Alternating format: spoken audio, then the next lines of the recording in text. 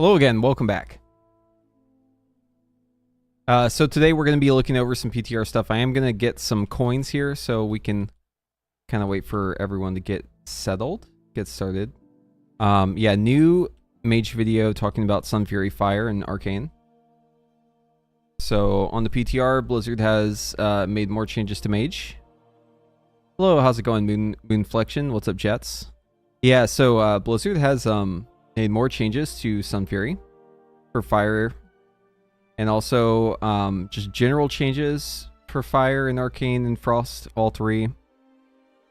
We can talk about those changes. We've already kind of hashed out those changes, but I think what might be better as a conversation starter would be talking about how things are shaping up on the PTR so far.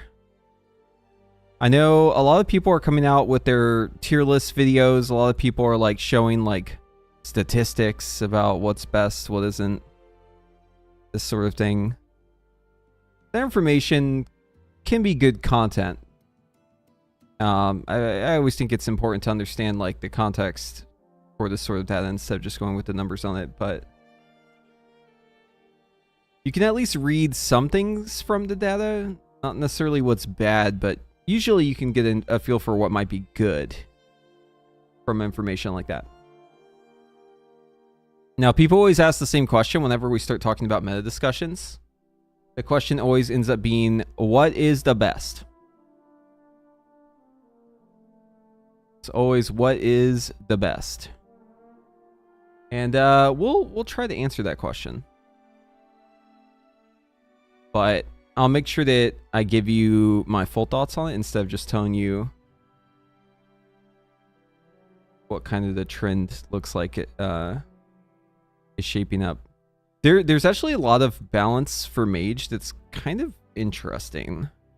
Right now, Frost, Fire, Arcane, they're actually very close, all three. Like very, very close. Surprisingly so. I think a lot of people are looking at data from PTR and they're thinking that Arcane is just like really bad. But I think that's wrong. I think that's like super wrong. Now, where mage fits into like the actual meta itself of like the raid, Mythic Plus, stuff like that. It always depends on like how the raid is built, like what's inside the raid, what sort of damage will excel the best. And there's no doubt about it, like Fire has a clear advantage just because of all the cleave. There's like so many cleave fights this tier. It's a very cleave heavy tier. There's like 2 single target bosses, kind of one really, that we've tested so far. Not much cleave, or not much single target. Most everything is cleave. So like anything that has cleave built into it that you don't have to pay like a big price for, is kind of free. I mean, like in raid, Fire I think will be really, really good. But in terms of like raw output in single target, all three mage specs are actually fairly close. I think Arcane is probably, if not slightly behind, it's probably actually tied. Now, it's not tied with Frost though. Frost is like impossible to beat in this metric. It's always slightly higher, especially in Sims, than like Fire and Arcane. But Fire and Arcane single target actually pretty good. And I think the issue with Arcane is, number one, people don't really want to test it on the PTR anymore because it changes so much. And number two, we don't really know exactly how to play it. Like, we have some ideas. Have some theories about what might be good for Arcane. But since it changes so rapidly, it's like hard to always have a good idea of what like Arcane gameplay should be. There are some things we know are true though, so far. Some things that have been figured out by other people, some things that have been just like, some things are just super obvious intuitively about how you should play it. But some things that are also not intuitive. So like, for instance, with Intuition and the other buffs that they have now for Arcane, a lot of the damage obviously comes from stacking damage multipliers on barrage and just making like a really big barrage. So intuition is definitely a buff you want to make use of, but not always. Not always. Because there's a little thing called Magi Spark. And Magi Spark makes it so that you want to pool a little bit so that you have a really big hit. Because the first hit you do when you're touching the Magi gets duplicated for your barrage, your blasts. Right? Missiles also get duplicated for a short time. So, like, there's a pretty big incentive for you to try and make a juicer first hit in your Touch of the Magi. And we're also getting more damage in Touch of the Magi now with our new tier bonus. So this is just, like, more incentive to try and, like, stack some big shit. So you hit really hard at the start of your Touch of the Magi.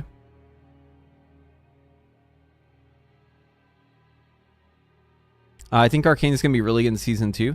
Yeah, so in the raid, I'm sure it will have its place. Even with the current tuning.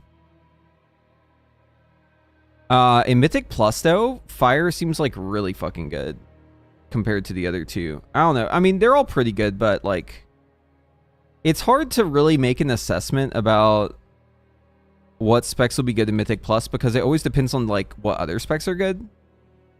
Like, Mythic Plus, since you're bringing less classes, it is something that you have to, like, understand the context of what the good comp is, right? Whatever the ideal comp is, that's what you have to look at first.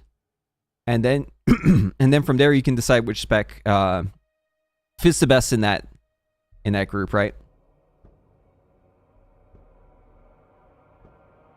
But, like, in Mythic Plus, for instance, as Fire, I'm going to go ahead and guess it's based on my limited playing of Mythic Plus and just, like, looking at VODs and research I've done.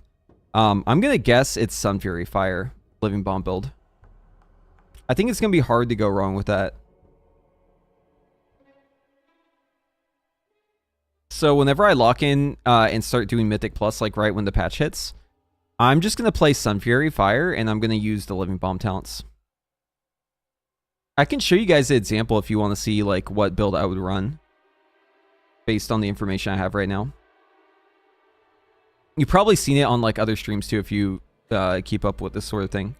But it seems like pretty obvious what you're going to want to run this Fire. What's the green object behind me? Oh, that's because the sun's coming through. Hold on one second.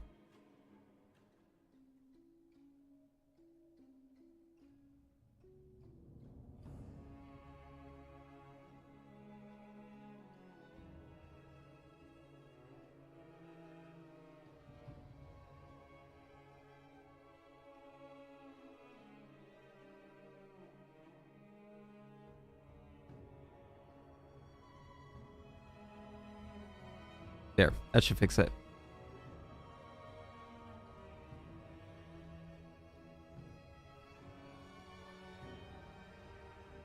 Okay, coin over here, coin over here.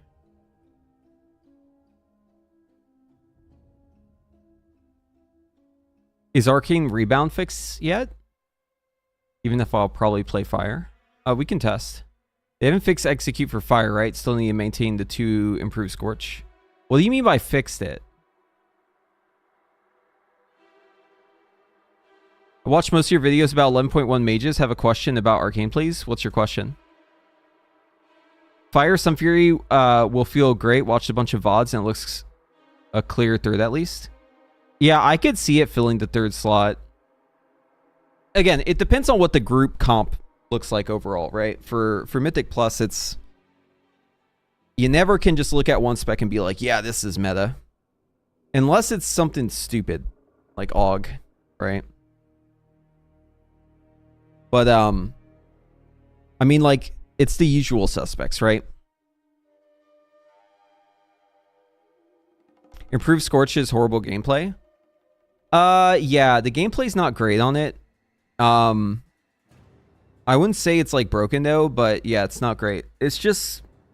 My issue with Improved Scorch is it's just like another thing to juggle when you're already juggling so many things. But I will say, as Sun Fury, it's like not as bad, right? Because you don't have to worry about SKB. And, I mean, realistically, you're only throwing out a Scorch every, what, 12 seconds? It's not that bad. Remember this, okay? You're going to have less Phoenix Flames, and you're going to have less Fire Blast. So, filling with Scorch more is, like, going to be really easy for you to do. You just need to remember to do it every once in a while. But it's not going to be hard, because you don't have Empowered Frostfire Bolt. You don't have to worry about SKB stacks. You're not hard casting any Pyro Blasts. You have less Fire Blasts. You have less Phoenix Flames. Which means in turn you have more Scorches. So it's really not that bad.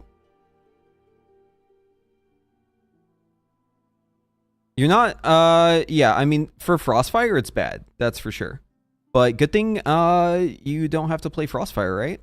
If you don't like that gameplay, you can just not do it.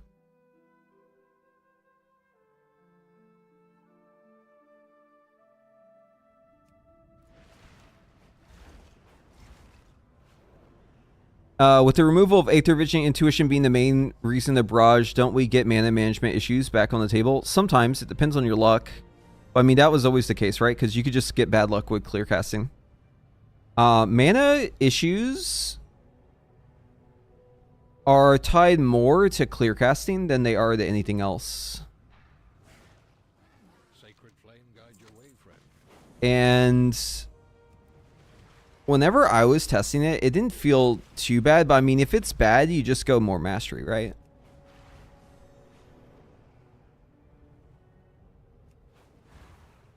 I don't know. This is an easy problem to solve. And I don't know if it's going to have like that bad of mana issues. It'll probably be just more of the same. Intuition is random though. So it is like RNG, right? But like so is clear casting. Clear casting's always been random. Or it's been based off of mana percent and also random.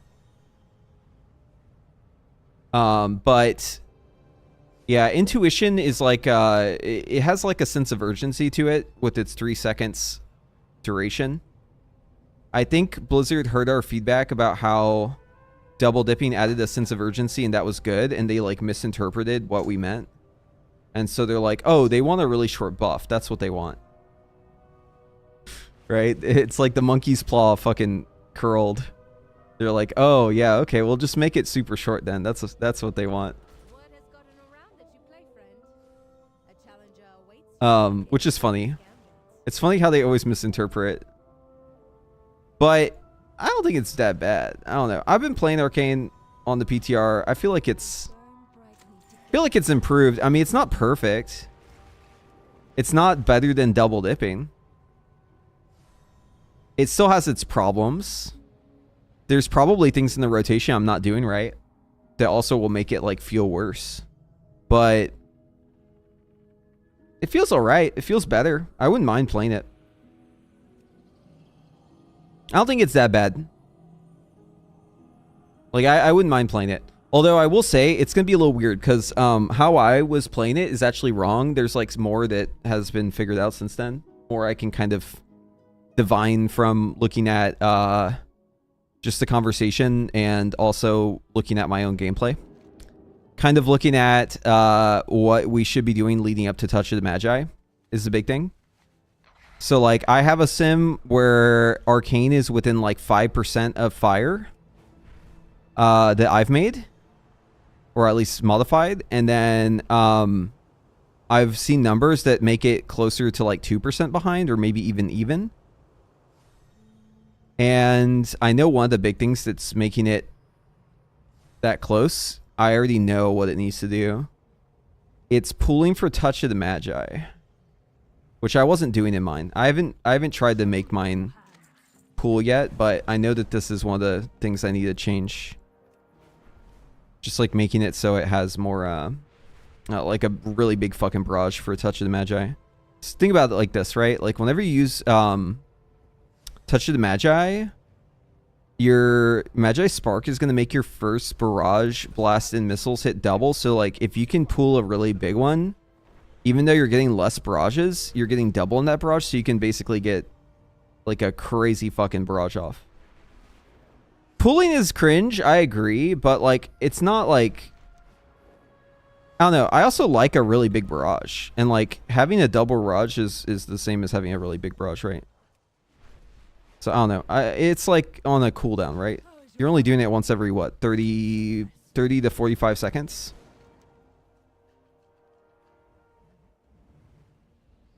Not exactly ideal, but it's not... Doesn't feel like that disruptive either. Unless it causes mana issues, I guess. Dude, the scenery out here is crazy. Look at this. It's like a storm. Oh, it's changing. Yeah, not really that fun. Yeah, I mean, if you don't enjoy that gameplay, then don't play it, yeah. I wish that there was an option, though, where you could just have a different version of Arcane. The thing that was really nice about the beta for Arcane was that you had two different playstyles that were different hero talents, and they were, like, very different, right?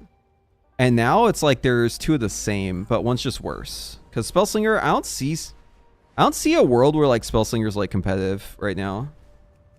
All the barrage changes that they do, all the buffs that they keep doing to barrage, just make it, like, more and more of a gap between the two.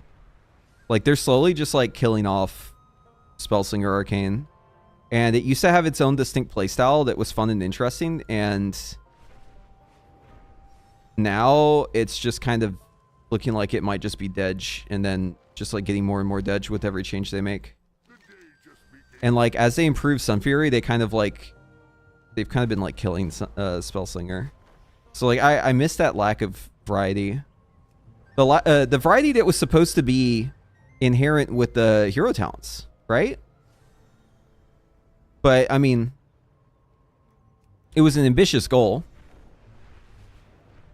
There's been, like, weeks where maybe that goal was achieved, but there's been, like, months where it was not achieved. It's been like out of balance way more than it has been in balance. Nearly Titan single target. Oh, that's good. I know if they keep buffing barrage though, it's gonna look worse and worse and worse. It might be due to high voltage shenanigans. I didn't test high voltage, so that might be what's giving it an edge. Whenever I was doing my stuff, I'll be honest, I spent more time on Sunfury because I knew that Sunfury like had more potential, and honestly, I'm not a huge fan of the Spellslinger gameplay, so like I would actually prefer to play Sunfury. But I did not play around with the high voltage logic. I was not looking to get into that can of worms. But I'd be interested to see what it plays. I bet there's something like that going on. Spellslinger would be fun if you actually sling more than orbs. Yeah, it's the orb slinger. I don't know. Spellslinger in general just like is not for me, man. It was for me. Oh, you can't fly through that. What the fuck? That totally looks like a gap you could fly through. Yeah, it seemed more like fun whenever we first had the concept for it. And then once we got it delivered, it's just the RNG slinger. It's like Spellslinger Frost is just like how many frozen orbs do you proc? Spellslinger Arcane is just like also procs. It's just the Gamba spec. Love gambling? Yeah. Not me, dude. Fucking hate it.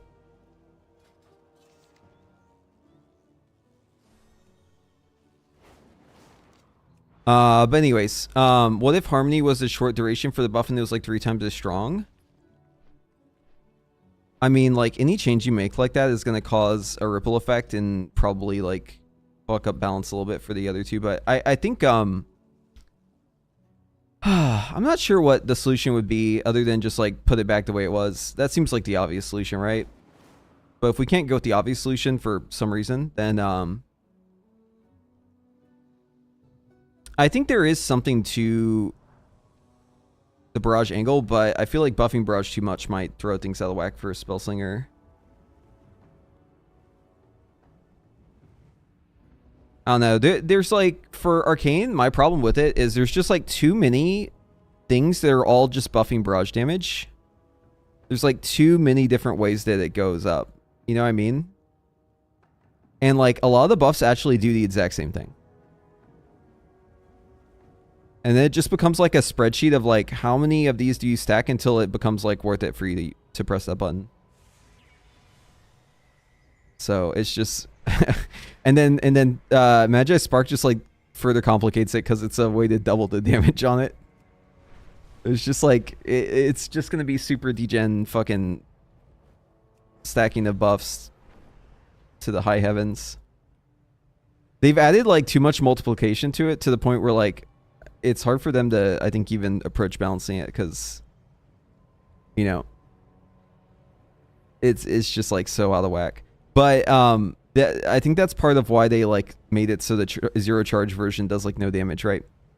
Because otherwise there'd be like so many cases where you would barrage at zero charges.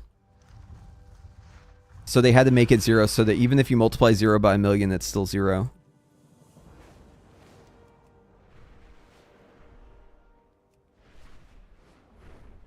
Kind of hyped for changes to fire in 11.1. Yeah, I'm not hyped for the changes, but I'm hyped for the gameplay. The gameplay's good. The tier bonus is really good. Tier bonus is really fucking good. And fire's cleave is really good.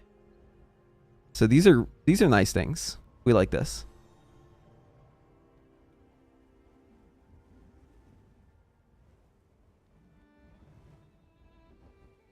Sun Fury Fire, the best candidate for rated Mythic Plus in 11.1. As of right now, if you want to just lock in one spec and just close your eyes to everything else, I think you're pretty safe choosing Sun Fury Fire. I'm not going to say it's the best though, because the best implies like that there's not competition. Or like that the competition is maybe not super tight, depending on your interpretation of it. So the best, yeah, probably, but like not by a huge margin. The other two could easily be best as well, just depending on the situation. I just want to make sure you understand they're all fairly close. It's really not like a one horse race. Like all three specs are close. It's just that if you account for everything, including like familiarity and the provenness of the spec, like just because people are testing it more than the others, I think it's a safe bet. Keep that in mind though. Keep in mind like the human factors in looking at numbers and stuff. Like if you're looking at like I don't know who the content creator is, but there's like a content creator who always like puts out like a spreadsheet of like data from PTR testing. It's kind of mostly junk, but he puts out this spreadsheet that's like data on it, and like it always shows like certain specs being like really bad, and usually they're like just not being played. Usually that's like the bigger thing, right? Because like people on PTR are just gonna like test what they know is good. They're not gonna. Not a lot of people like are gonna do like what I do, where I'll just log in and like do stuff that I know is bad, just like trying to see if I can make it good. That's like not something a lot of people are willing to put in the time for. So, and I don't blame people who just want to stick with what's good. I mean, if you want to be effective with your time, that's definitely the best way to be effective. But like, just depends on what you're trying to test, right? If you're trying to test the viability of the specs, then yeah, you have to take that approach. But if you're just looking to test the actual content itself, then yeah, just play the best one, right? Obviously. So that's why certain specs that we like know are good are just gonna like look super dominant, because that's just the ones people are testing, right? Not everyone's got time to like try out everything. Why'd you stop roll first rating? Dude, it's a pretty big time commitment. You gotta keep in mind, when I was doing it, we didn't have to do like multiple same characters.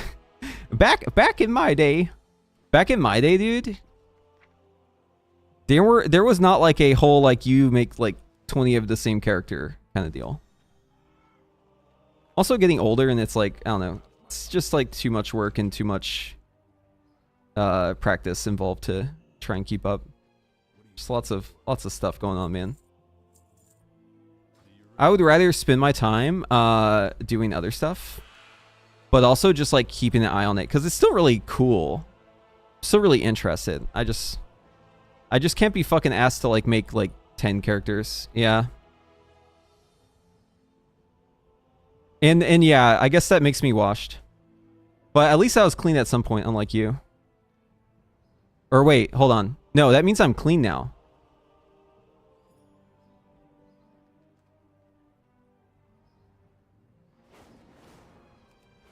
And that means you're stinky.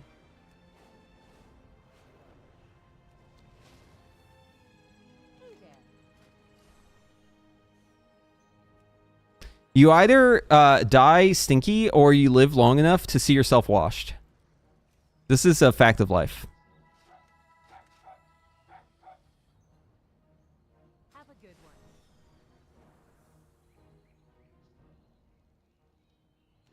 How may I help?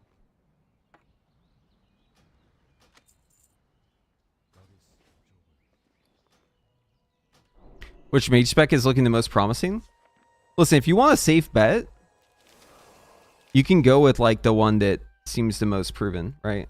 That's what I was talking about before. If you want a safe bet, then probably just try out some Fury Fire. I think that's probably the best one going in if you don't really want to put too much effort in. What's this mount I just got? Lunar Launcher? This thing's kind of cool, isn't it?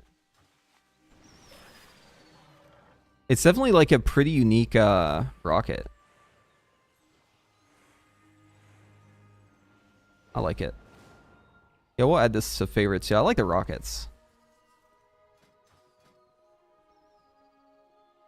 Add it to my rocket collection. This is my pride and joy rocket, dude. I bought this rocket back in Cataclysm when it was like 100k.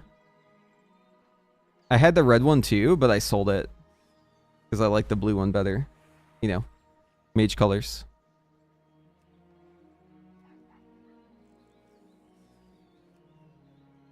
Set that favorite.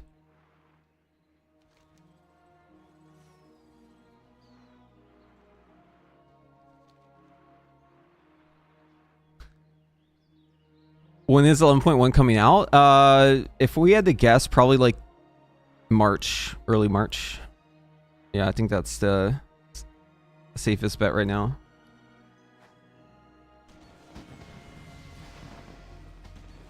Is Sunfury Mage in 11.1 a Flame Strike spam build? You can play Flame Strike with it, yeah.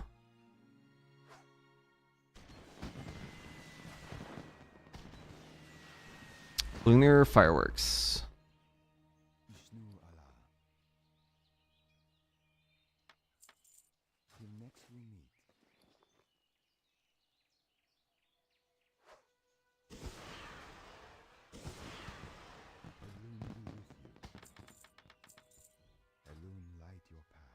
Dude, Monster Hunter is kind of like a it's like a sore subject for me. Okay, so like I'm a big Monster Hunter guy. And it's so fucking tragic, dude. Every goddamn time a new Monster Hunter thing comes out, every goddamn time, there's a WoW patch that like happens at the exact same time. And it's so tilting that it always lines up like this. Like, I swear Worlds lined up with this. I swear Iceborne lined up with this. The last time they did like the early testing on Wilds, it lined up like this. And now fucking Wilds release is lining up like this. And it's just like, dude, why? Why is it always happening at the same time? Why can't game developers space out their fucking games, dude? Everything always comes out at the same time. And fucking World of Warcraft patches, they like... It's like a heat-seeking missile, dude. They always look for... Yeah, it's... Dude, a week is not enough, man. I played those games for way more than a week. Think about how long we've had where there's, like, nothing happening in World of Warcraft. And, of course, right as stuff is happening again, bam, we get hit with a fucking lineup of releases. So annoying.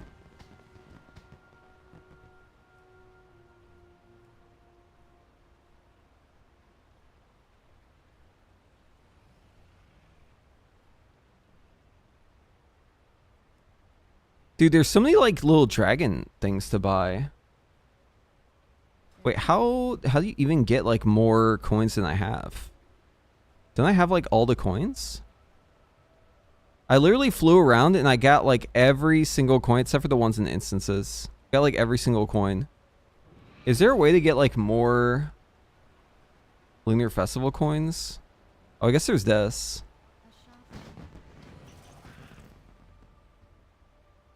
What's good, nerds? Oh, we're just chatting. But yeah, we do have a solid week, which is nice. In theory.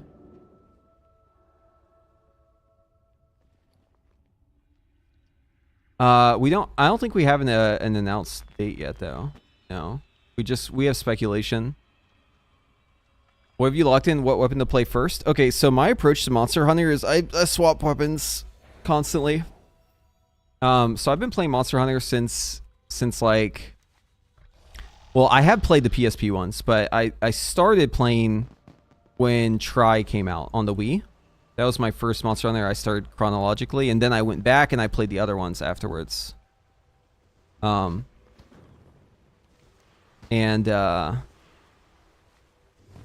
Yeah, I've spent like probably, oh god, dude. I know on Tri alone I had like 3,000 hours, and then Worlds probably closer to 6, and then on the PSP, you know, couple thousand probably across those games like Frontier Night, all of those. Played the MMO a little bit too. I used a VPN to like make my connection looking like I was coming from Japan, so I could play that a little bit. Yeah, I play those games a lot. Like I really enjoy Monster Hunter, and if I had to pick a weapon I'm more attuned to than the other weapons, which I play all of them, but if I had to pick one, it would be Hammer. Okay, so most of my playtime is probably Hammer or Greatsword or Heavy Bowgun also Light Bowgun sometimes. I've also played a lot of Bow, oh, and Charge Blade too. But the ones I haven't played that much, probably the ones I have the least gameplay on, are like Sword and Shield and like Insect Glaive. Those two are probably the ones I won't start with. But then again, since I haven't played them as much, I might actually start with them just to get some variety.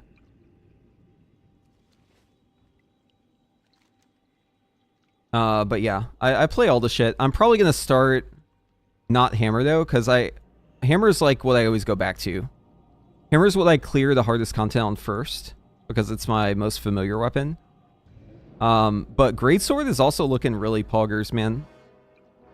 I don't know. It's hard to pick. I don't know what I'll play. So what I'll probably end up doing is I'll log into Monster Hunter Wilds, and I'll just look at like whatever parts I have, and I'll just like pick a weapon based on that.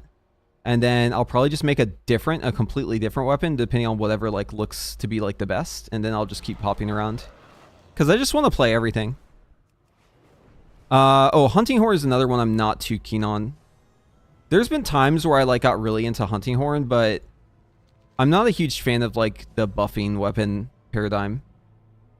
Right now it looks like the meta in Wilds is you're gonna run around with a heavy bowgun and then like your weapon of choice, and then you'll just like shoot the demon ammo at the ground, buff yourself, and then you'll swap to your real weapon, because you can do that from like your mount, right? So like you can run into the fight on your mount. You can shoot the demon ammo at the ground while you're mounted. You can swap your weapon, and then you can do the hunt on whatever weapon you actually want to use. I know a lot of you playing Monster Hunter probably don't care about this sort of thing, but I used to do, on Worlds specifically, I used to do some speedrun stuff. And I enjoyed that sort of thing. Until the PC gamers got on there. Once the PC gamers got on there, it was like impossible to compete with them as console, because the console has like you know how there's like hit stun whenever you hit stuff? On PC, it actually takes less time to load all the effects and stuff. So like no matter what you do, it's always faster on computer to do your run, because there's like less like frames of hit stop. So like no matter how good you are at console Monster Hunter, like you would always get beat by the PC players, because they would like load the map faster. They would like well, not necessarily load the map faster, but they would load the effects faster. Like the game would run smoother. So like you'd lose time to that. You'd always end up losing because of that. It didn't end up being like too much time, but like, you know, if you're talking about like heavy bowgun against Nergigante, you know, 7 seconds could be the difference between like a good run versus like, you know, mediocre. And like that's enough time where the loss of the frames would definitely catch up. You lose about 7 to 8 seconds over like 2 minutes. Anyways, this is getting like super in the weeds, but yeah, anyways, I fucking love Monster Hunter.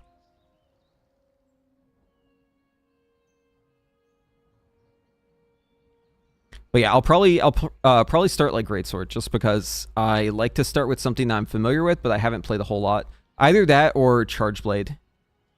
Charge Blade might be... I like Charge Blade a lot, because it's like pretty complicated. but also simple once you get it down. It kind of reminds me of Arcane Mage, actually. I think if you were to take a Monster Hunter weapon and then compare it to World of Warcraft, I think Chargeblade is like the Arcane Mage of Monster Hunter. Anyways, there's probably like 10 of you in this chat right now who are actually like Monster Hunter fans, and probably everyone else is like, what the fuck is he talking about? So I'll stop talking about that if you want. How's Frostmage looking in 11.1? Good. I mean, it's got the best single target damage. I personally am not a huge fan of Frost, just like in general with Spellslinger being a thing, but I will say there is a lot of good news. A lot of good news coming to Frost Mages. If you enjoy Frost, but you hate Spellslinger Frost, man, do I have good news for you. Frostfire. It's good. Also, here's the kicker, okay? Frostfire Frost has a brain dead version you can play that's basically the same damage as like the super complicated one. You can literally turn your brain off and play Frost and do good damage. You don't have to track excess Frost. You don't have to track excess Frost or Empowered Frost Firebolt. All you have to track is like Flurry, Fingers of Frost, and excess Fire. And if you have 5 Icicles in your cooldowns, if you can do this, you can play Frost and be within like 1% of people who are playing it, like tracking all the shit. Actually quite nice that you have this option. I think Monster Hunter Wilds will be huge as well, yeah. Lonin. I think it'll pop off. I'm looking forward to it. I might stream it. Dude, it's been like a passion of mine for so long. But the problem is that WoW stuff is also coming out at the same time, so bleh. I will have guides for all the mage specs in 11.1. I already have a content schedule kind of solidified for the patch. So I'll just give you like a sneak peek at what I'm planning. So in the next week, I'm going to try to come out with a Flame Shaper of Devastation Evoker guide. So we'll just say one as how many weeks out. And then from there, I already promised I'd be doing a Sun Fury Fire guide afterwards. And so that'll probably be 2 to 3 weeks out. And then I'm going to do a Frostfire Frost guide. And I'm going to do a Sun Fury Arcane guide. That'll probably be the last one I release. And these ones will probably be like coming out kind of at the same time, 3 or so. Like at the patch, basically.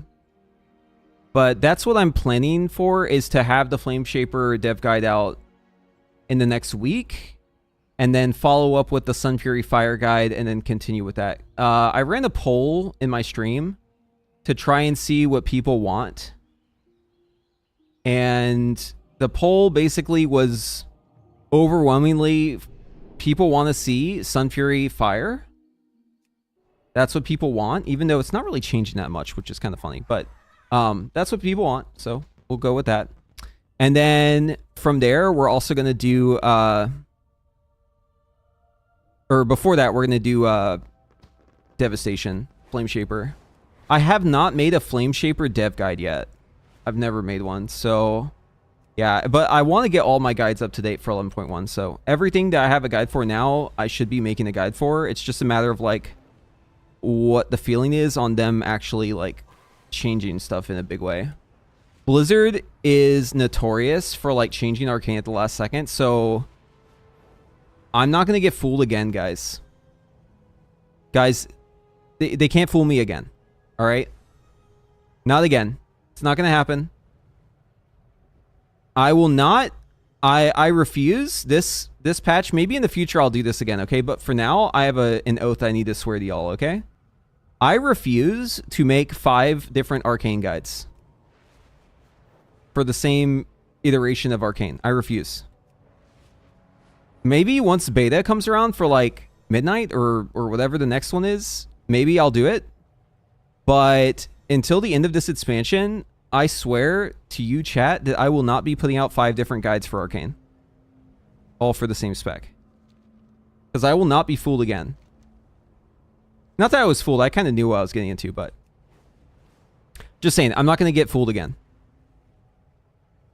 We've been down that road. We know where it leads. Even if people like it, even if people want me to make the guides, what ends up happening is people also get really annoyed with me too. And also it's like a lot of extra work. It's good content, I think, but yeah. Anyways, we'll let you decide in the end, but my goal is to not get fooled again. If the people demand it, I'm willing to listen to their demands and change my mind. But at the end of the day, it's like up to y'all, but I do have to like have some respect for myself, you know?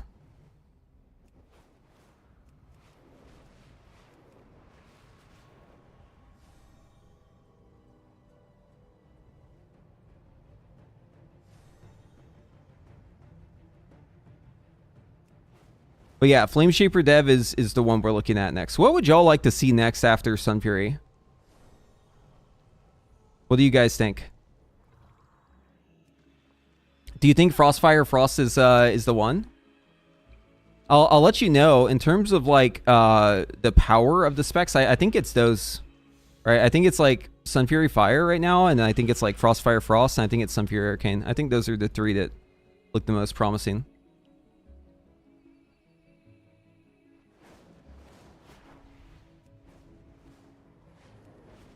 Raid Arcane Guide, Mythic Plus Arcane Guide, PvP Arcane Guide, Delve Arcane Guide, Leveling Arcane Guide. Sounds like 5 isn't enough. Dude, I am not making a PvP guide. Alright, we have to stick with things I actually understand. Number 1. Number 2, Mythic Plus Arcane Guide? What sort of fucking copium are you on? Do you need to go to the doctor, dude? Did you hit your head?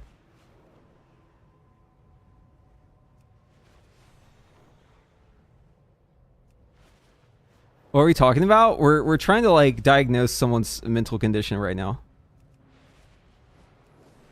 Can you tell me more about the Mythic Plus Arcane Guide? Is in the room with you right now? Yeah.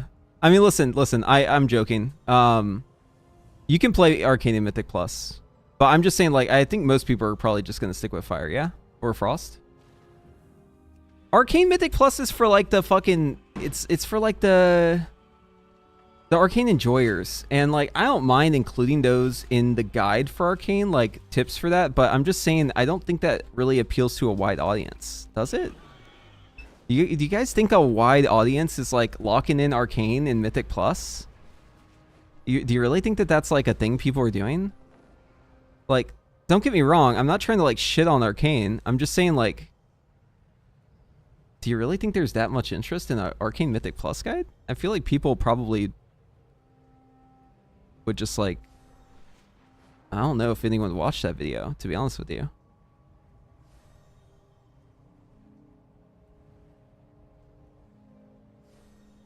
I mean, Arcane is in, yeah, I mean, it's like, it's in, sure, it could be in a group that does really well, yeah?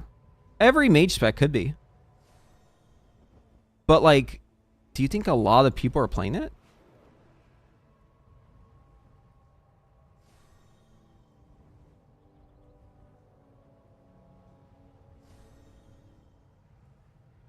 They do have, yeah, they do have some tools. Listen, I'm mostly just kind of joking. Arcane is expense here, but like I'm just saying,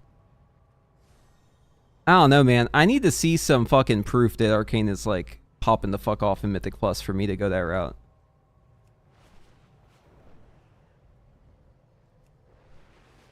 Okay, maybe there is more interest in it. Listen, I will not withhold tips for Mythic Plus when it comes to making the guide for Arcane.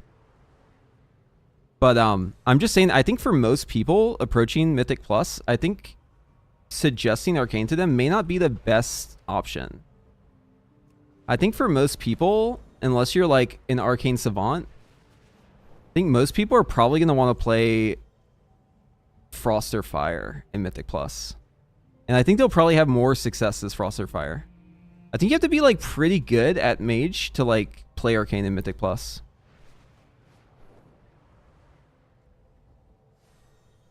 Like it's definitely good. Like I played it this tier actually. I played it. I played a lot of Arcane Mythic Plus. I pretty much exclusively did Mythic Arcane Plus until they buffed Fire Mage. and I was fucking shredding the damage in, like, you know, a dungeon like Mists of Tyrannus Scythe. Like, it was fucking owning. It's like infinite damage. But yeah, I don't know. Maybe we'll be good. Maybe. I won't rule it out. But I do think it's the least likely for like a broad adoption of a mage spec. You know, if we're being real with ourselves.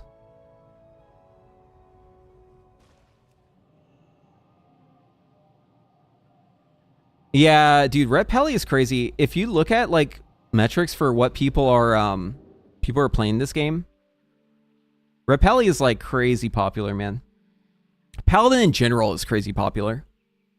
Meta shifts like definitely affect like how many people play different specs like in a big way.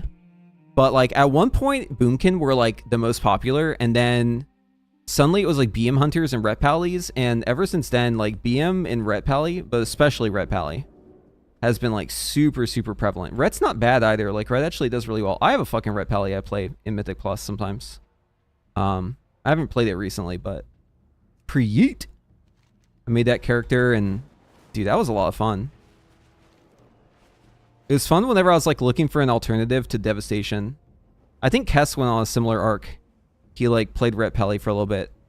I didn't push anything nearly as high as he did, but I did enjoy playing Ret in Mythic Plus. It was pretty fun.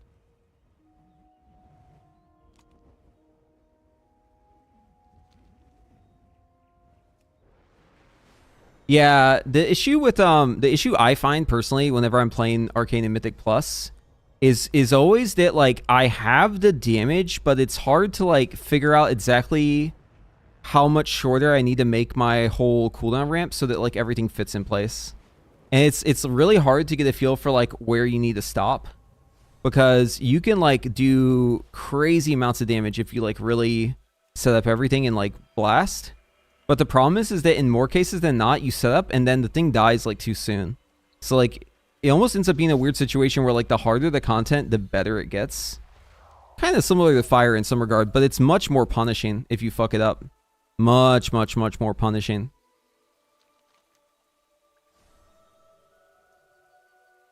Like you actually can get fucking bent if you fuck it up. As Arcane, your damage will just fold.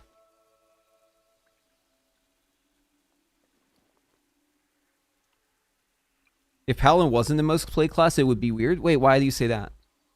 Oh, S tier class identity, S tier fantasy design, S tier toolkit. Most of its rotational spells have 2 charges, making it super forgiving to mistakes. Also, you forgot to include one very important point.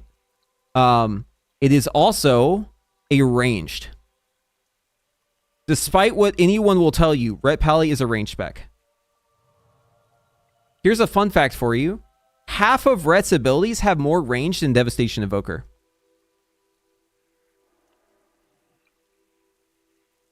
If that doesn't make it a range spec, I don't know what does. Since we're considering Devastation a range spec.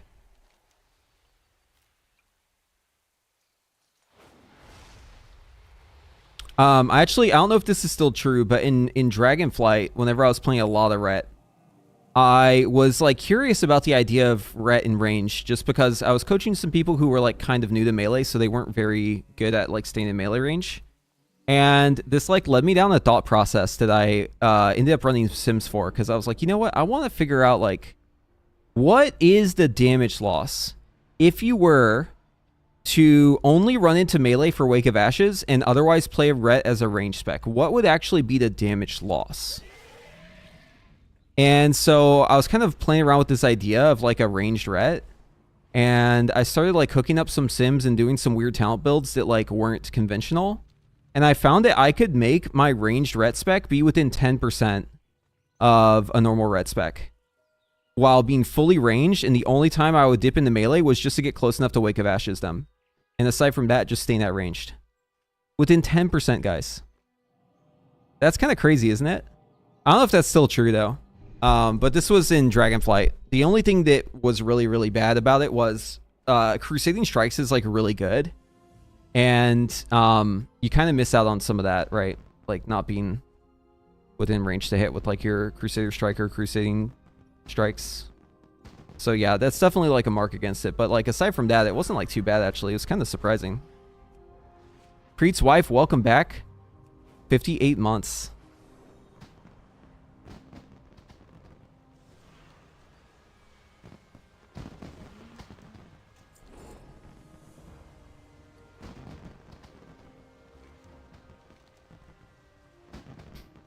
Yeah, being 25-yard melee is nuts. Dude, here's the thing. It's not even just 25 yards. A lot of their abilities are 30 yards.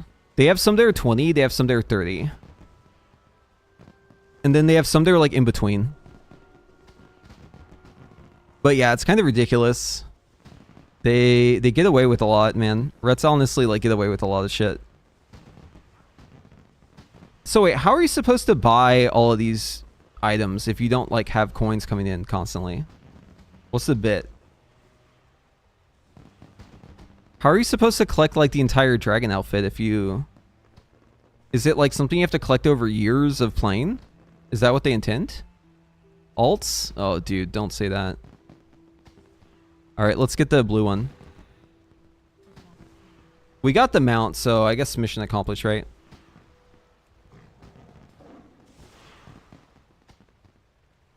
Dude, what's funny about the Coins of Ancestry is, like, it's so cooked, man. It's so fucking cooked. These coins, they say that they're warbound, right? Whenever you do the quest, they say that they're warbound. But guess what?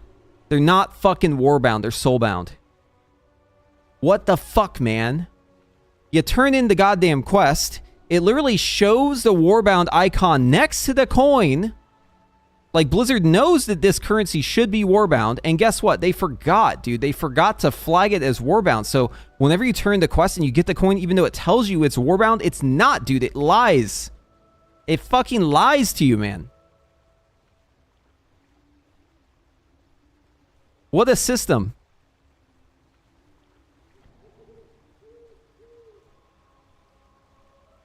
Weasley little liars, man.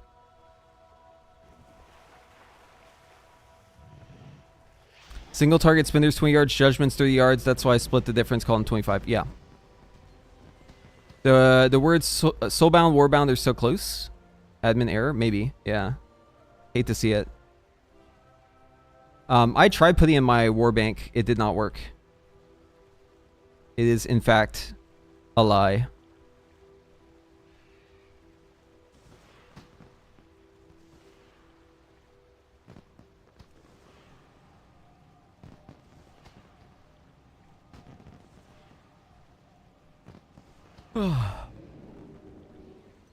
But yeah, multi-boxing Coins of Ancestry sounds like the worst fucking experience ever. I just got done spending like 2 hours flying around and just clicking NPCs and like turning in their quests, man. And like, I don't know if I can do it anymore.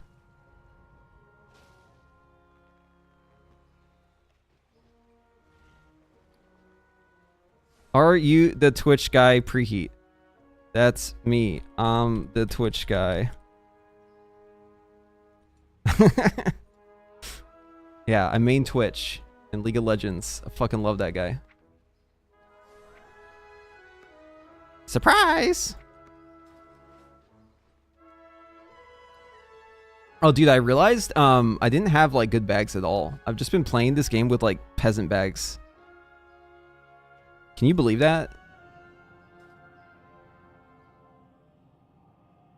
Did I clean them? I mean, look at my bags. Look how fucking clean they are. How can you even ask me that? Observe. Observe greatness. Look at how clean these fucking bags are. Last time I was streaming, chat was complaining like they were fucking so annoying, dude. Chat was being so goddamn annoying about my bags. So you know what? You guys bullied me into cleaning my bags. Congratulations. You guys won.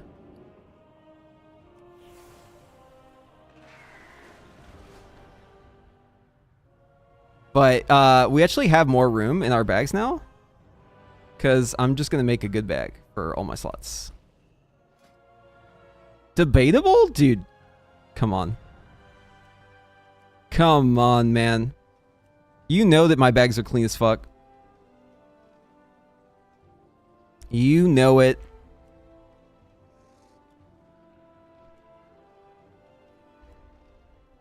But yeah, we got the 38 slot reagent bag, and now we're about to fucking slam some dank ass duskweave bags.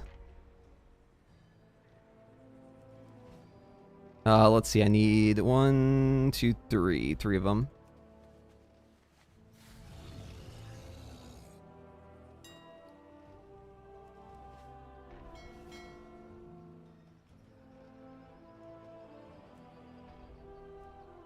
Think I have OCD? Literally can't see your inventory. Not my cup of tea. Look at them. Look at it.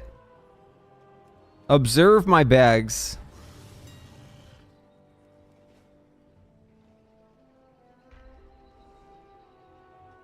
Okay, apparently this is not worth me actually crafting, so we'll just buy a couple.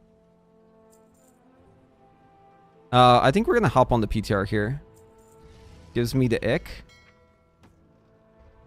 Pure into greatness. Look, I'm adding more slots. Look at this. Boom! Look how big my bag is getting. Boom! Alright, now we just have to get rid of the old ones. Dude, look how much room for activities. Our bags are massive. Oh, wait, hold on. I should stick those in my bank, huh? Oh, you guys think my fucking bags are bad? Yo, check this out. Hope you guys are ready.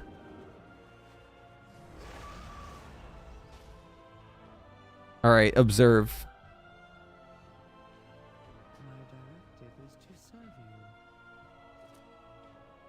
Let's see. 28 slaughters. Yeah, we can replace some of these.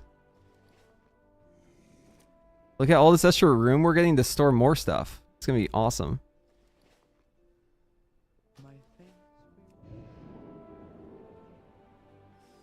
We're gonna have so much room in the bank. Holy. You say fucking disgrace, but like whenever it comes to PTR testing, man, I'm always ready. I'm always ready, dude. And you know what? I got all the fucking toys and doodads and gizmos and whatchamacallits. You see me in World PvP, dude, and suddenly you see me fucking dropping a cannon, dude. Next thing you know, I'm flying out the fucking cannon. Mach speed. Like that? Yeah? And then you're like, oh, I'll just get him in the air. And I'm like, boom!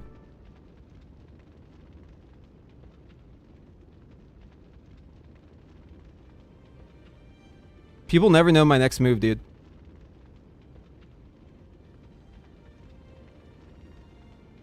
I've got so many doodads. I don't want to waste some of them, though. Some of these are, like, important things I don't want to get rid of. But I can also glide. I got all the fucking doodads, man. I'm so goddamn slippery in World PvP. The PvP food rib rack is surely important. Yes. Dude, I'm telling you, I got all the goods, man. Yeah, hollow fall torches are very important. Yes, you're right. Also, the gun, dude. Can't forget the gun. Also, check this thing out. The Berg, dude. Have you ever seen this thing?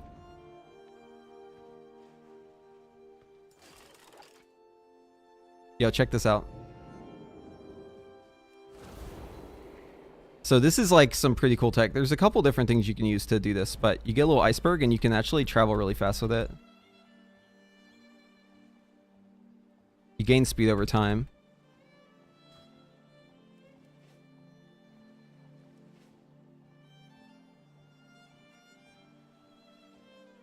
There was a speed competition that Erratic Gaming, he's pretty big on TikTok, wanted to do for Wrath of Lich King. And you weren't allowed to use mounts. Oh man. I wish I had the footage from it. Dude, I actually was so prepared. I fucking didn't hold back anything, dude. You should have seen me in it, dude. I actually, like, I think I lapped, or I completed like 8 minutes before the next person or something like that. Because I just use like every toy in the game. Every toy, every weird little quirk. There's like so much weird shit in this game that if you like have the knowledge of it, you can get an edge in some way or another. At least in the open world. Blizzard's been pretty good about like cutting back on the usefulness of stuff like that in Raid. There has been some things though that like gave you an unfair advantage. One thing was probably the weirdest one that like lasted the longest was the fire caps. You could use these fire caps and they would actually increase your fire damage, and you could actually take that in the Raid. Like even in Dragonflight you could get damage from it. Oh, the court charge stopping? Yeah, that's the web. It's like a web grip. Yeah. There was another way to do it though. It wasn't just using the item. You could also position the boss directly in the middle of the room, and it would break its AI, so it like wouldn't try to run to the middle, and it would just stop the encounter early. Or not the encounter, but like the mechanics of the encounter. Yeah, there's a lot of stuff like that. I know a lot about like things like this. But like a lot of time you don't want to ever use that shit, right? Because you're just gonna get banned if you do. Sometimes knowledge is a burden. But yeah, that one was interesting. There's some like really wacky ones I use just for like leveling up. Like this one right here. Yeah, just try this one out. Yeah, that's all I'll say. You'll probably find a use case for it. I don't want to reveal too many secrets. Anyways, PTR time.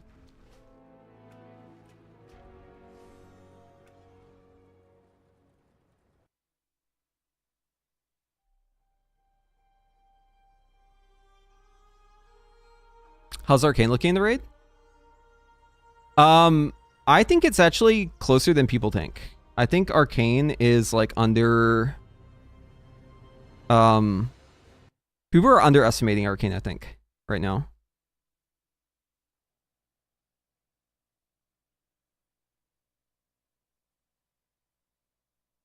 And it doesn't help that like almost all the testing data is like either old Arcane or it's people just like not playing Arcane.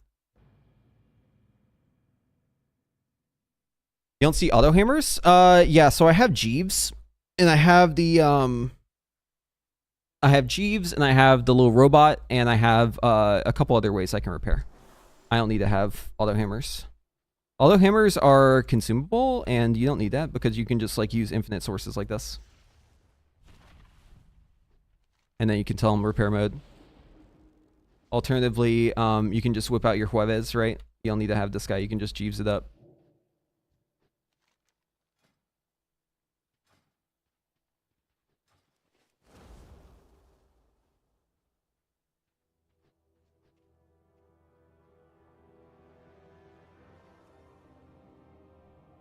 But yeah, I think all the mage specs are looking pretty good. I know people will want like one recommendation that will be the most solid recommendation, so I'll just give that to you. The most solid recommendation I have right now for mage, as the tuning currently sits, in terms of gameplay, most important, but also, you could say one metric is like the... How do I put this? The probability that the spec is good compared to previous iterations, and also just like how proven it is, I guess is the best way to put it. The most proven spec, the most fun spec, the spec that probably will perform the best for most things. Yeah, proven's a big one though. Probably Sun Fury Fire. Now you can't repair for 30 whole minutes? Well, I have a mount for that. Dude, if you need to repair more than once every 30 minutes, like, how fast are you wiping? You considered, like, locking the fuck in? Got anything for me? Also, if that's the case, like, they're just gonna drop a repair bot, right? Your guild's just gonna drop a repair bot, because it's not just you. If you're in that situation, it's like everyone is wiping, right?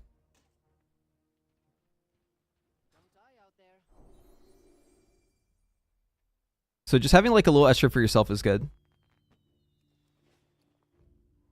You hope your guild doesn't ask you to play fire. Well, dude, fire, frost, arcane, they're all good. Like, people, that won't stop people from asking you to play a spec, but I'm just saying, like, you can play any of them, man. Nothing's set in stone. This is PTR.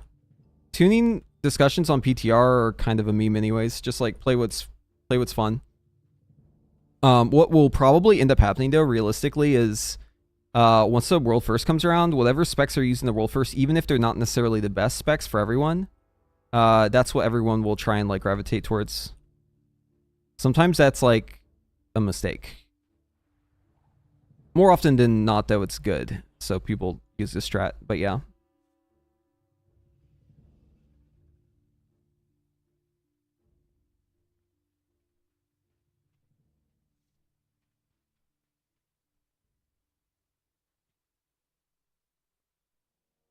Okay, I need to be right back. So, one second. Here is the most dramatic cats moments ever. Be right back.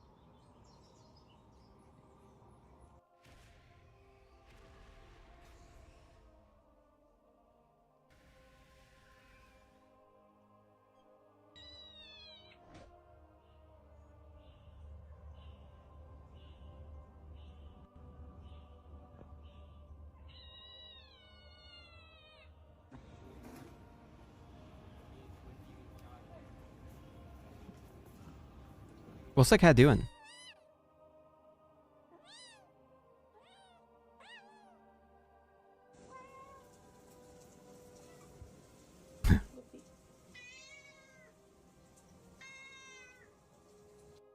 Okay.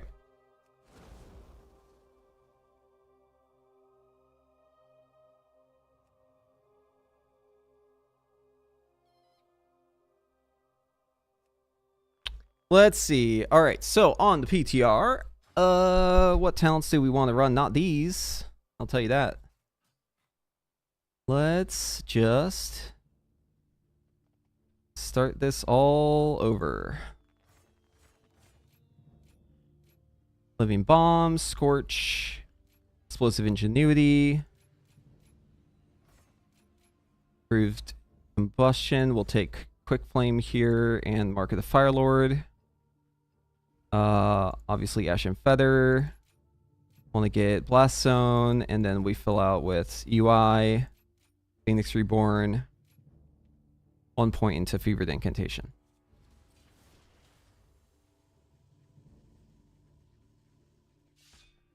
And then let's check the class side just to make sure I don't troll. Blast Wave, yeah, we want that. Let's go ahead and go Lesser Curse over here. Energized Barriers might be good. We'll keep that. We'll do Shimmer. We want Dragon's Breath as well. And yeah, so remove Curse. All this stuff is good.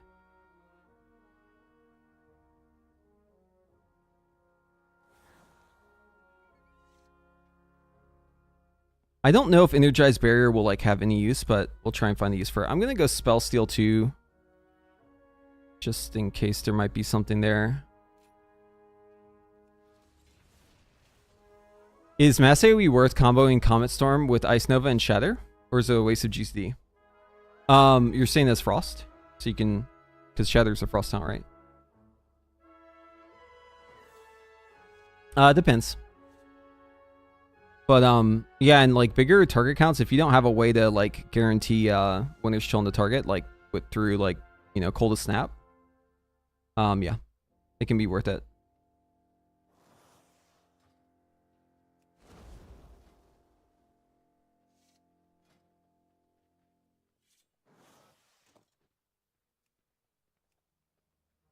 Theater of Pain.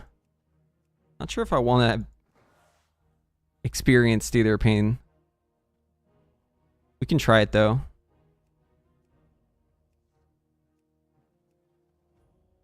Hyperthermia? Because I'm going AoE.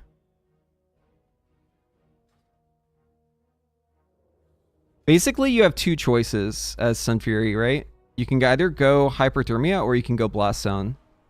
And this will be pretty good even at like 2 targets, and it'll be really good at like AoE. So yeah, this is what I'm choosing. You could go the route of Hyperthermia for sure, but for the playstyle I'm looking to test out right now, I want to try out like using Living Bomb. I'll still Flame Strike sometimes. I'll still do a lot of Flame Strike actually, but I can also just do like single target. That's the beauty of this spec, man. You're giving up basically nothing to be able to Flame Strike. I'm not going to take Majesty of the Phoenix, though.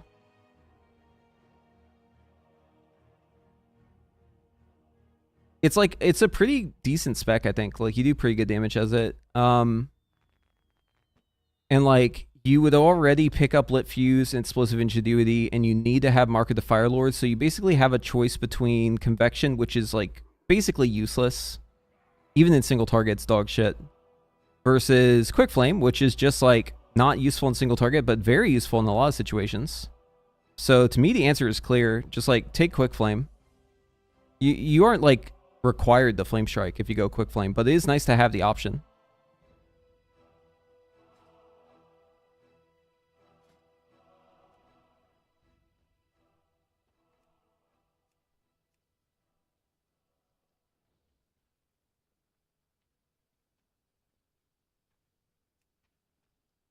Dude, a lot of people wanting to run Operation Floodgate. Man, that one is like just so painful. I ran that at like a super... It was like way higher than I should have done it for the first time, and it was just fucking pure pain.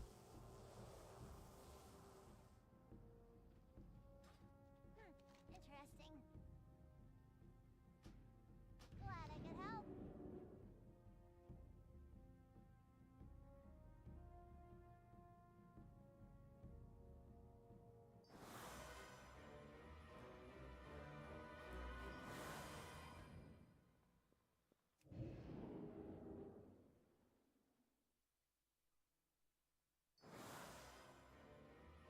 Did they start the key too early?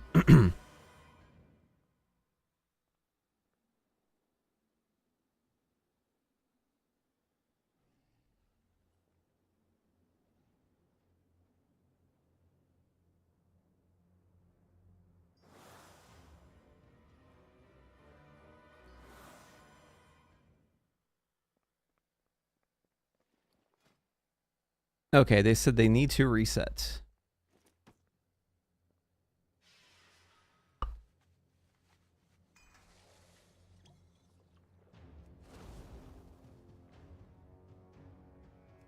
I just think it's weird, like, there's technology for other classes, like, for instance, for Shaman, right? To do Earthquake on the target. Why is there no technology to Flame Strike on the target? Why, as Fire Mage, are you, like, required to keep your mouse bound to a certain spot the whole time you're playing? That's just, like, annoying. The gameplay just requires you to, like, keep your mouse in a spot, like, the whole time. I hate that shit.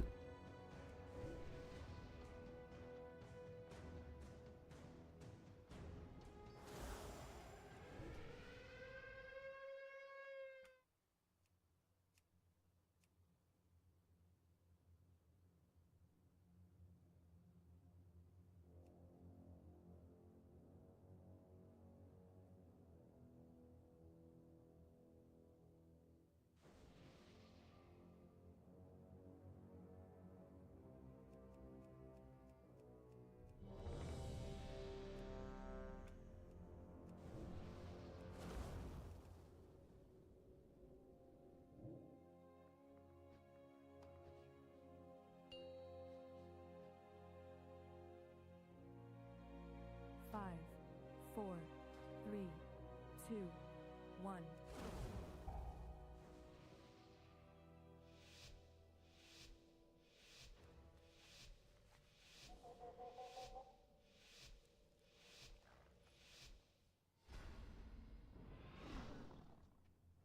Welcome, one and all, to the theater of pain! It seems these upstarts think they can compete with the best combatants in all of the wrestlers! I'll believe it when I see it! On the way, this should prove entertaining! Bring in the challengers!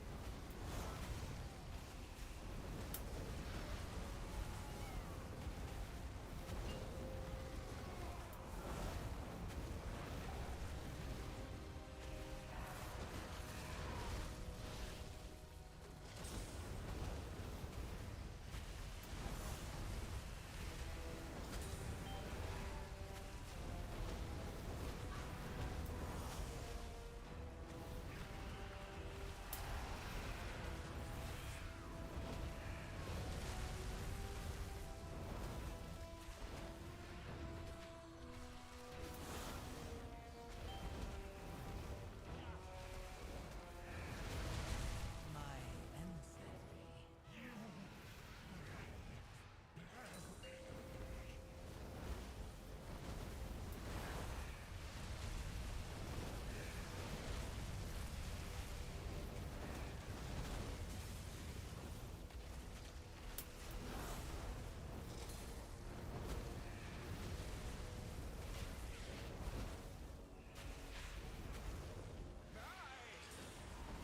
Greatest. I thought we were in for a show! What a disappointment! Yeah, Living Bomb did some work on that poll. How unexpected! It seems our little pups had some bite after all! Now that the preliminaries are over, the real trials can begin!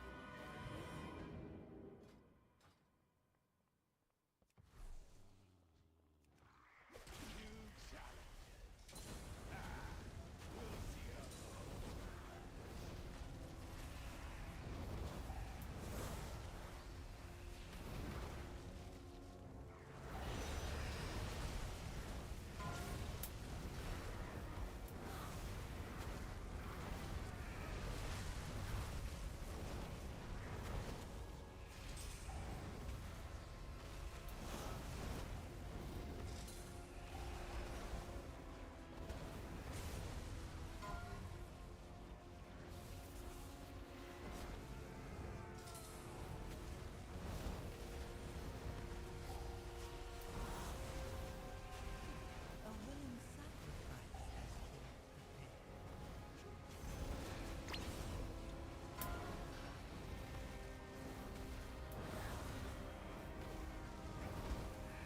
I wish I could see Caspar's on my nameplate. It's kind of annoying that I can't.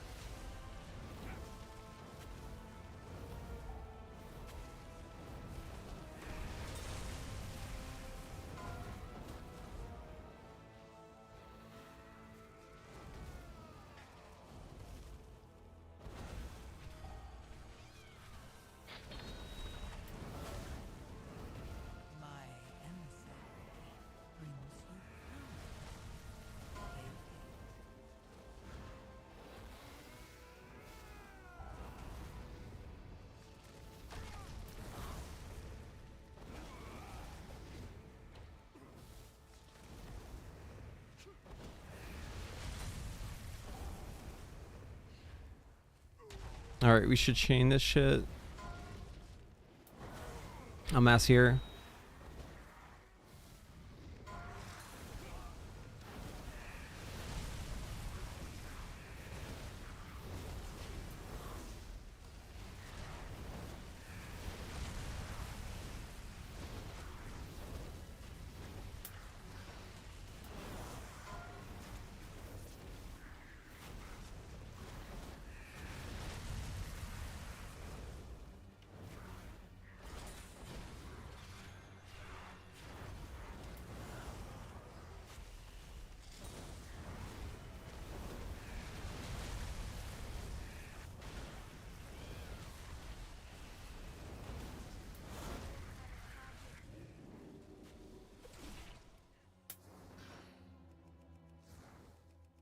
Your bones will adorn my armor.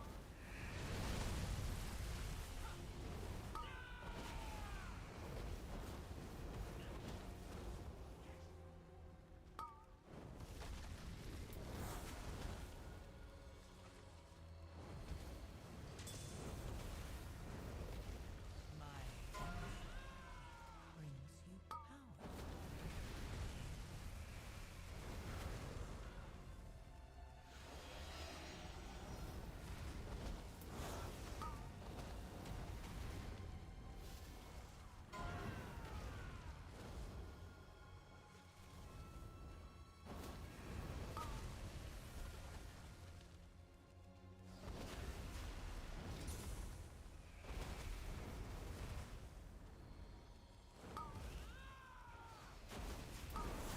Ow.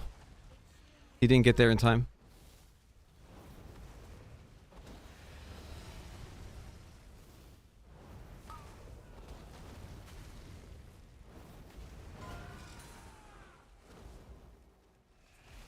I definitely should have busted this guy, but I'm also the only one line of sight in the fucking stomp, so that does not help damage.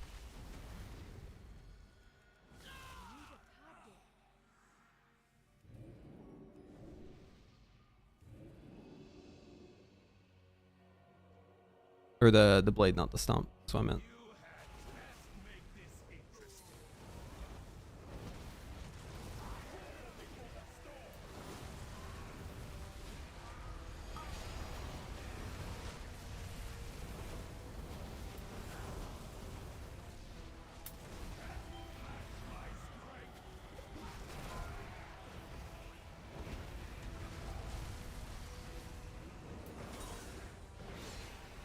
My ancestry. Oh, my shifting power. God damn it, dude.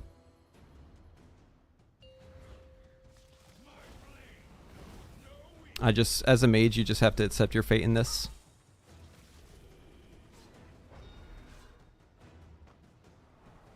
Why people use their cooldowns there, though, I'll never understand.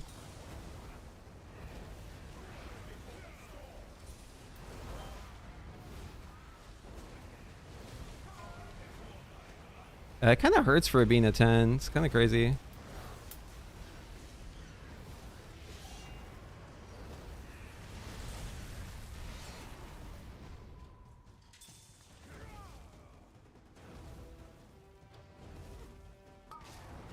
Do they want lust in this?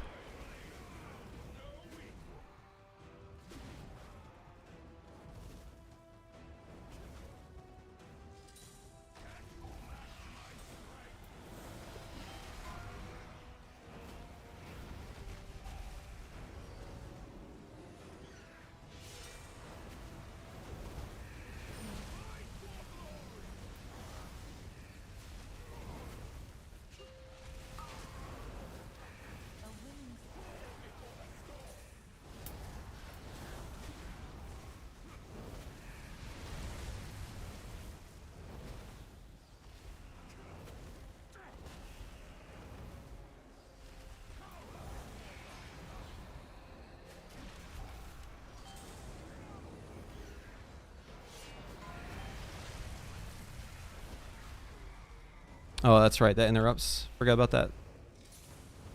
It's coming back to me slowly but surely. I wish I had time. Or, wait. Which one is the...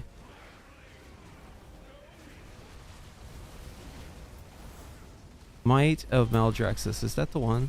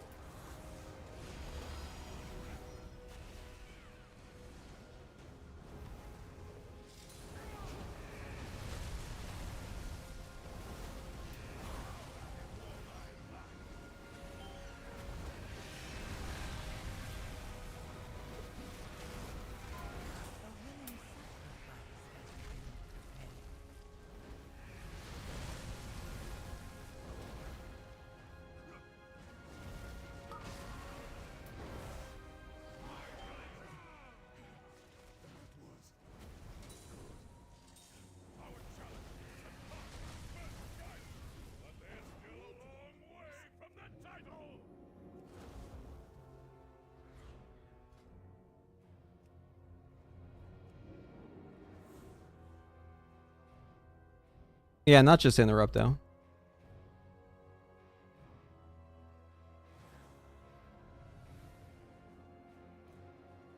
Stay here. Okay. Mortal lives are so fleeting. So Guess we'll do a big pull.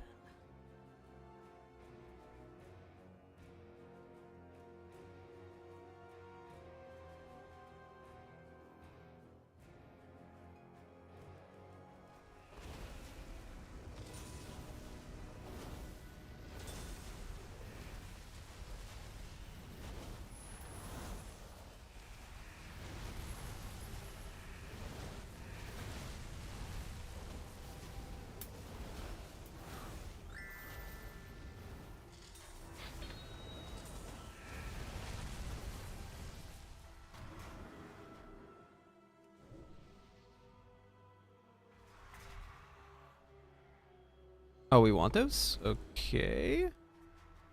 Yeah, bring him in. Bring him in.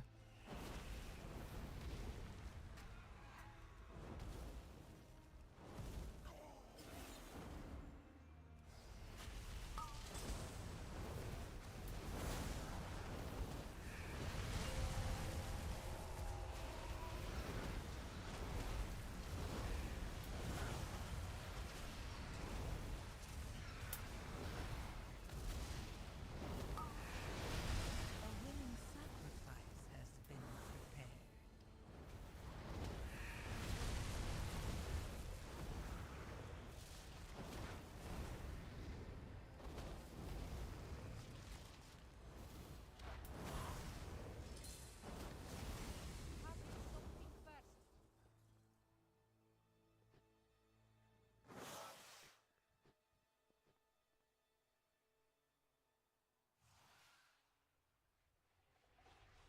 Okay. We're Bloodlust the boss instead.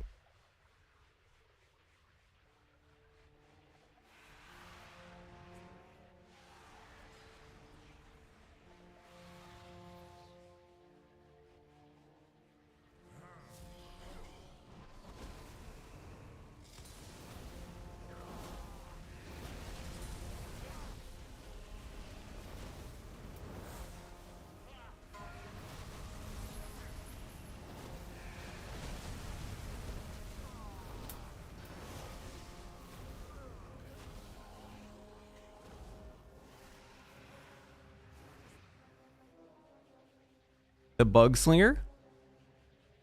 Bug Slinger. No, Bolt Slinger is dead. Winter's Chill, Iceland stuff killed it.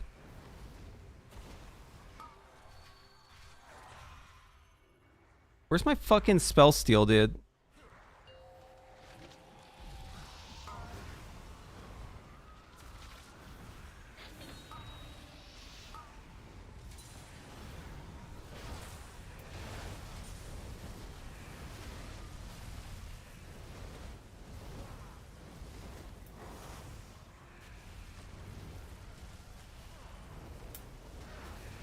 My emissary brings you power. Take it. What a great lineup, dude.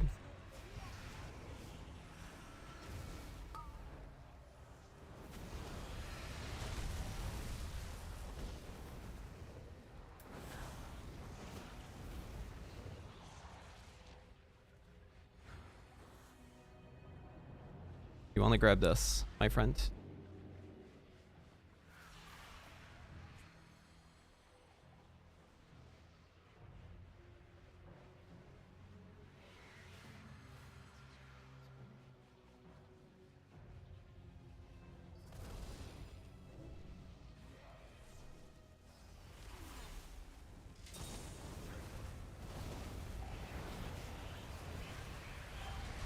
This is the thing that knocks you. I remember it.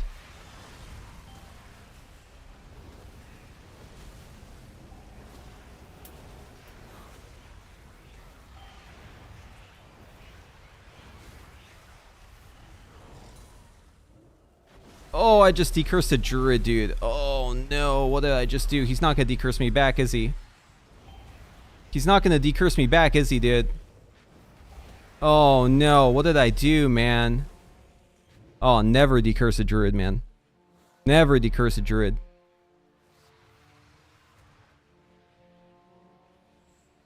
Fire's feeling good.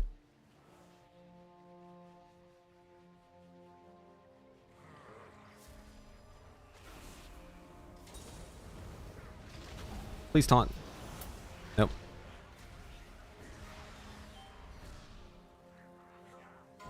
He's saying he's decursing himself? Okay.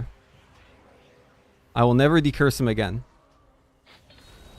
So that works for both of us, I guess. My emissary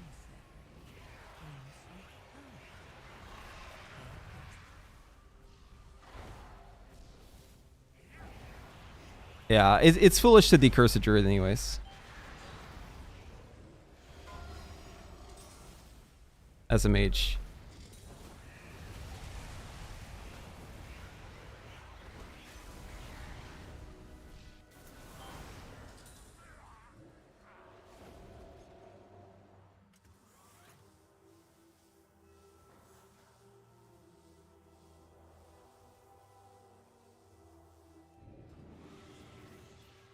Oh wait, did I just take the wrong one? No, we're going up here, right? Yes. I don't know what that word means, and that makes me nervous. We want to hold less here, right? If I remember correctly. Because there's like a damage amp. I'll do it with the damage amp.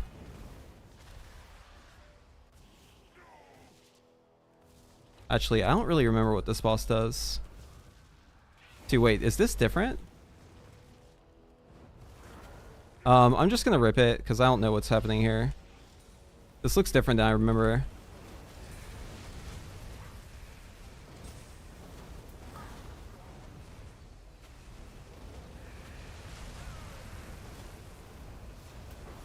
Yeah, this is like way different.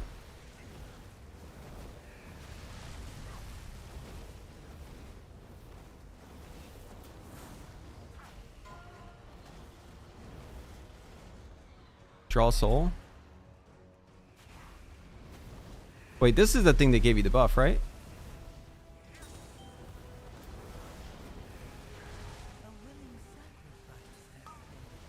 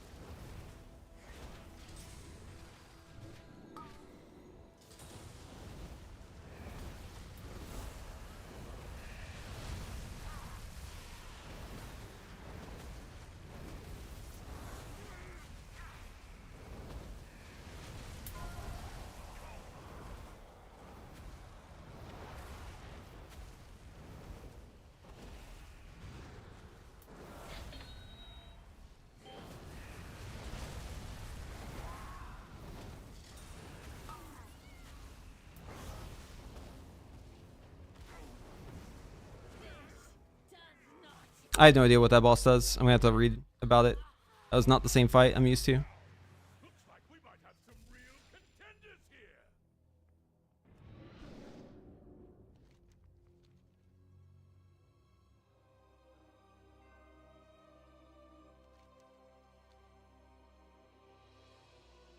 Oh, dude, these fucking guys. Oh no. I remember these guys, dude.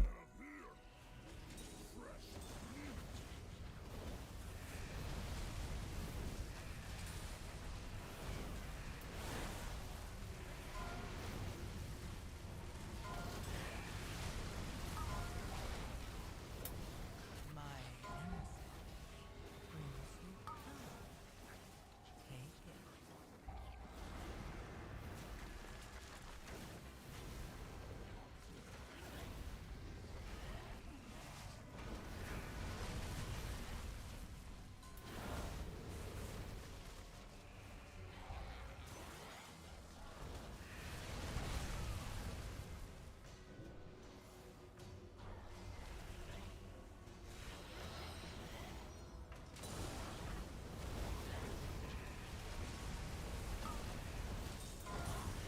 Devour flesh. I remember that being bad.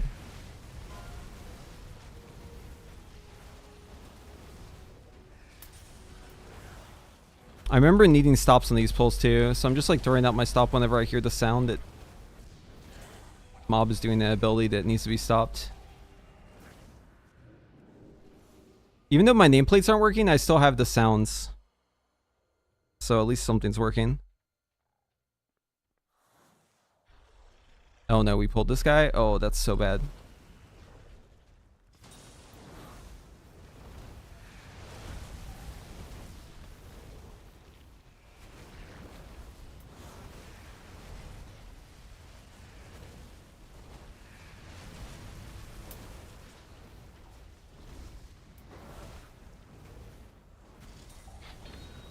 A willing sacrifice has been prepared.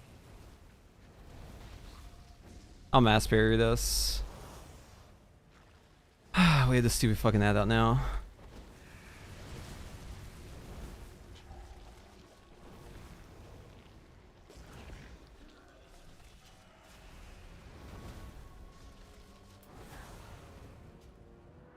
Okay. Crisis averted.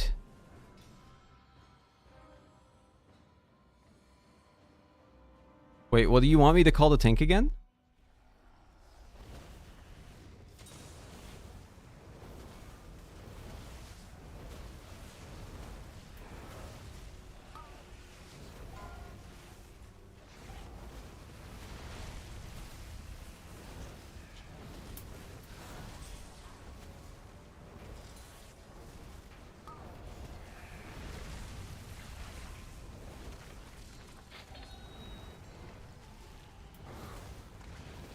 I'm glad they added a indicator for that. That's nice.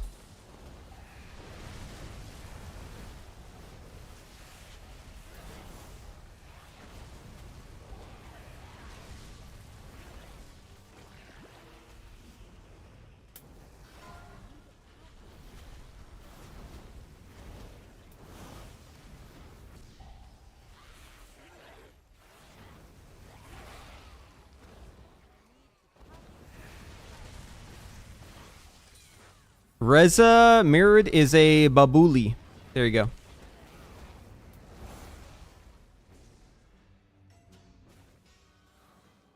I know that's not what you asked me to do. Before you say anything. My emissary brings you power. Take it.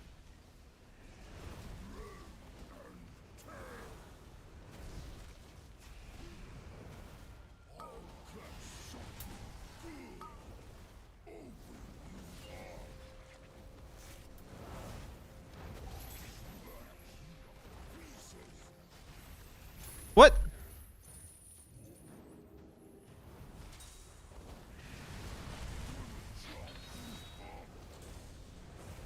Okay, those hooks are so much bigger than they look. That's some bullshit.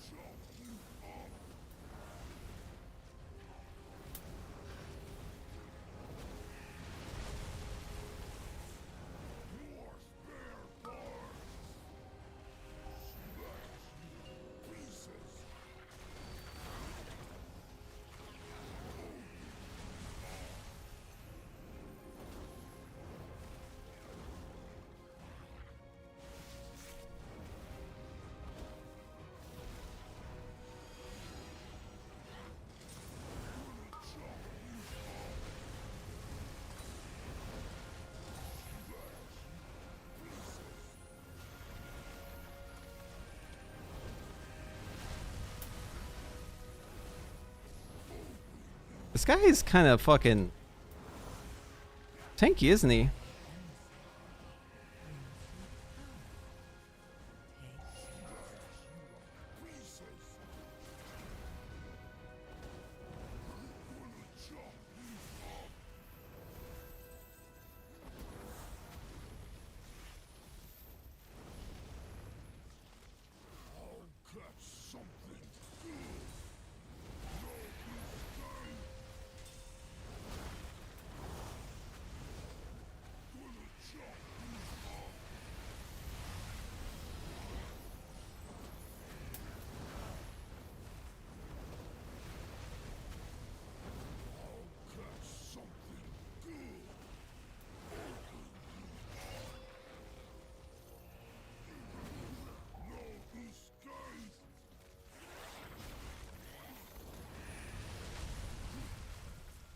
Do I have one of the engineering res items? Oh my god, I just got fucking hit so hard. I do. Oh, the tank's dead. Oh, it's right here. It's right here. Yeah, let's put down the bar. Yeah, those guys, they do a lot more damage. If you have a DPS stat at the start of that, it's kind of GG, I think. Too much damage. See if I can get my verse buff up again. Why is this trinket bugged, man? Okay. Wait. No, it's bugged. Ah.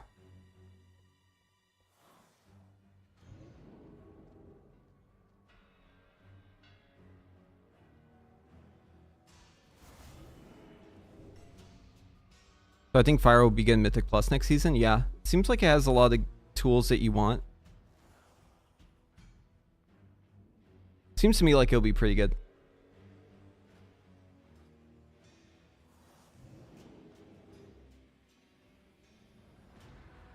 Dude, it is so slow running back to the boss. Oh.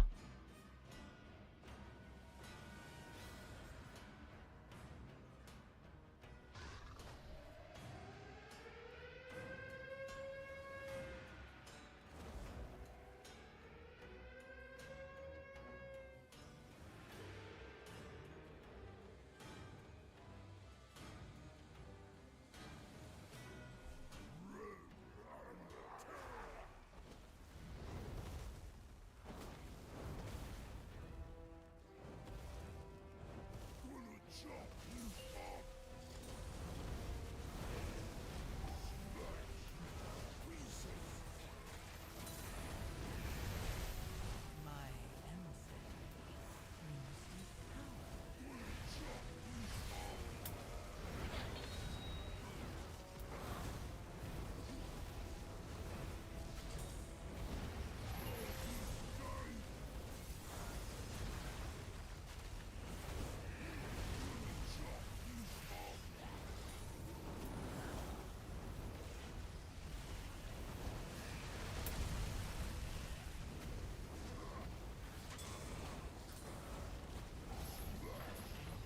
brings you power.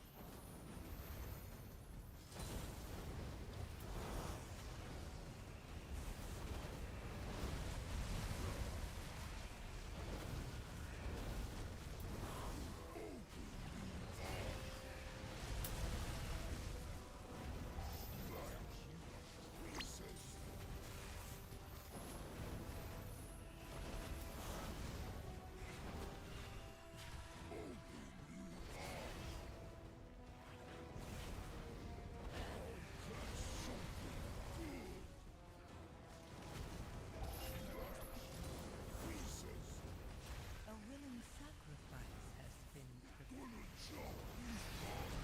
Jesus Christ, dude. One of those little fuckers just jumped on my head and just like teabagged me.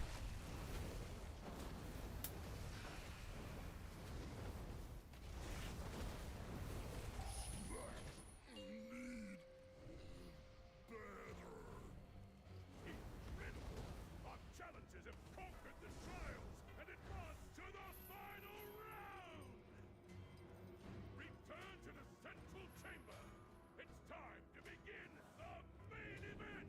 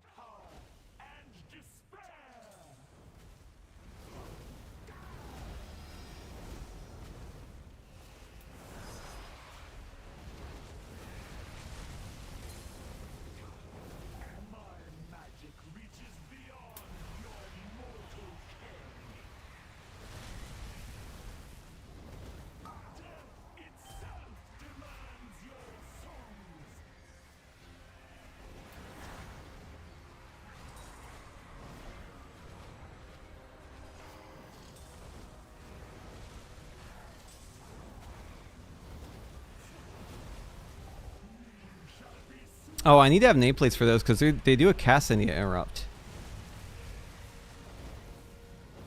It's kind of bad not having a nameplate for those, actually.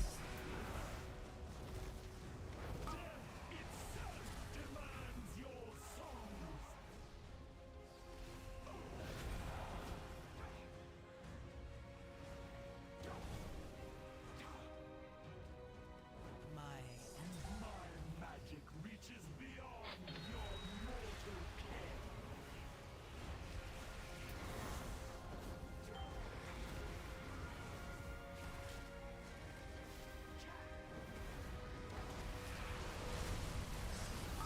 Itself demands your songs. Cry out for vengeance.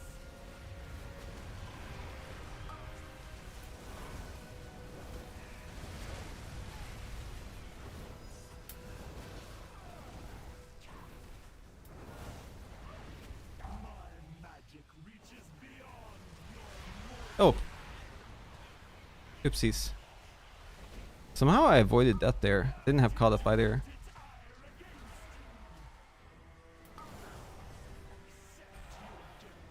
Oh no. Yeah, I wish I knew why my fucking nameplates aren't showing the enemy units if they aren't loaded in instantly. I'll just have to manually focus it, I guess. I'll just focus target it.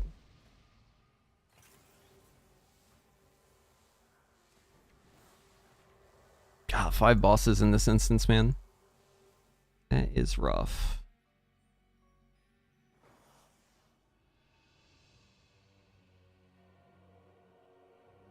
Plus 50%. Oh shit, we're going. and despair.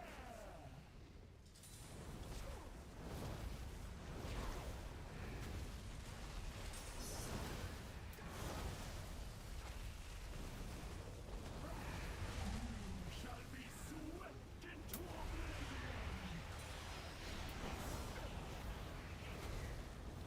my Reality turns its ire against you.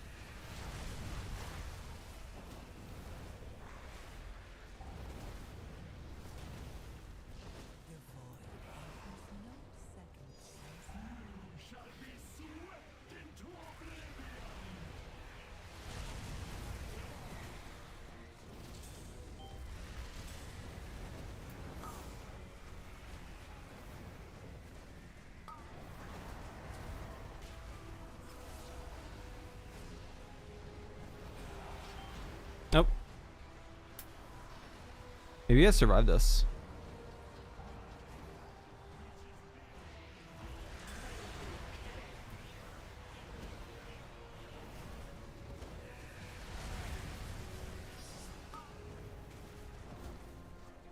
It's kind of the same fight, but it's a little different too. I don't know really what to make of it. Definitely interesting. How do we know where the fucking gateway is spawning?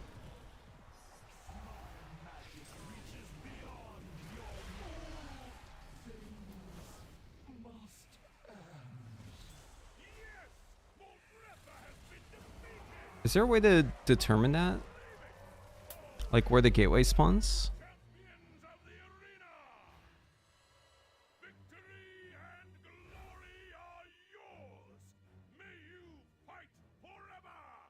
More walkers!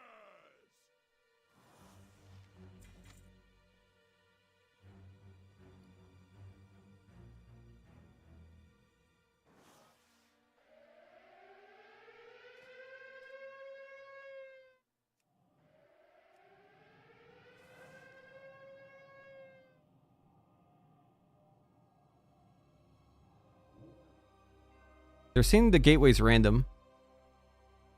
Maw Souls, dude? Yeah, they won't ever give us Maw Souls. They're fucking cowards. Give us back Maw Souls, you fucking cowards.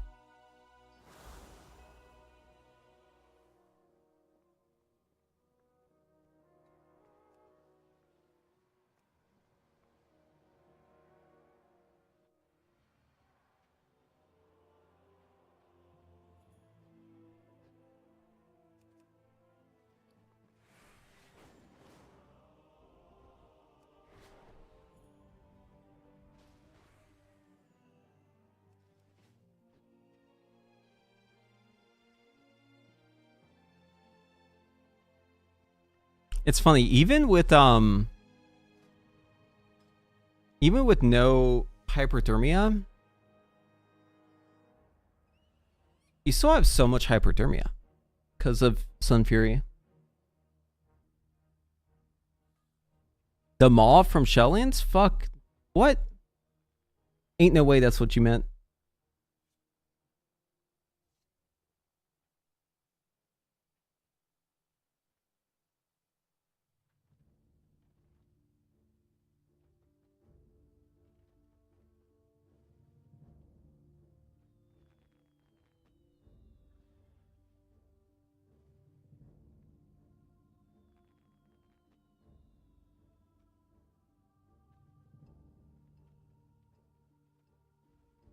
Interesting. It's not showing up on here.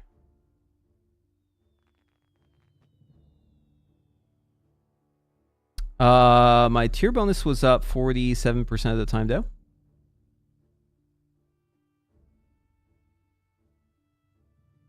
Baboosh.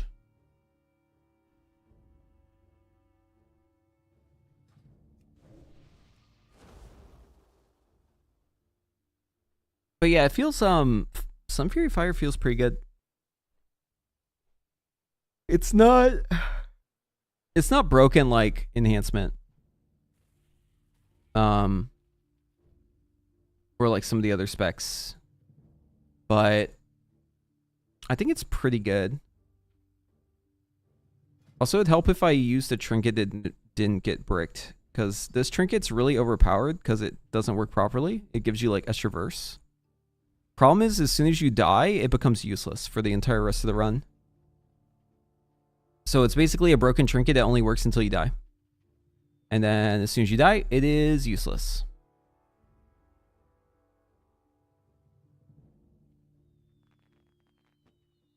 Definitely doesn't make it all that good.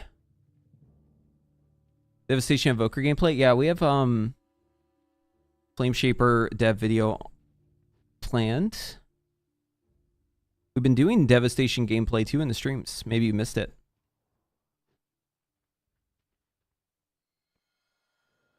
Yeah, the single target seems pretty good for Devastation. It'd be hard for me to believe that Flame Shaper is like better in AoE due to not having like the deep breath. But I mean, AoE, I feel like in Mythic Plus, it's like Aug is probably the best anyways. Aug just does infinite damage.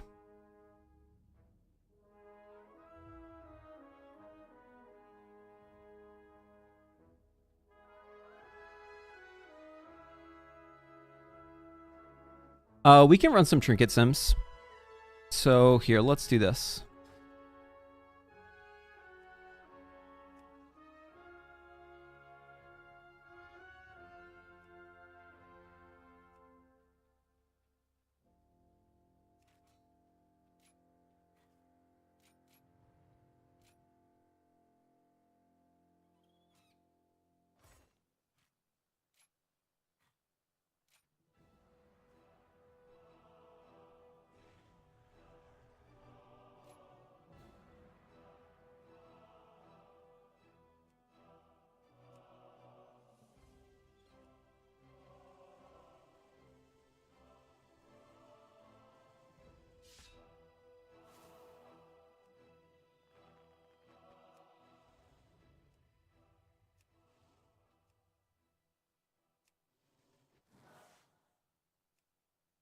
First, let's figure out if these talents are the best. I'll probably play these even if it's not, but let's see. See how it turns out.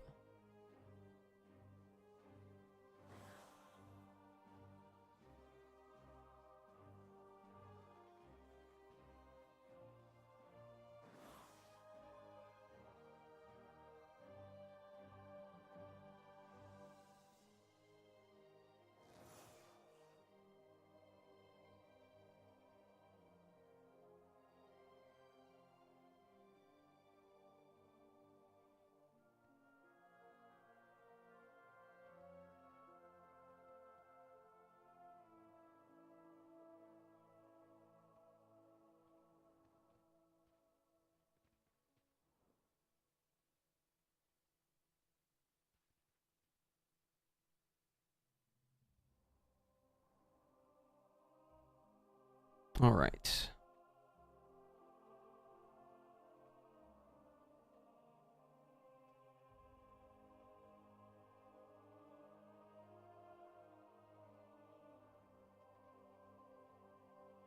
And we'll start grabbing all the trinkets. I have just the thing for you.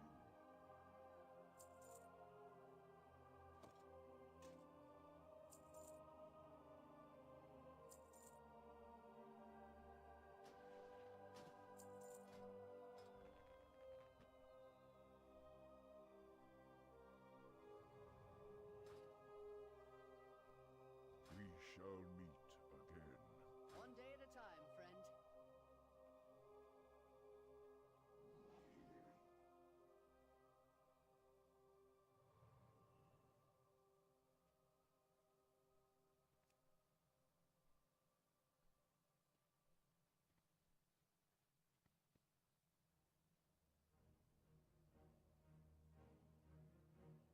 Okay, guys, I need to know from you, what item levels should we sim everything as? Need something? What do we think is good? Let's see. Probably like 678, right? 678 is probably the one to do. Because that's what the items go to.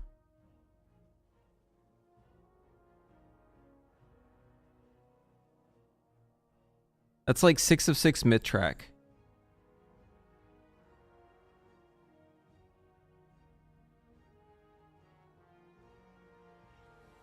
Any objections? Now's your chance.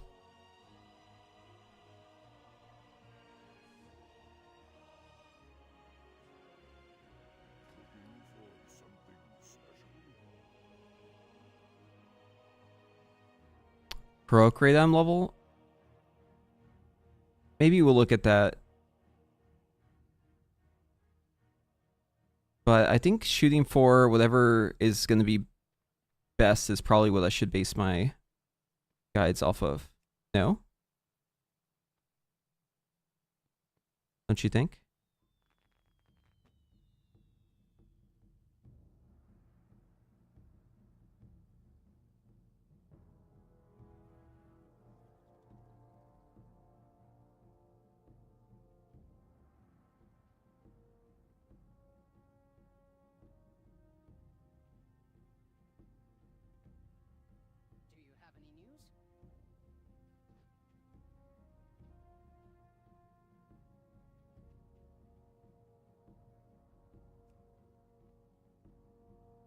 Oh, we got the hyper-thread wrist wraps now. Fuck yeah. Yeah, that's what I think too. I think we might as well just do it.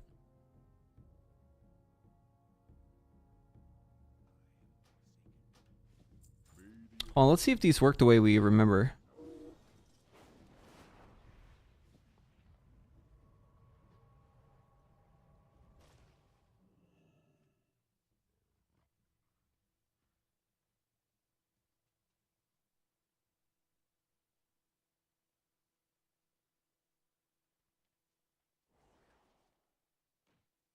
Oh, you know what I should do?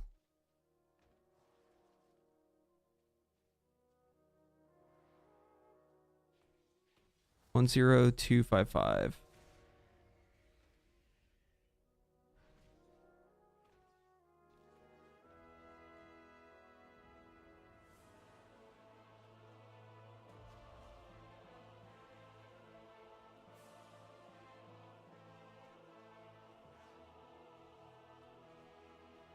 I don't think it matters that it's duplicate on these, but I'm still gonna fix it.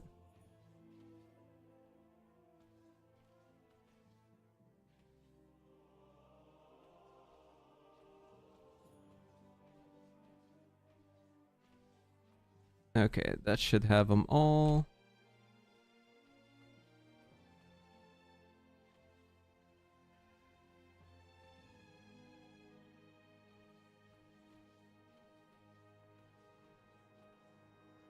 Okay, so if I use my Fire Blast and I alternate with Pyro Blast, I should get 10 seconds off, which is 1 charge and some change. So let's see if that works.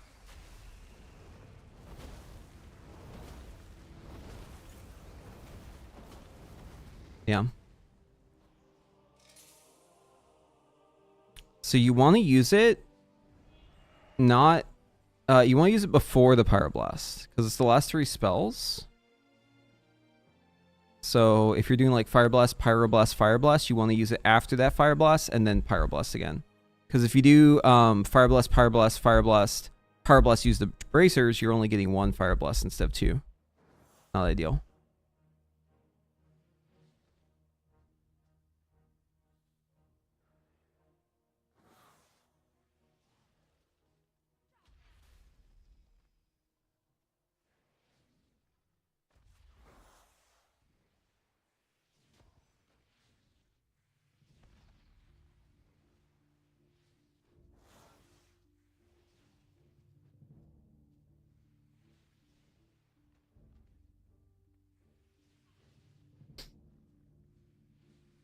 Yeah. Making the guy based on BIS is, well, any BIS is a waste of your time. You know why? Because you should always just look at what you have. But it's still important to know what might be good so that you can maybe petition your group to get it. That's the value of it. You should always just run top gear on your character, though. You can't force having a certain trinket. You're always just going to have to roll with whatever you have. So you just go with whatever the best option is. But with that being said, it is important to have some sort of idea of how good things are. Like some sort of scale for how good things are. And if you're going to have a scale like that, you need to have some sort of point that you're keeping everything consistent for. So the most logical point of consistency is just like doing whatever the item goes up to, right? That's what makes the most sense. What is this thing?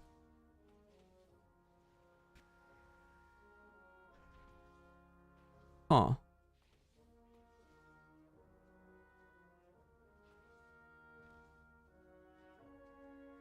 Funhouse lens is pretty good too.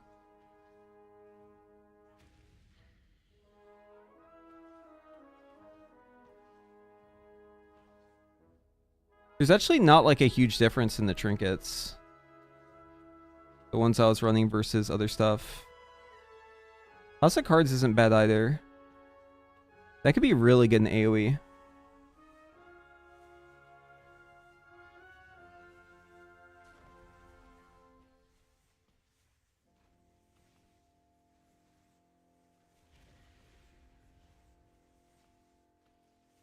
We could compare it against old Spy Master. I have it in my bag still.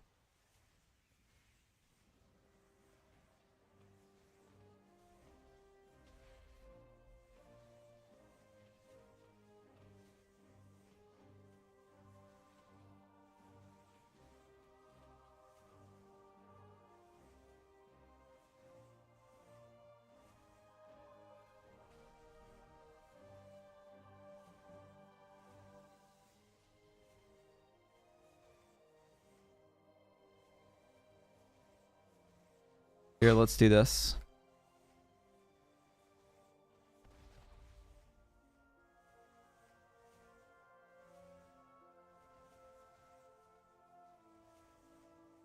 Actually, fuck it. We'll just run them all again.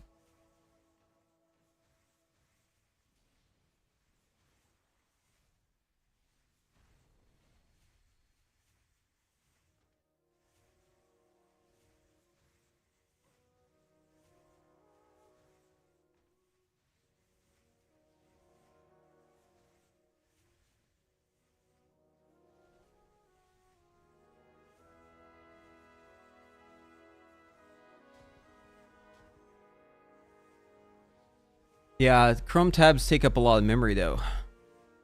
Have you considered this? No, I mean, assuming your character's gear is always useful. It's good to know what you're up against though. A lot of trinkets too, like, might have some situation where they're like somewhat good, even if it doesn't show us like the top one. For instance, Candle is like really dog shit, but it sims well. It's like annoying to use. Like this House of Cards, I think this might be like really fucking good in AoE. Especially if there's a fight where there's AoE that happens like every like minute and a half to 2 minutes. That might be really good. Same goes for Funhouse Lens. Be pretty good too, I bet. Oh, it does like the wrist wraps. Let's fucking go, dude. That makes me excited. But they're not like good enough where you need to have the wrist wraps. Look, this is without a socket though. This is without a fucking socket?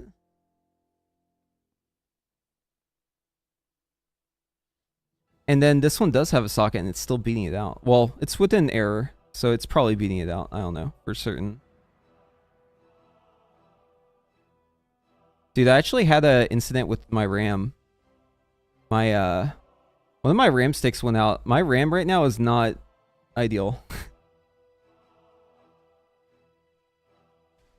It was using wrist wraps on the unuse.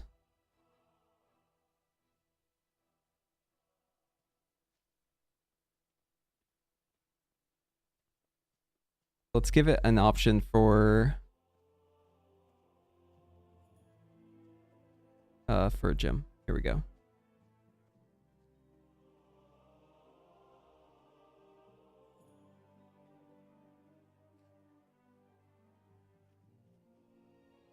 Yeah, so if this is 2 minutes and you have a trinket that's 2 minutes, you'd be able to use those two together. That's what you're saying.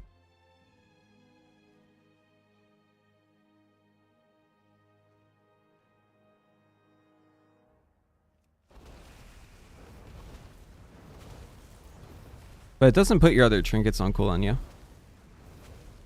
It just, it has its own separate thing it does.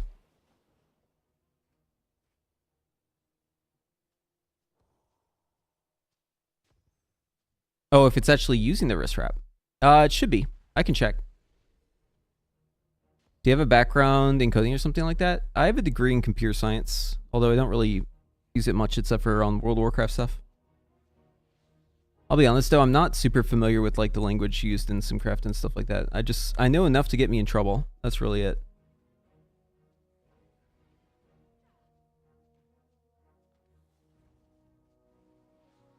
My current PC build, I had to reseat my RAM like 8 times trying to get to boot. Yeah, so my RAM stick, one of them went bad, and so I took it out, but the computer's still running fine. But it is unconventional because I have only 3 sticks in there. Normally you want like an even number. But seems to have not blown up yet, so we're good.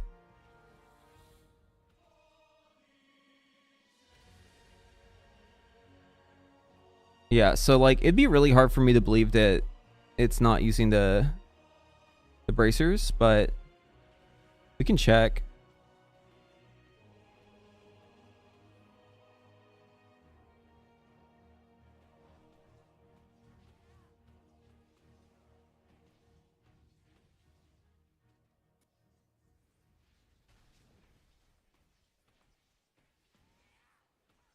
Yeah, it's using it. See right here. Combustion cooldowns. Use item name hyperthread wrist wraps if hyperthread wrist wraps fire blast is greater than or equal to 2. Action fire blast charges equals 0. So it's basically saying if it has the queued, because think of it as like storing the move that you used. So if it has 2 of them in there, it's gonna use it. That's all this is saying. And you have 0 charges. So it's looking at if the bracers are holding 2 fire blasts and if you have 0 charges. So on the last fire blast, it's gonna use them, which is the proper way of doing this. So it would be like fire blast, fire blast, fire blast, fire blast, fire blast. Now you're at 0. Bracers, pyroblast. And yeah, it does like it.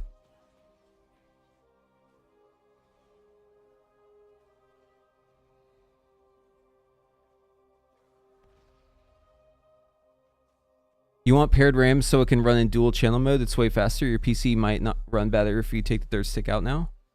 Yeah, I need to just get a pair so I can stick it back in there.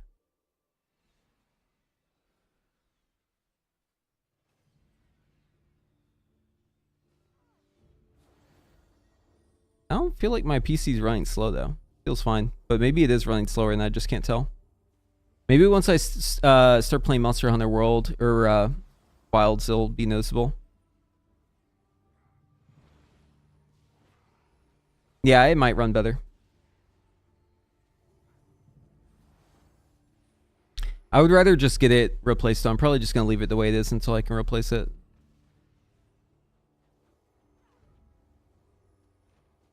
I don't feel like digging out my computer. It's kind of like behind my whole streamer setup, so it's kind of a pain in the ass to get to.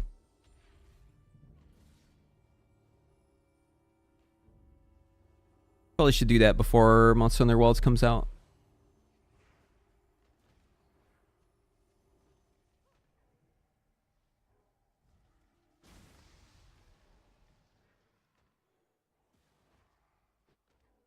Okay, so if we're running Hyperthread, we need to make sure that we use this with Pyroblast. So we need to make a macro for this.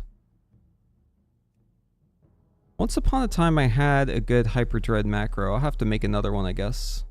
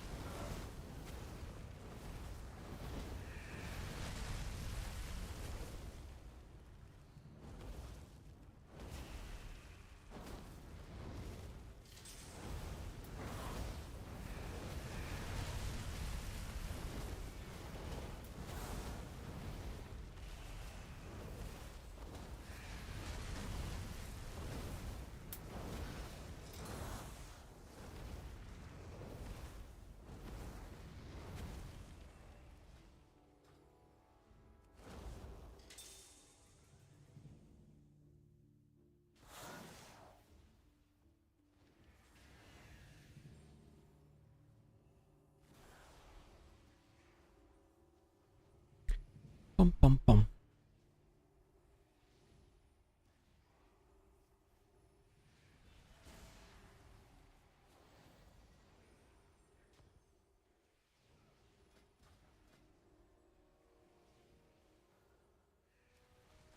All right, let's go buy the suspicious energy drink. Seems to be recommending. I've been expecting you.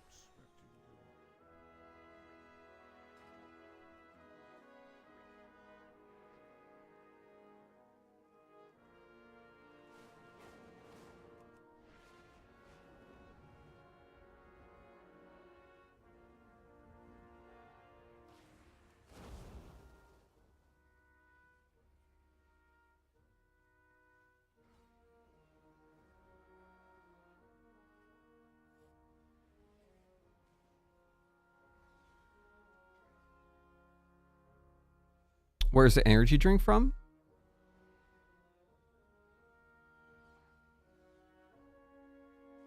It's probably from the raid, but let's see.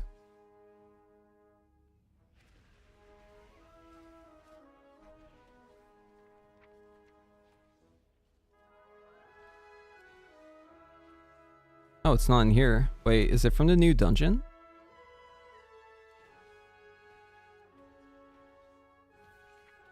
No.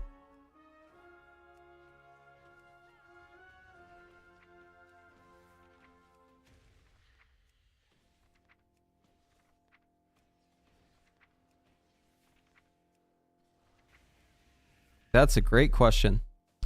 Maybe it's from a new delve. Maybe we shouldn't look at this thing.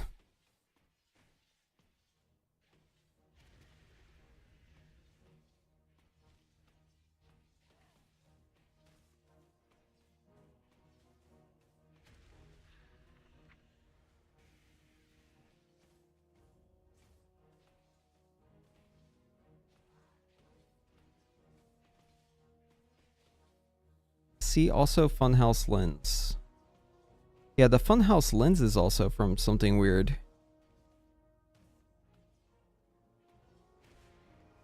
Yeah, it might just be from those. Well, we could go with the Priory Signet. We also go with the House of Cards. Look, we aren't stuck with this trinket. We could also go with the setup I was using, which is Mug's Moxie Jug.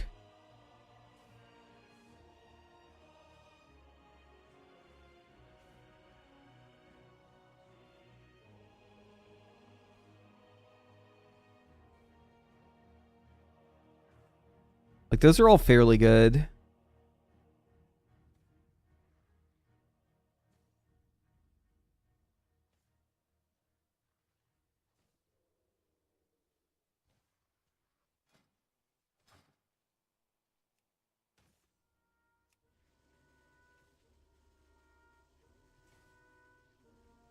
Let's do another one, but for AoE.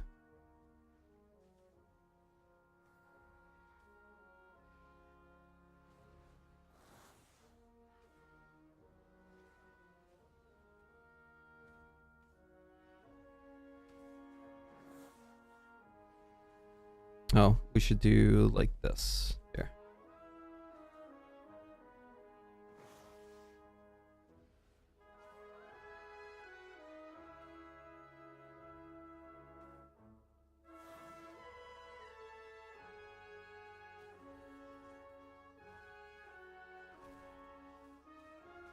I'm just gonna do a really broad one, just 5 boss, 5 minute.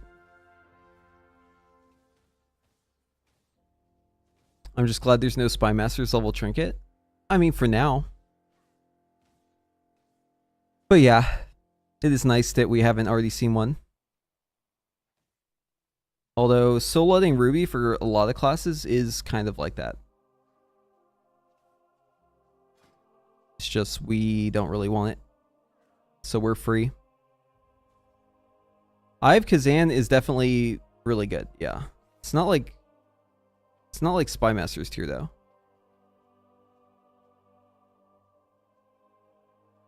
What's the jar from? It's from the raid. It's from Muggsy, second to last boss, I believe. Yeah. Yeah, the Spy Masters, the thing I hate about Spy Masters is, yeah, dying with it is fucking awful. Feels so bad. Can I show how far away the Spy Masters is? Sure.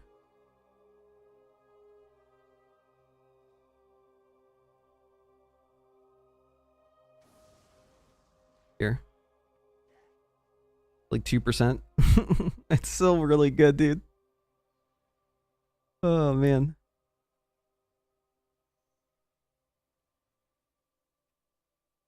Yeah. Yep. That thing is still hanging in there.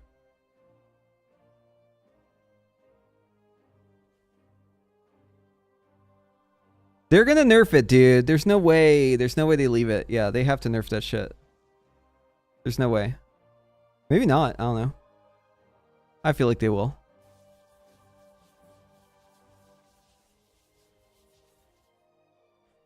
Alright, we're still Hyper Thread Gang in AoE. Oh, it does like the House of Cards still. Yeah, the trinket breakdown is kind of the same.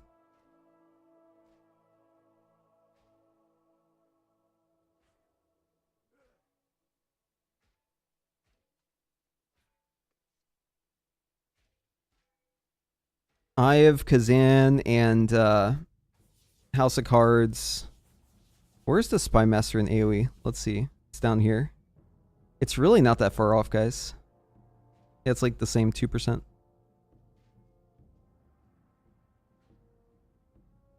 But that's not accounting for two things. Number one, dying with Spy Masters, very bad.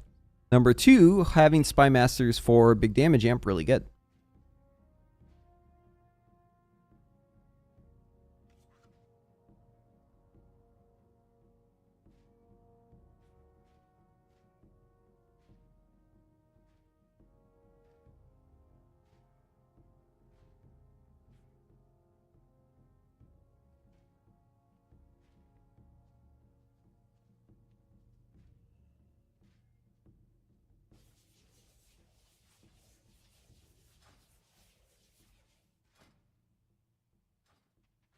But yeah, the trinket balance between Mythic Plus and Raid looks pretty similar. In reality, though, you're definitely going to want to do more burst. So, I think in reality, you'll probably want to unuse trinket. But maybe not. We have a lot of combustion uptime. Are we going to play some Frost? Dude, you're such a Frost simp, man. You're always asking me to play Frost. Fine. Fine, I'll play some Frost. Jeez, dude. Come on, man. Why you gotta force this on me, dude? I don't like this spec. Yeah. So we'll play Frostfire. Hold on, let me get the fucking talents I was playing around with. Oh wait, this is the wrong one. Hold on 1 second.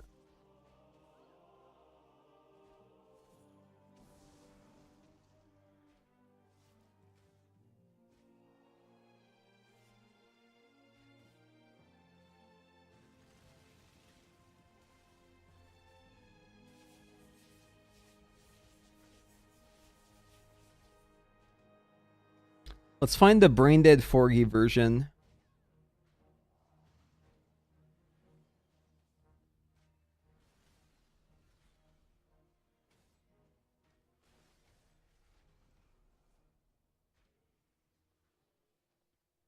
That's what he calls it.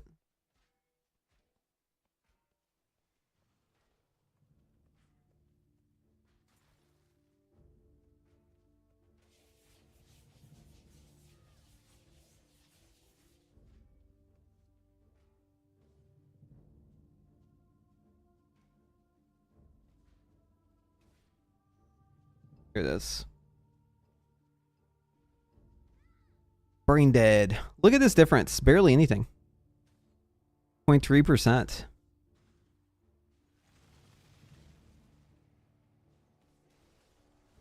We'll talk about how to play it.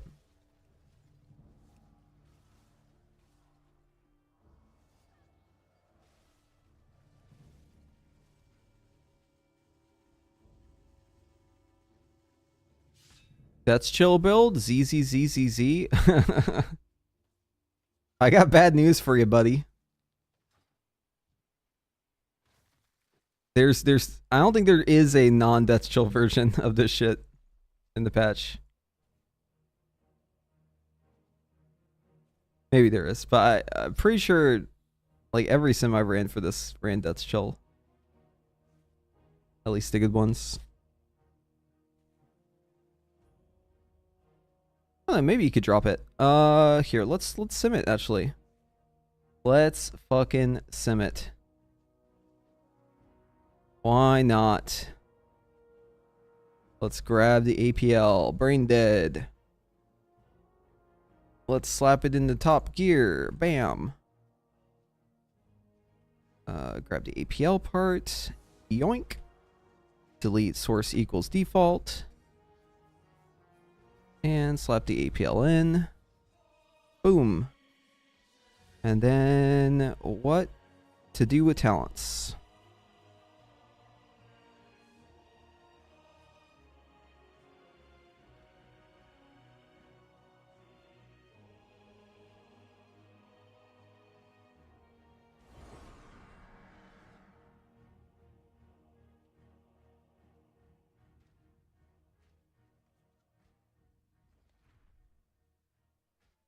We'll tell the sim, choose your own adventure.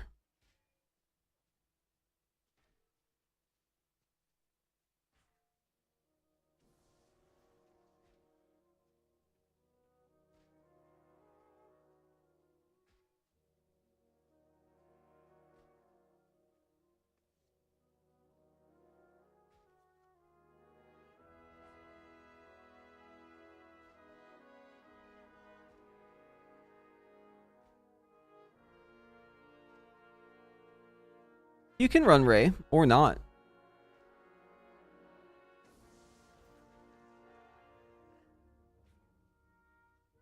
It's up to you, brother. But is it truly brain dead if we still have a button that we don't need to press? Like, isn't the spirit of brain dead to run the least amount of buttons possible? And it actually, yeah. So, yeah, fuck Ray of Frost. No Ray of Frost.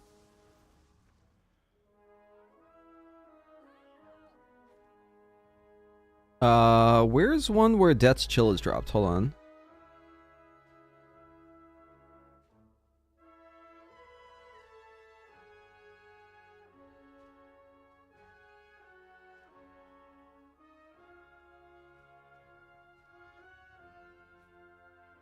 Oh, you can drop Ray, Death's Chill. This one drops it.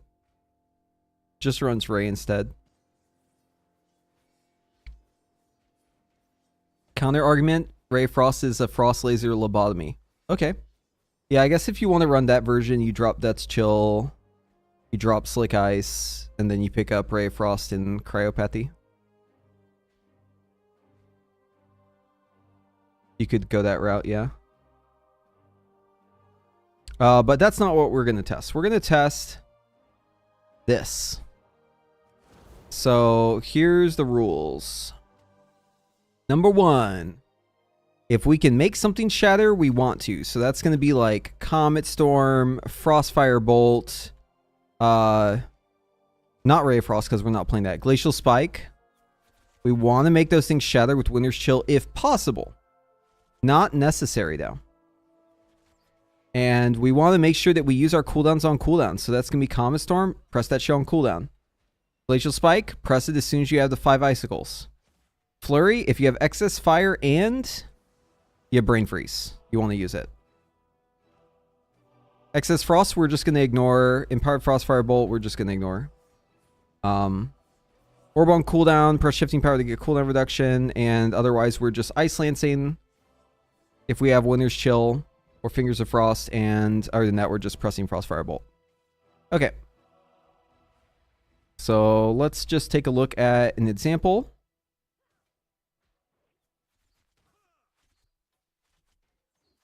This is Forgy's Brain Dead one, so we'll take a look at how it opens. Make sure it's not doing something stupid. Sometimes on the opener, the sim will do weird things. Okay, so it's doing, it's casting Frostfire Bolt, and then it's pressing Flurry, Icy Veins, and Comet Storm. And it's doing another Flurry. I'm guessing this is because it has Empowered Fire, and it has Brain Freeze, right? Yeah, right here. Brain freeze, excess fire. I said empowered, but I meant excess. Yeah, so icy veins in the flurry and the calm storm in the flurry here. I'm curious to see if this is worth actually. What is this condition? O?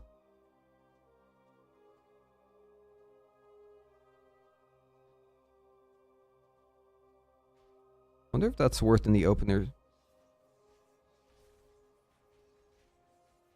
It probably is just because of the procs, because you want to get the excess frost proc. It's probably worth it.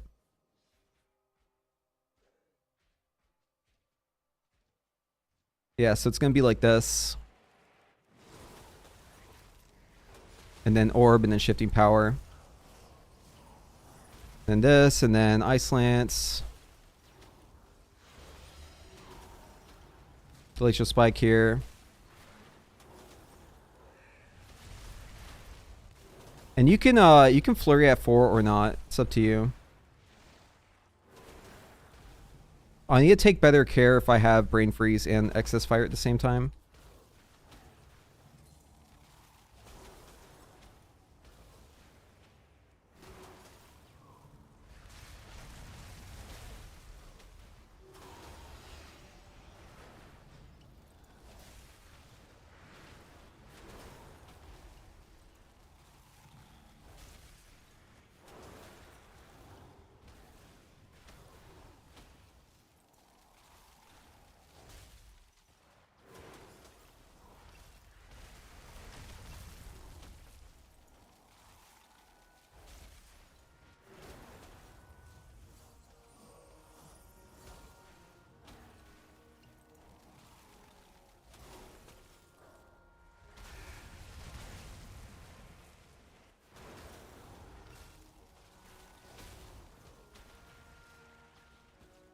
I'll be honest, it's pretty boring gameplay. At least you get to Glacial Spike whenever it's ready, though.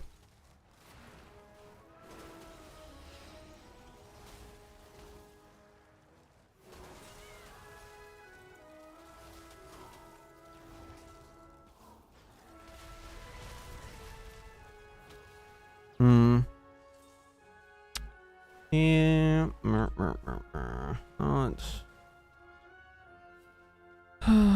What is fun about this spec? What would make this fun?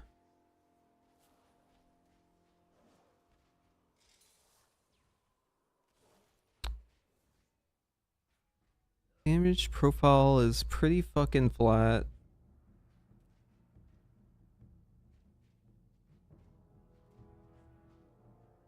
Maybe it's like fun in AoE. With like coldest snap. So I actually played this build in raid testing, and I wasn't playing like the brain dead version where you just like turn brain off completely. I was trying to like actually game my frostfire bolts, my power frostfire bolts and shit like that. But ended up breaking it on the fight. So on this fight right here, Cauldron of Carnage, I was testing with Northern Sky and they actually told me to stop playing Frost or to stop using Splitting Ice, because what was happening was my Glacial Spike was actually rooting an ad that they like had to move.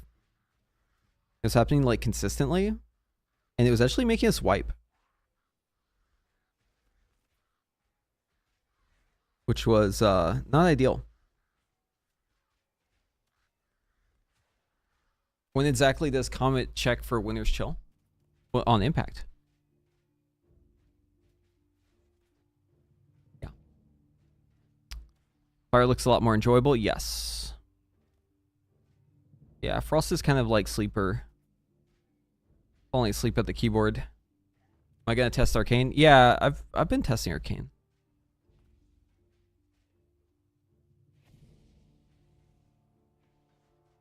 Frost and Raid does sound pretty boring. Not just that. Also, it is gonna probably feel a lot less mobile. And there's no execute. And you don't have Cauterize. Cauterize is the big thing. Like for Arcane, you've got your barrier that's like a really good defensive, right? For Frost, you do have 2 ice blocks. So it's like a big one, but like, kind of the use case on that's like kind of slim. Like if you have a fight where you need the pre-immune stuff, it can be pretty good. Blizzard's been like slowly removing pre-immune mechanics from the raids though. Or like making it so pre-immune isn't as important. They've been slowly chipping away at that. The usefulness of Ice Block was this last tier. It was only on Silken Court. You would pre-immune the poison circle to create less orbs in phase 1. That was like the only use case for it. I think I'll have a lot more fun playing fire. But that's just my 2 cents. Did a lot change from some Fury build you posted on YouTube? Nothing's changed since then. As far as I'm aware.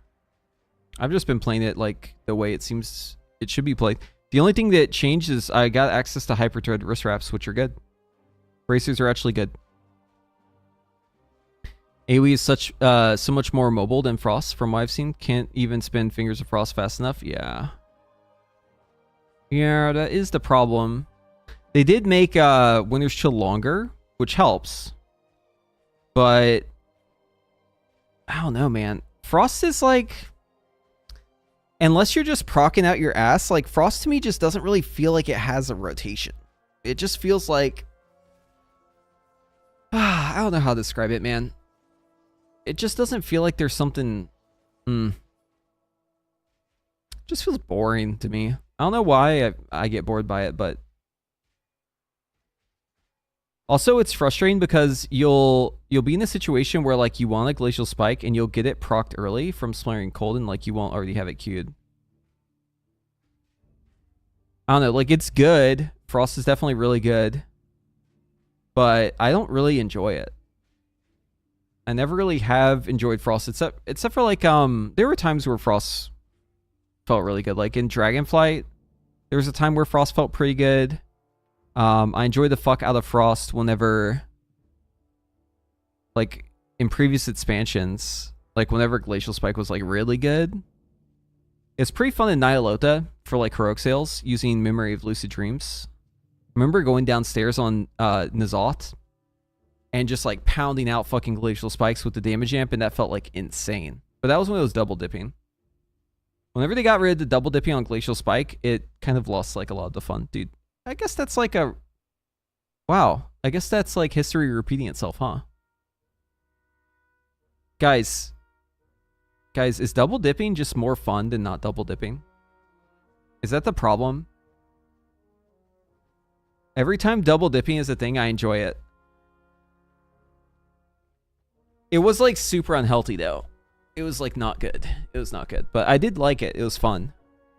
But like it wasn't good. What can I say? I'm just a fucking dipping enthusiast. I just love dipping twice. Oh, we'll do Arcane. I have a feeling that Frostfire Fire Mage is a bit too complicated for me to work out priority at this time, so I'm blocking at Sun Fury. Yeah, it's probably fine. I don't think you'll miss out on much. I did some testing on dungeons. Like in dungeons as Frostfire, and like, dude, I just like couldn't get the same damage, like anywhere near the same damage. It felt like I was working against the entire universe trying to do damage as Frostfire. It just like wouldn't come out.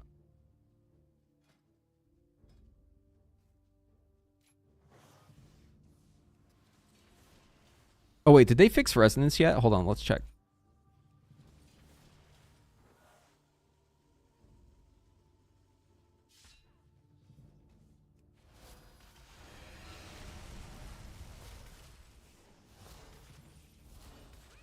They might have fixed this.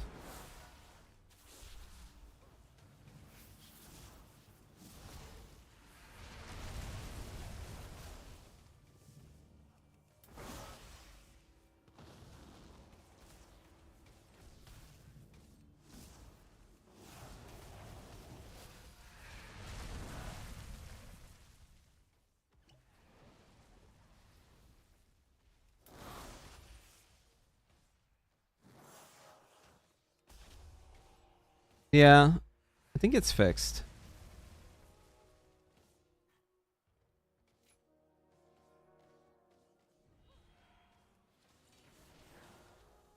We don't need it for single target though.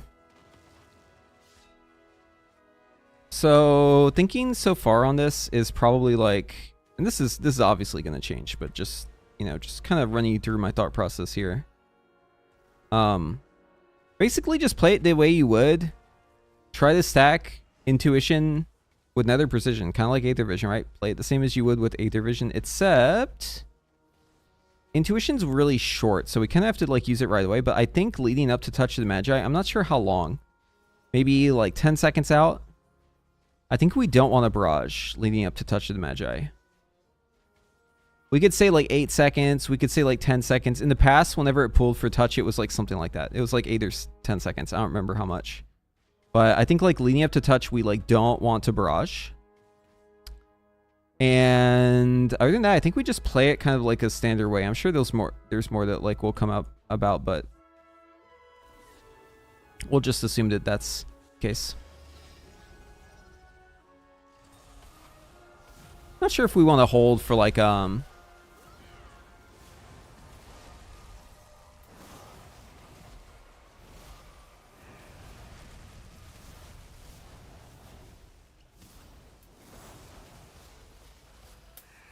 not sure if we want to hold like on the pole though for it. And I think we do want to get another precision during this, but I'm just gonna pound out fucking.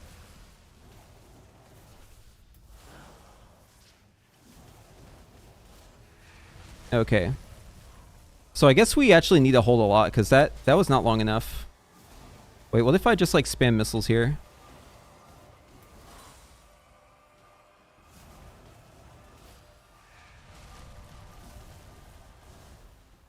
That was like a lot of damage, wasn't it? Wait, how much did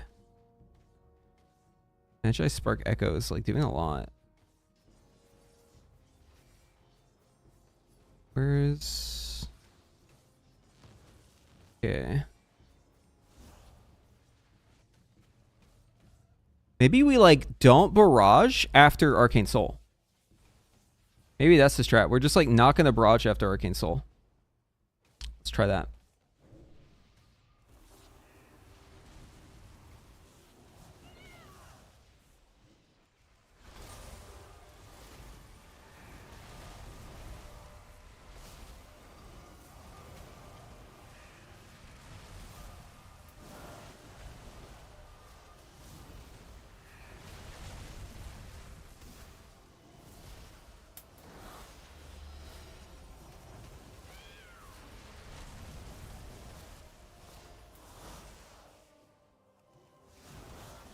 Oh, well, I can't miss. Oh, I can't fucking pass up the opportunity.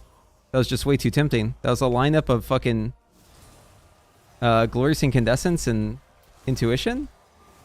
Don't tempt me, Frodo.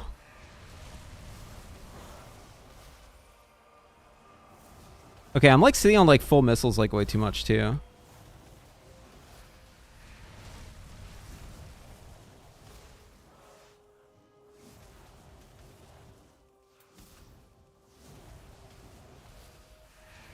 I guess I could like pull for this one though, right? This will be my last barrage. Now we're just gonna blast. I'm not even gonna missile.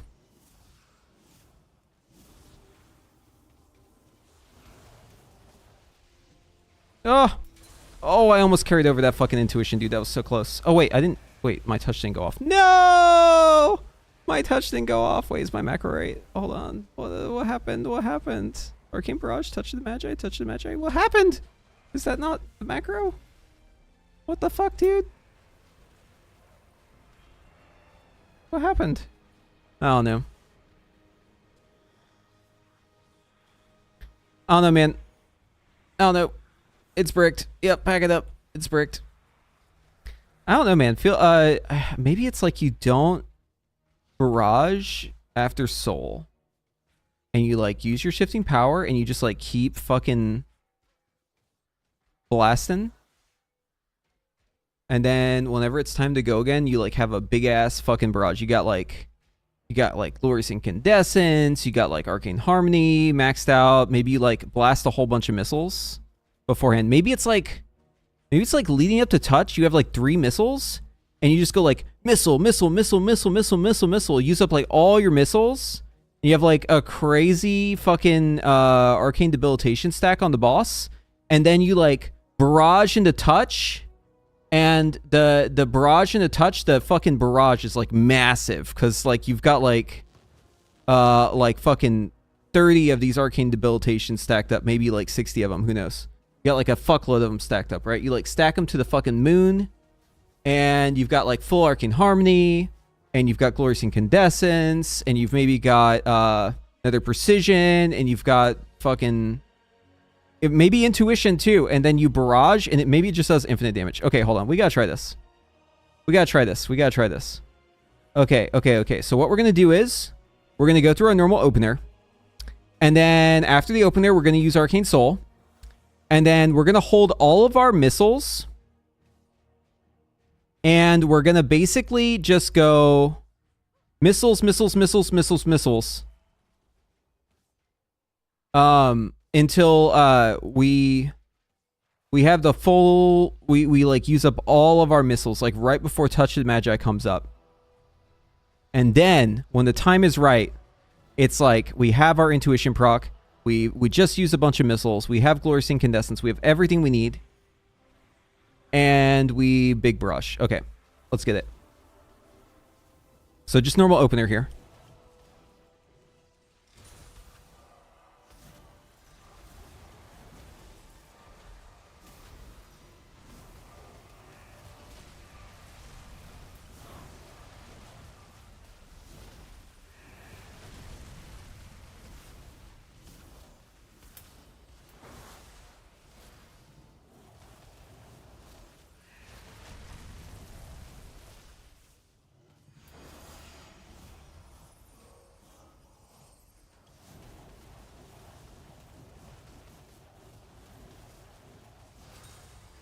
How big was that brush just now? I know it didn't crit.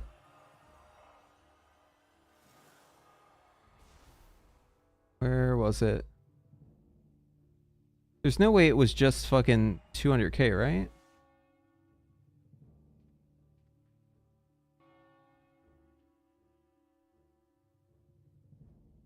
Wait, how? Did I not have arcane charges? Your arcane barrage energized mana. Oh, that's not okay. Hold on. Where was the damage on it?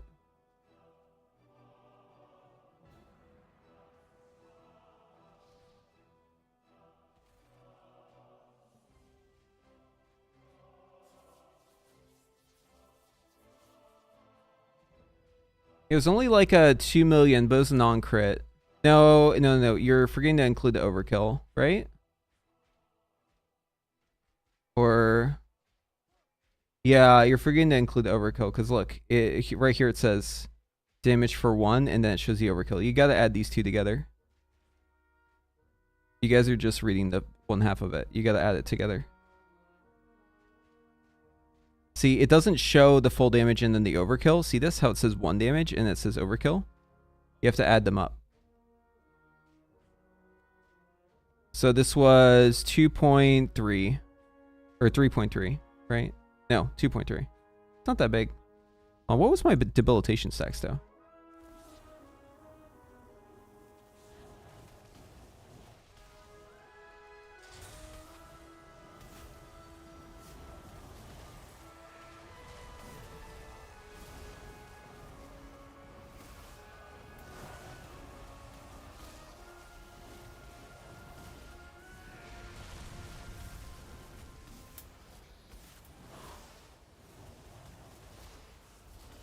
I think we clipped during Soul.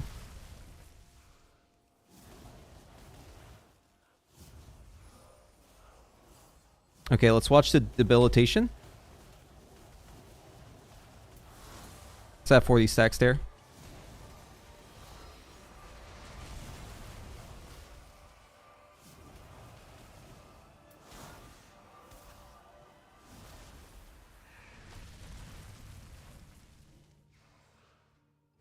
Still small. That's like a 40 stacker of debilitation.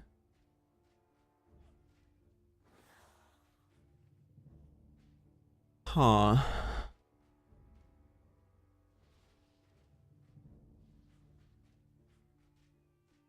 Maybe we don't want to barrage into touch. Maybe we actually want to just put up touch and then spam the missiles so that we get touch of the Magi on it. Maybe we don't want to barrage into touch. Hold on, let's try that.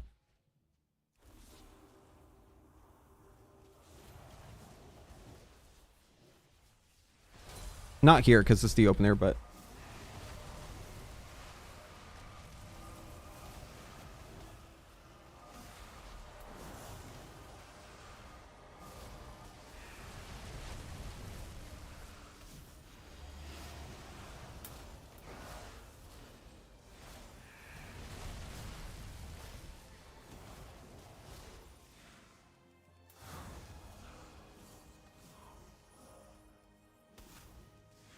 okay, here we go. And then we just do this, and then we spam missiles.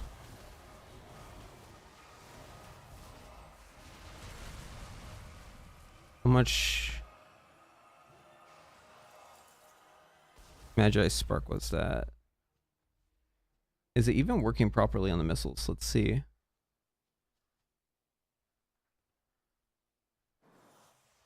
Magi Spark Echo. Magi Spark Echo.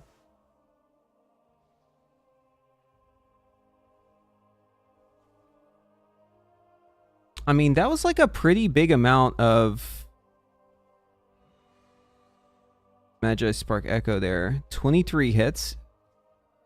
A lot of it could have been just a barrage, though. The barrage was like, what, 4 million? Hold on, let me look at the Echo ticks here. They should be paired, right? Wait, it cut off. Yeah, it stopped right here. Wait, how many ticks did it do? Hold on. Magi Spark Echo. 1, 2, 3, 4, 5, 6, 7, 8, 9, 10, 11, 12. It only did 12 ticks. 8 ticks would be 1, so it's not even 2 of them.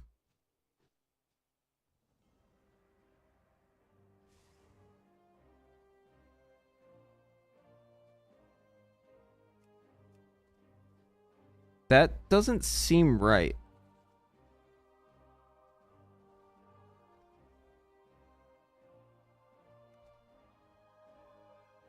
Oh, wait, so the change that they did to it was like, what, 2 seconds, right? Okay.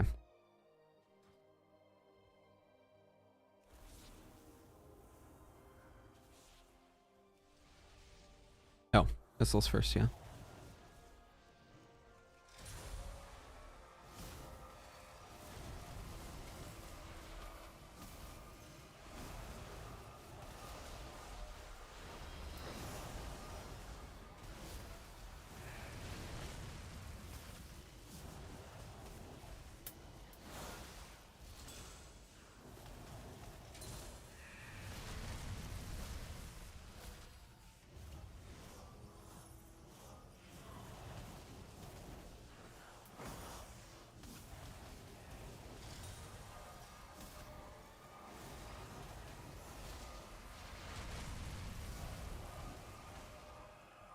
Yeah, I don't think missiles is what we should focus on. We should focus on the big barrages.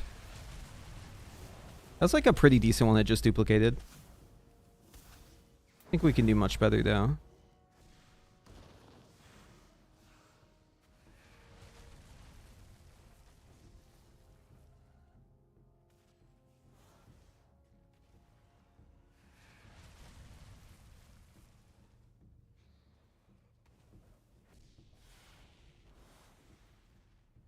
Hmm. What's up, Joshua?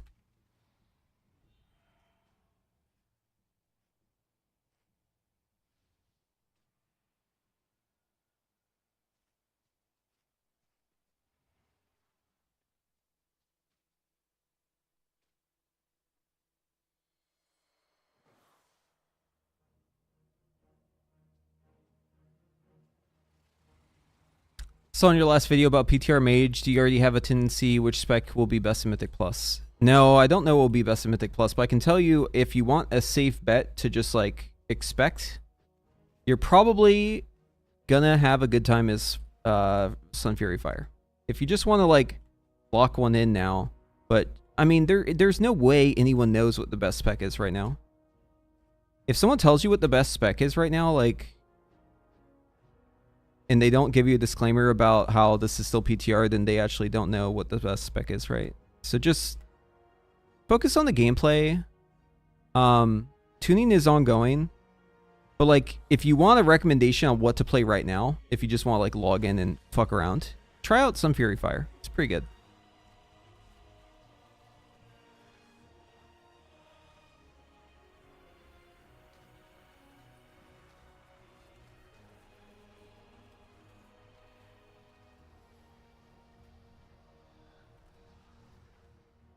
Yeah, Sun Fury Fire, this is the build I'd play.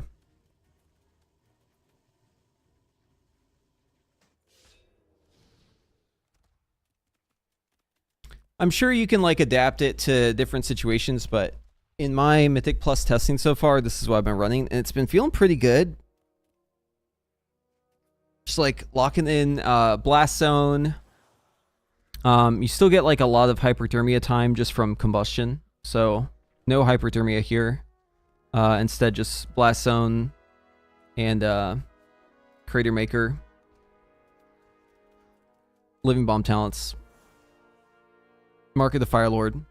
And then you have an option here. You can choose to forego Quick Flame instead going Convection, but it's really not worth it. Like, you're just giving up, like, flexibility. And for what? For dog shit damage increase in single target that's basically never happening? Yeah, it's not worth it. What about for raid build?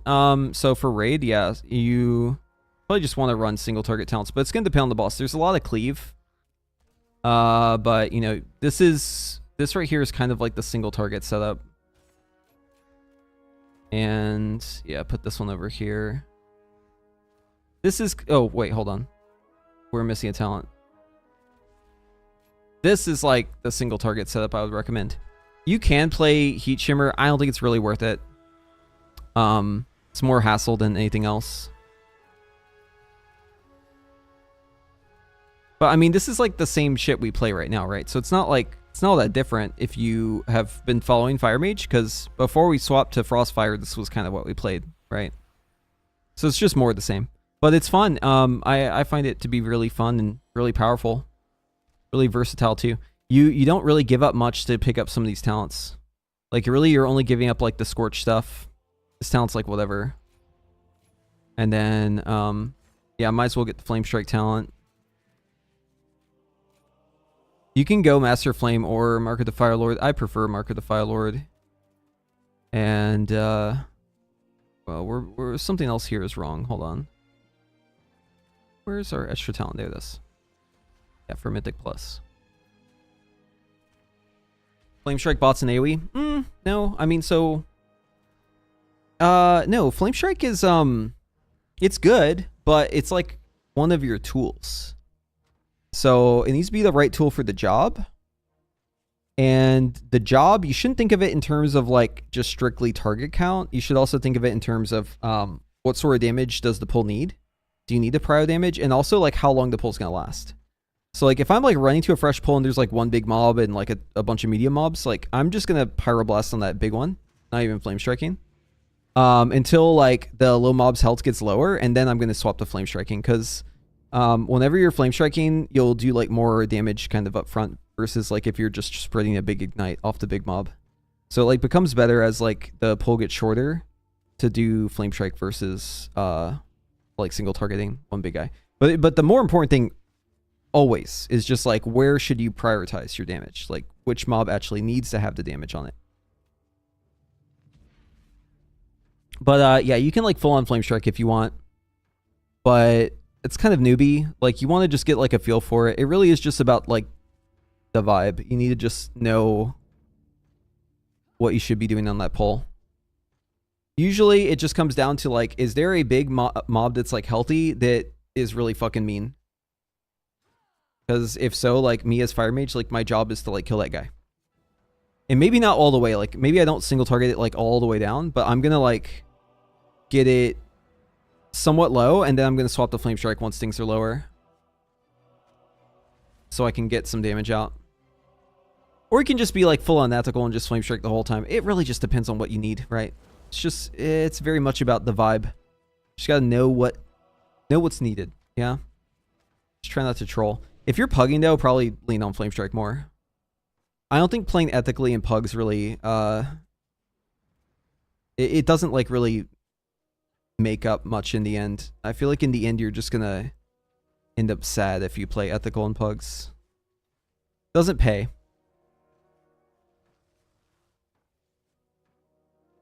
But yeah. Yeah, no flame patch, luckily. I just swapped to mage, only have played Frostfire so far, dummy testing Sunfire. I prefer it. Yeah, it also just does more damage, I'm pretty sure.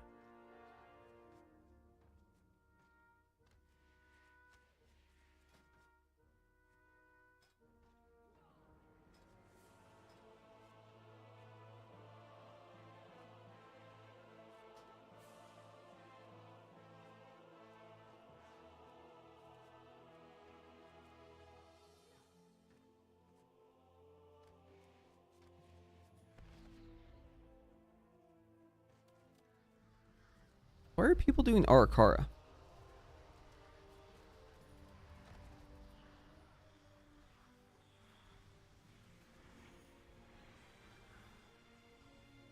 Does the lack of instant Frostfire Bolt as some Fury Fire matter much? Yeah. You do Fireball sometimes, but no, I don't think it really matters all too much. Doesn't feel too bad.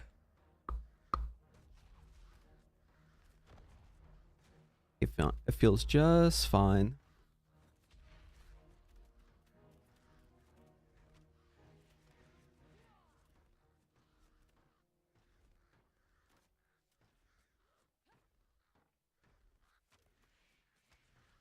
Is playing Arcane Explosion?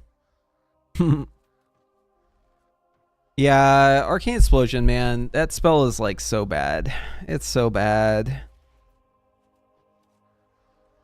One thing that Hero Talents definitely did was they like they greatly increased the opportunity cost of some moves. So like I'll give you an example. For Sun Fury, anything that isn't generating or consuming Hot Streak, immediately disadvantaged, right? Immediately disadvantaged, because this is the whole thing. This is like the engine, right? So if you aren't putting fuel in, stuff like Meteor, you'd be like, oh, Meteor is really nice. I'm doing like crazy damage. Meteor must be really nice. Well, Meteor doesn't give you Hot Streak, and it doesn't consume Hot Streak, so... Right?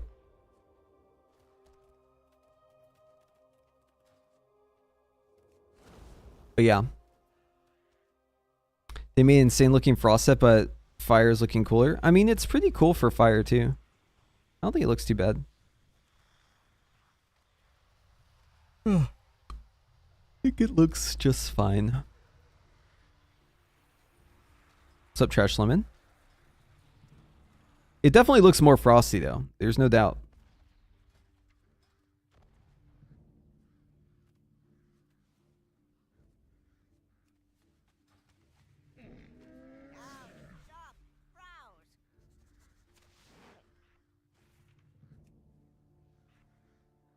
I've been reading the Stormlight Archives books, and I totally think this is like the fused armor. At least how they're described in the books. It seems like this would be like a good set to look like them.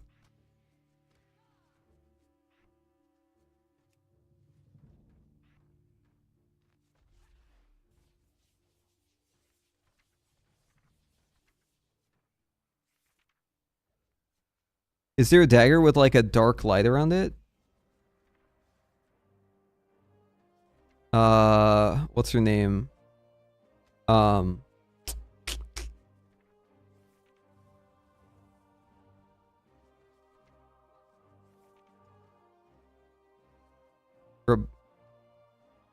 starts with R.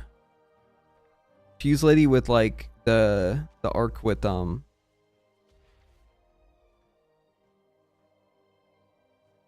where they figure out like the void light stuff. She's got the arc with Navani. Is it like REB something? I forget. Hold on.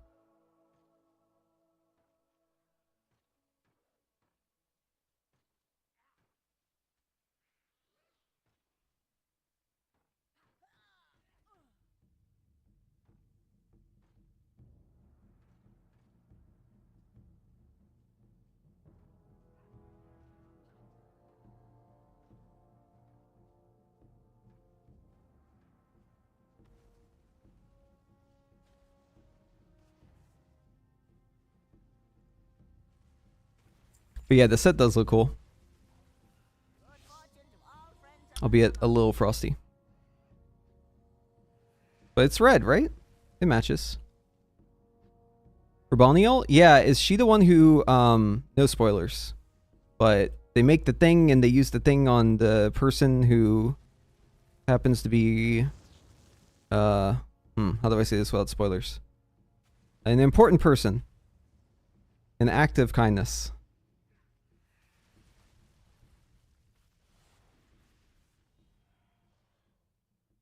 Cannot confirm or deny that question. Yep.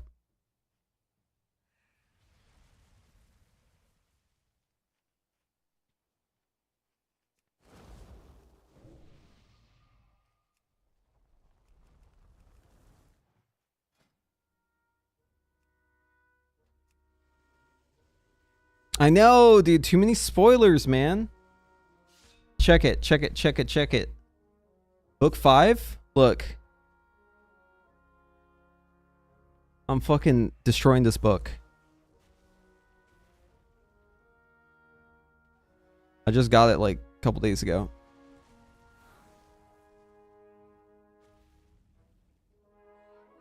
Nice, nice, nice, BCat. Yeah.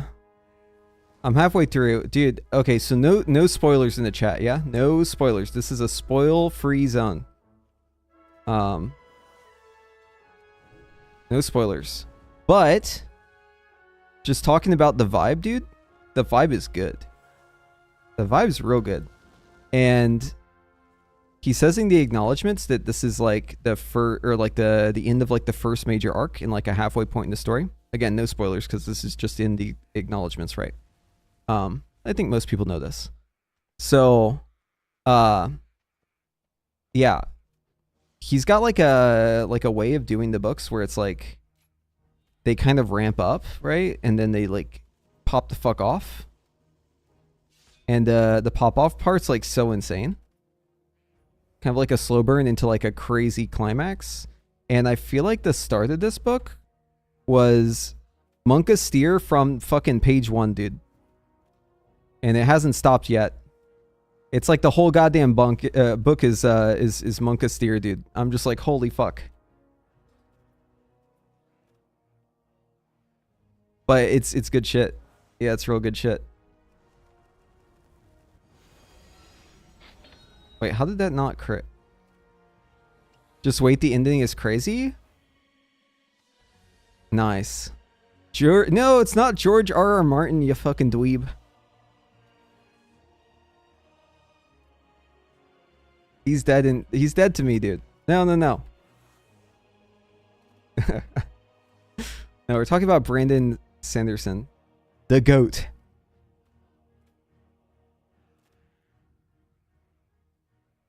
The ending is Omega Pog?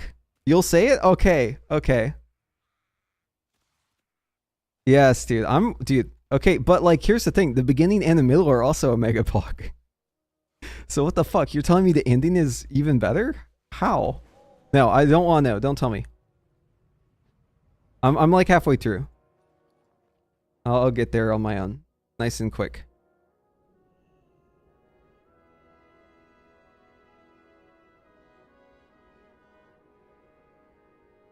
And then we gotta wait, dude. Okay, here's the problem, man. Here's the problem. I've been reading these books like there's no there's no limit to how much book there is. I've been flying through them. I've literally been fucking blasting these books. with no regard for how much content there is. And I'm about to hit a goddamn brick wall. Because in the past, like, 2 months, I've read all of his books up until this 5th book, at least in this series. And just like back to back to back to back, just binge. Right? And now I'm about to run out of content. And that makes me kind of sad. Because I've been taking it for granted, dude. I've been just blasting so fucking hard. And I'm about to hit a goddamn brick wall.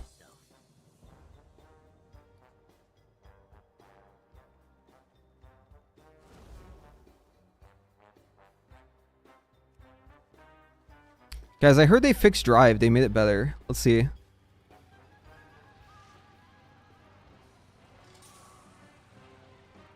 Oh, you bounce now. Wait, that's actually kind of good. I'm like fully stuck now, though. Wait, am I like stuck inside this object? Oh, there we go. I got unstuck.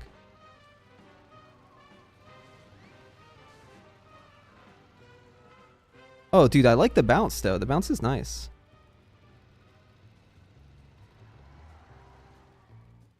Wait, did they change the handling on the drifting too? Oh, wait, you can't drift in the air anymore. Right?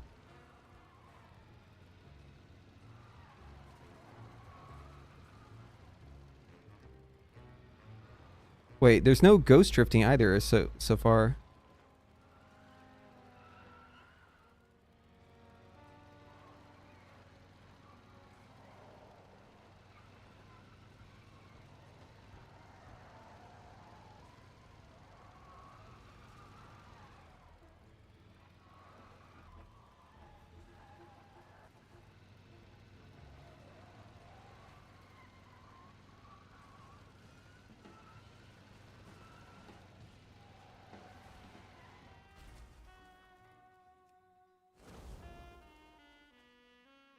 I think it's better.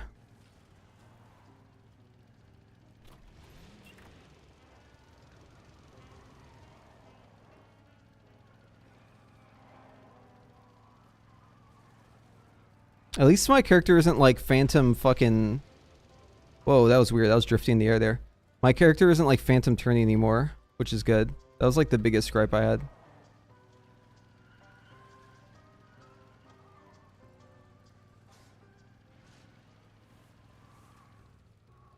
It's a little weird to bounce though, but I think it's much...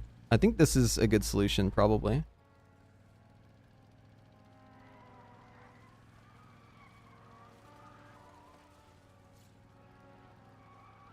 Well, I'm testing out the fucking steering to see what I can do, yeah? So I'm gonna drive like a maniac. I'm trying to do like drift tech. Look at this, dude. We're fishtailing. Cause like you get like the speed up power whenever you like drift. So like if you like do this stuff, see how I'm like alternating? You can fill it up again. See that? Now it's filled up again. So all you have to do is like alternate your drift, and then you can speed increase more. See? Oh, I took fall damage there. That's interesting. See how I'm filling it up? See, that's the tech right there. You can fucking fishtail to fill up your bar. You gotta find the right time to do it though. Don't do it while you're boosting. That's bad. I was trying to make it work. It wasn't really working. Some people get giga seasick from the driving. I can imagine that, yeah. It's a little jarring. The camera's a little weird on it.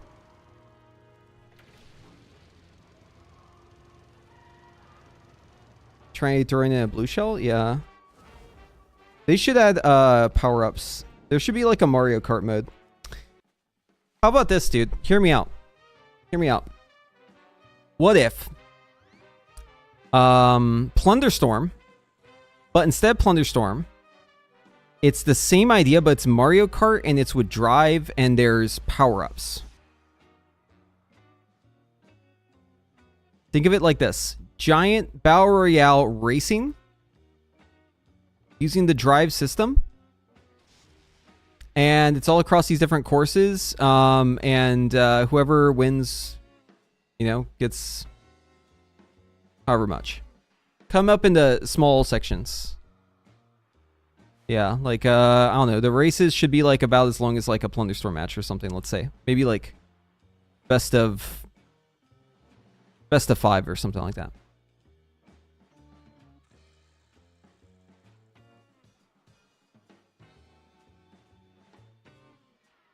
That'd be good.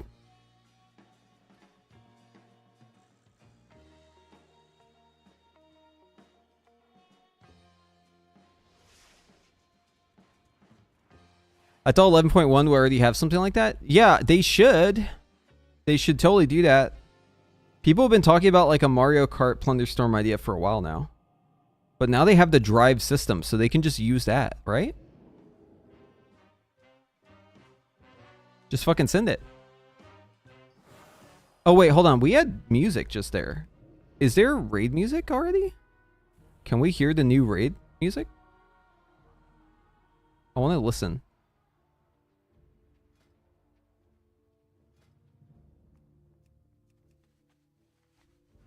I don't think the raid is open, but maybe we can like hear it outside. Oh, they get there. Portal room.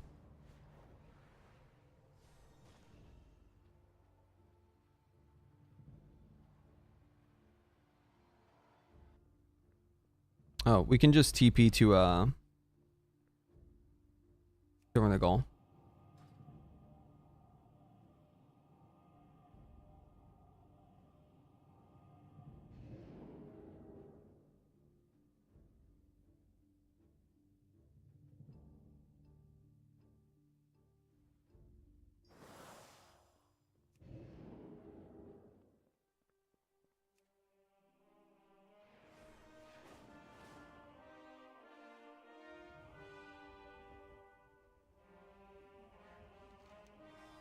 So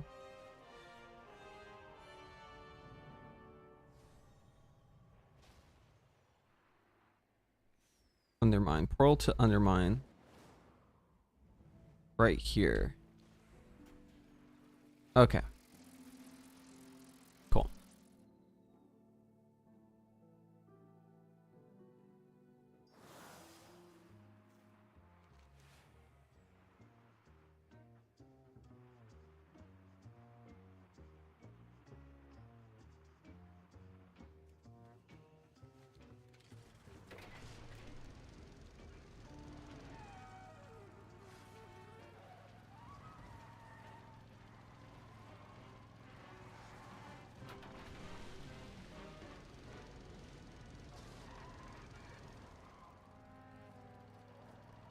Can you take the car inside?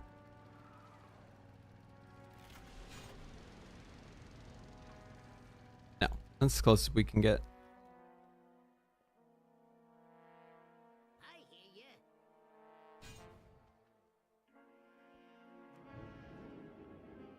Not sure if we'll be able to hear the music inside the raid. Oh, the raid is over here. Interesting.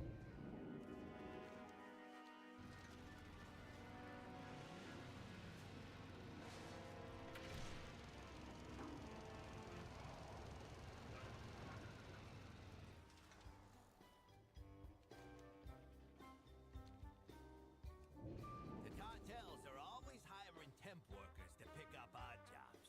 See if you can lend a hand.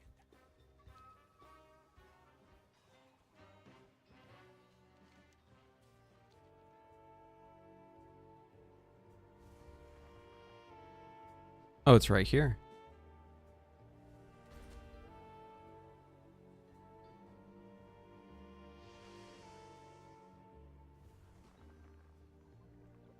And here's all the renowned stuff.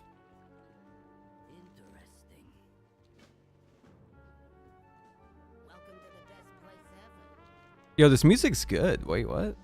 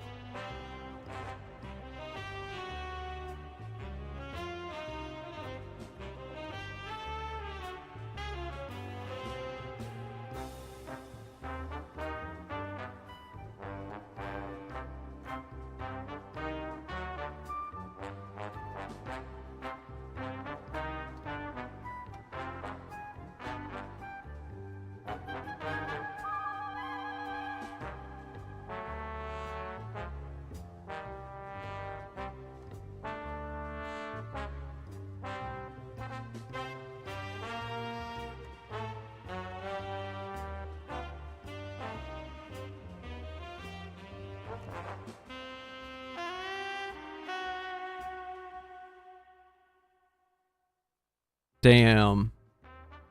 That saxophone at the end.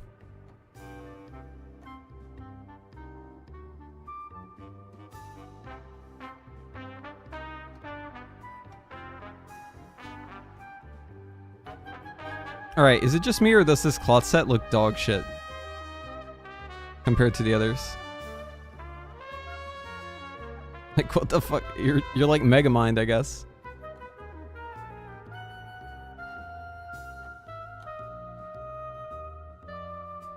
This one looks cool as fuck, dude.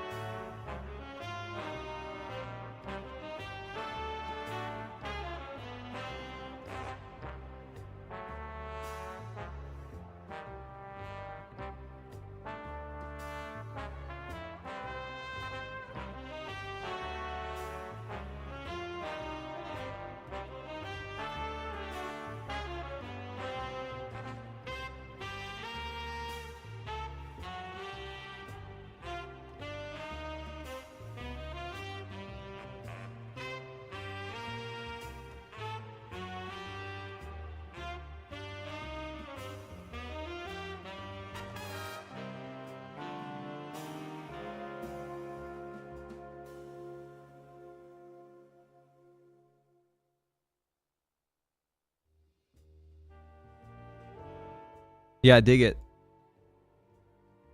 It makes me want to go go pick up my saxophone and try to learn how to play that part.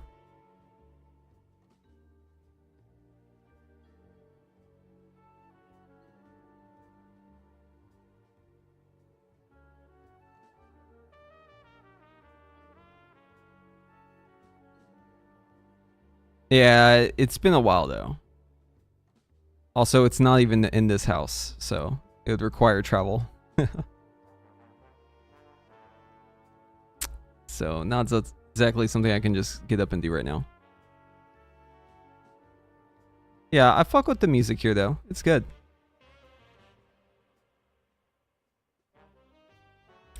I don't know if I can say I've learned anything so far in the stream today. I feel like we just kind of reinforced things that we already knew or just kind of like had conversations about. Wait, liquid gold. Yo, is this the new water?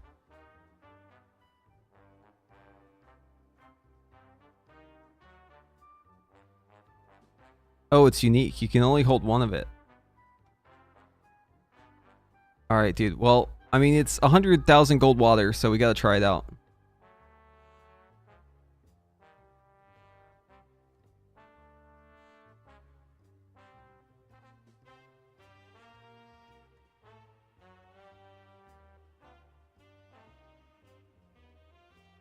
Wait.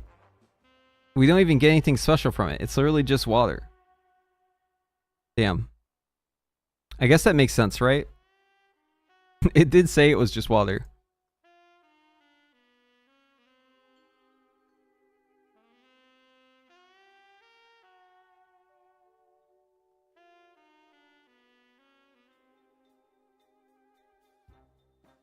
But yeah, let's see if there's anything else we can get pulled up. Anything new?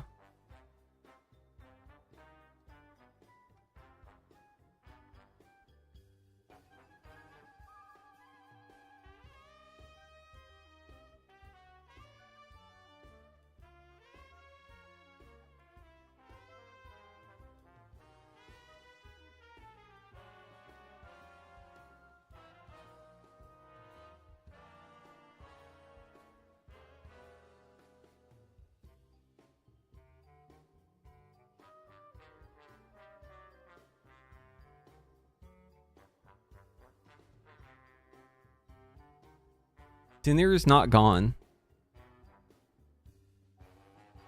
Want to add a quick update concerning how raid renown has changed per your feedback in hopes of not burying the lead. Puzzle Cartel chip previously present at rank 17, 19 on the track that allowed purchase of raid items directly has been removed. However, it's noteworthy that this feature isn't intended to be gone. Just that we're moving it away from the 11.1 raid renown track. More details to come. Fixer upper... Okay, so they got rid of the dinar from the renown, but they're putting it somewhere else. That could be a good thing or a bad thing. Depending on where they put it on the track. I was kind of excited for it being on the track because it meant that alts could just automatically log in and grab it. But it was like pretty far in. Like 19 weeks is like a long time.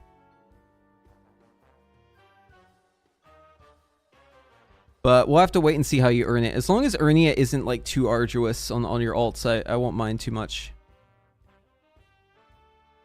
Raid skip has been moved to rank 5. But you have to have killed Muggsy on that difficulty. Okay, that's good. That's really good, actually. I mean, it's like the same as live, though, right? Except for you didn't get it if you skipped on live right now, whereas you would still get it in this system. So it's actually more fair. Although it is a week later, I think. Taking the rank 8 and 17 spots as a result of some previous reward shifting of the 2 months. We have Thunderdrum, Misfire, and Dark Fuse Chompactor. Where the fuck those mean? Maybe we can see it.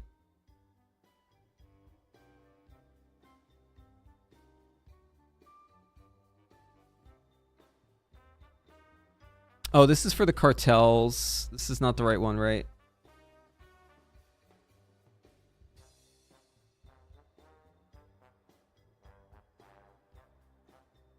Wait, is this the same one? Where's the, which one is the Undermine one?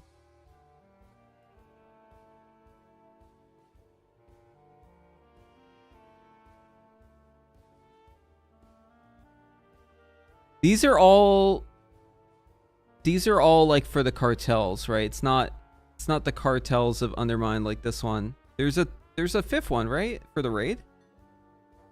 What the fuck is the fifth one? For the hotel. Maybe we don't have it because we haven't done whatever the prerequisite is.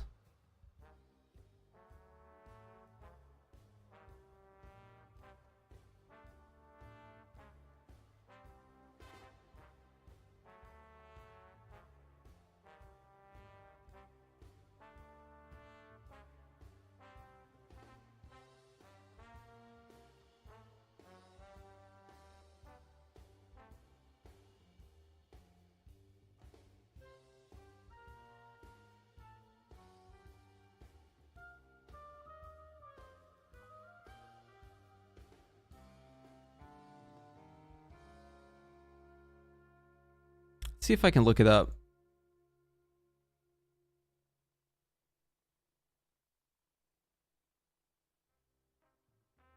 Yeah, Gallego loyalty rewards.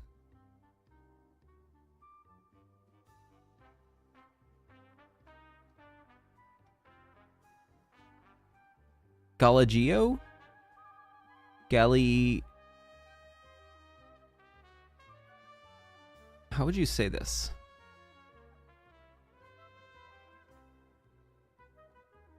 It's not Galio. Galagio? The Galagio? Oh, I see. The Galagio. That's good. Okay, I like that.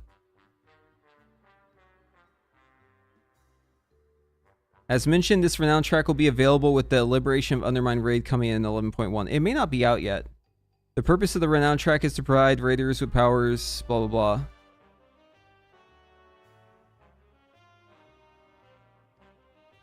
So the Galago rep is supposed to be... You only get it from the raid. It's called the Galago Loyalty or Rewards Club. Yeah, so I think it would be... It would kind of be like one of these, right? Where you got like these separate ones.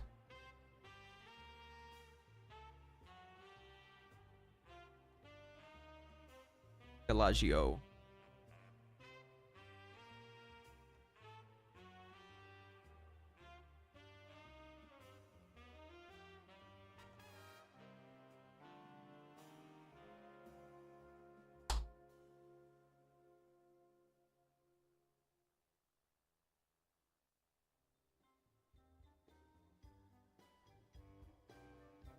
$14 Operation Floodgate.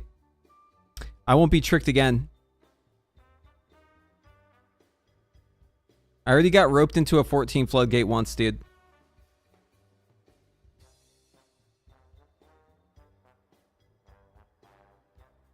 That was, let's just say it wasn't a very fun experience.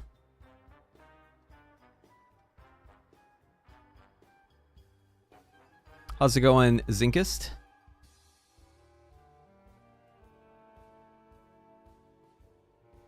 Bum, bum, bum, bum.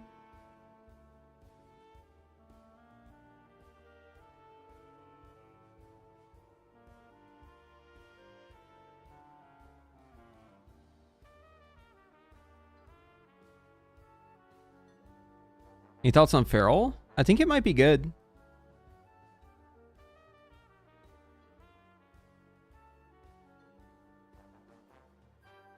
I don't know. No one plays that spec. It's easy for it to go under the radar. I feel like if it's good, it'll be just low-key good, and it'll just get away with being good. That's the best kind of good.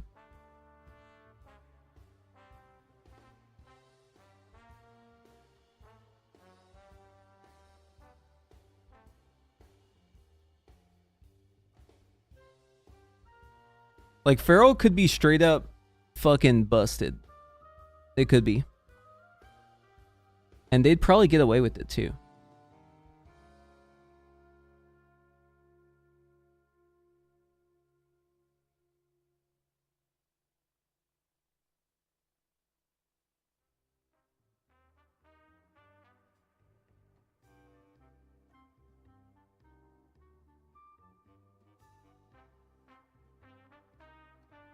Okay, I wanted to compare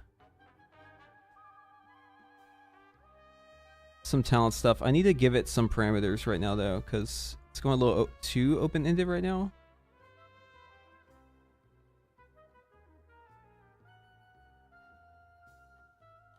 We'll keep it down to one boss, and yeah, obviously we're playing Unleash Inferno, so.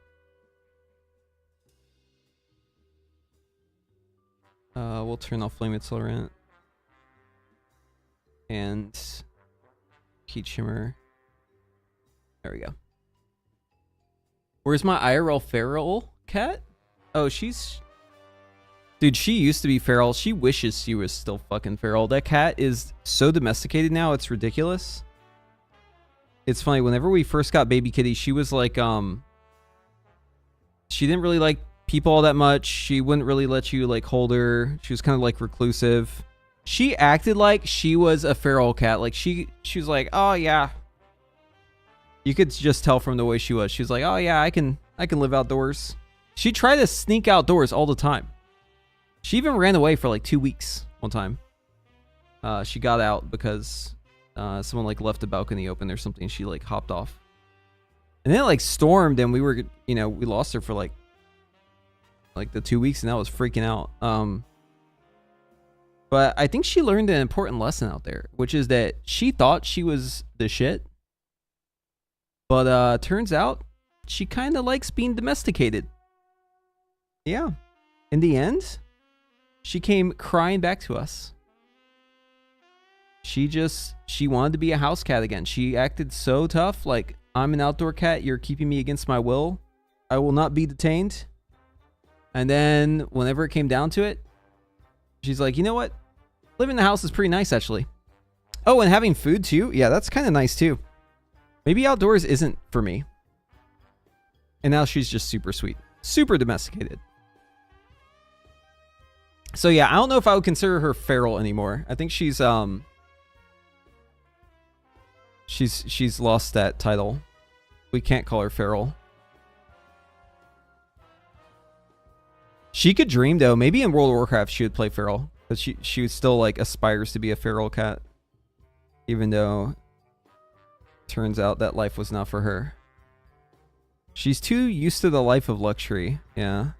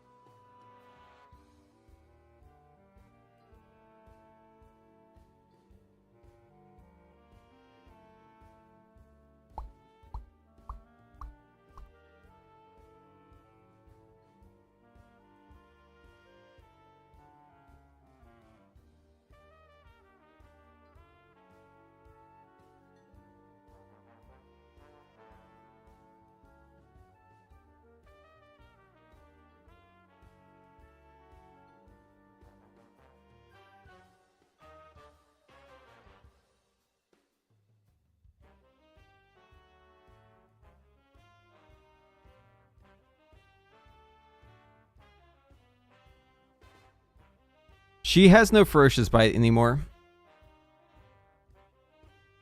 She had to get one of her canines. I feel like that's not the word for a cat, right?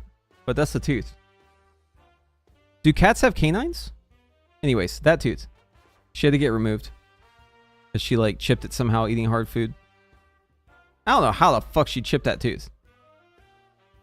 Somehow she manages to find a way even in the fucking luxury of being a house cat, she still finds a way to injure herself.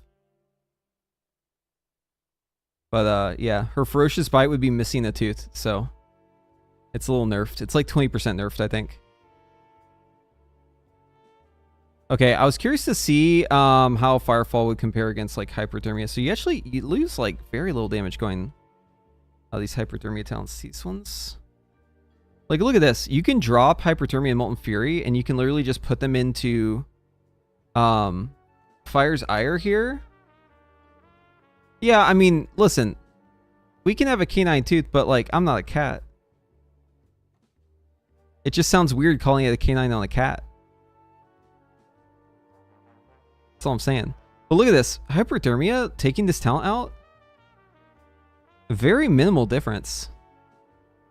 You're giving up so little for that. It's nice. It's very nice. Lots of flexibility. Look. Within basically 1% here. Just dropping the hyperthermia talents altogether.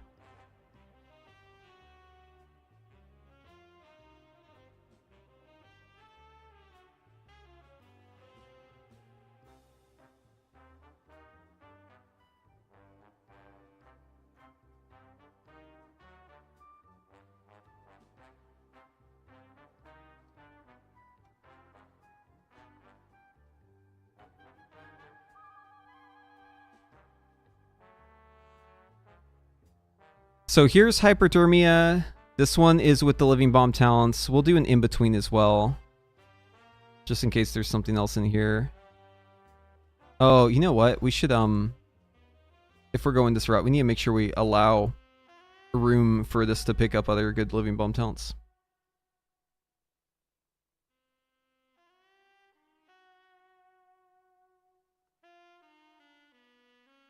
Hold on. I'm actually going to do this. I'm going to generate combinations. I'm going to take all these out. I do want it to run... Actually, hold on. Yeah. We'll pull all these out.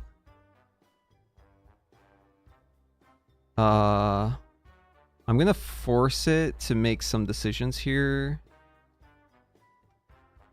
It should lead it down the right paths.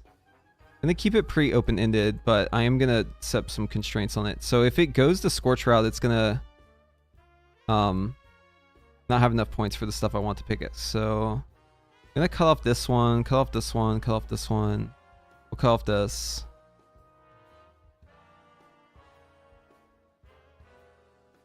I'm going to constrain it more here. I don't want it to get the Flame Strike talent. It needs a path though, the Mark of the Fire Lord. We'll add this one back in. I don't want to get maybe Sparkling Cinders. We'll give it the option to pick Pyrotechnics here. I need to constrain it a little bit more. I wish I could tell it, like, if you're going to pick this one, you pick this. You know what I mean? So the easy way to do this would be to just force it. So, like, have one version that does this and one version that does the other side. It's just a little annoying to do right now. But we'll set this up for a single target. I want to see what the loss is.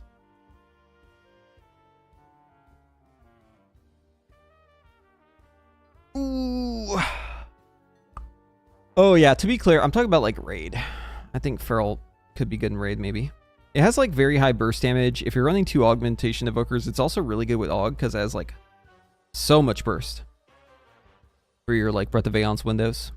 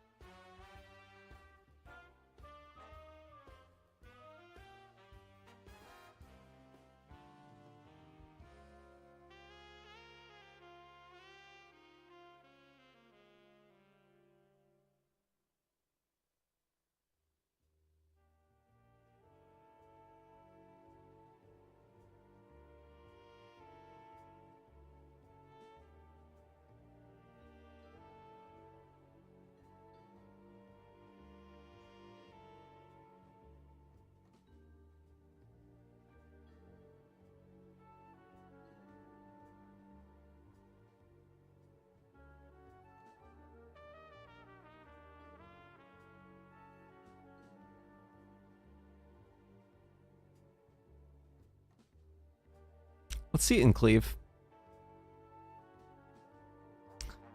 Yeah, so there's a couple of reasons why I'm playing Mage now over Evoker, although I will play Evoker still, just as my main ult. The biggest reason is because augmentation exists. That is the biggest factor in my decision.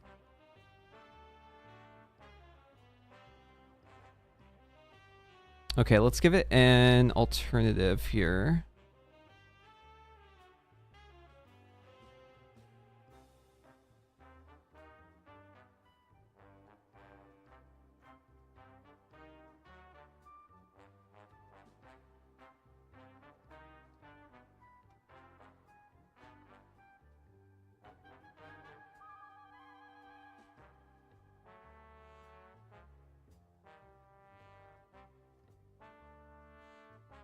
But yeah, the risk of there being a good Aug tier is like too high. So like I enjoy Dev, but I also play a level where I would feel like I'm trolling if Dev was like way outshined by Aug, and I really don't want to play Aug. So I'm a big believer that if you play a DPS, you need to like be able to play your specs.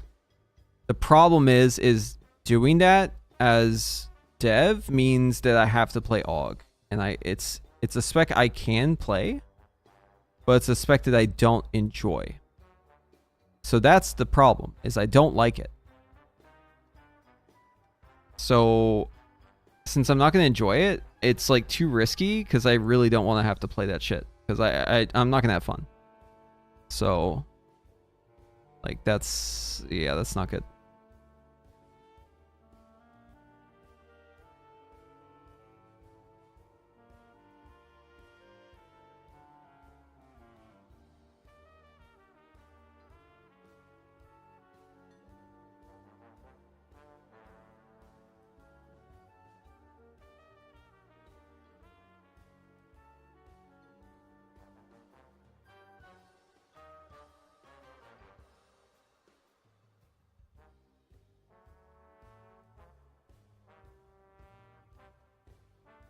Do you think Fire is better than Frost and PTR? I think they're both really strong. I think Frost has better single target right now, but I think tuning is fickle, and you should focus on the gameplay. But I'd say, like, my personal enjoyment of Fire is much higher than Frost right now. And it's been what I've been playing for most stuff. I think it's pretty good. Do we know how much damage DPS AUG does in 11.1? So, like, the hooks are always, like, kind of scrambled eggs, but, like, it's, it seems like it's pretty fucking good. But, yeah, it's hard to say. It, like, on paper, it, like, should be pretty good. It definitely got a couple nerfs, though, but...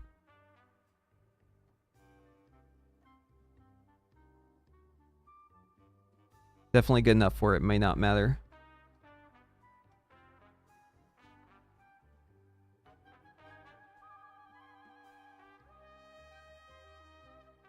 Yeah, about 6% is what we're looking at, so that's like kind of the same as live.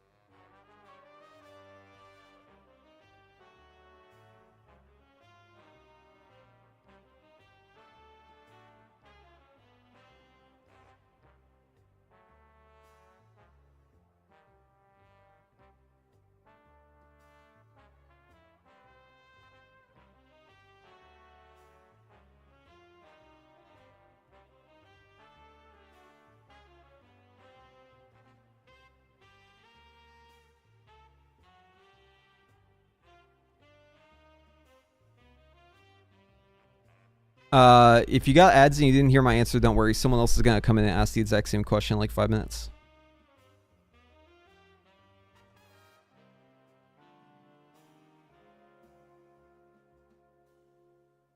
Okay, not as bad. 4%.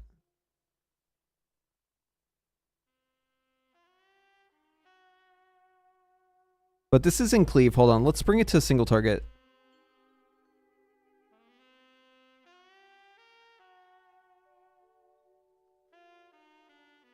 TLDR is this. All mage specs are pretty good. Fire's proven, and it's fun. The playstyle's good. Frost is probably more single target, but you're fine playing Fire. You have my permission.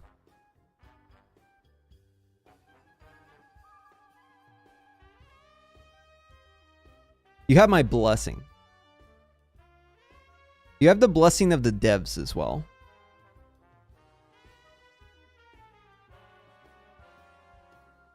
Yeah, a bit bigger of a loss here. Not too bad in single or in 2 targets though. Hold on, let's make it strictly 2 targets.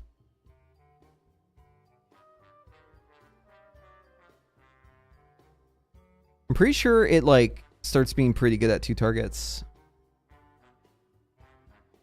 But that was his Frostfire, so maybe it's different for Sun Fury. Oh yeah, it's like even at 2 targets almost. It's getting there.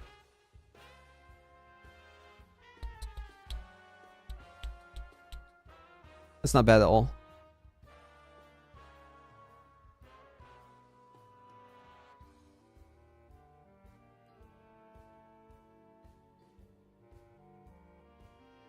It's taking Firefall. Interesting. Fevered Incantation slightly behind it. Yeah, it makes sense. Firefall doesn't take global. It's just free damage. You might as well since you're picking up Firesire. That's like the big commit anyways.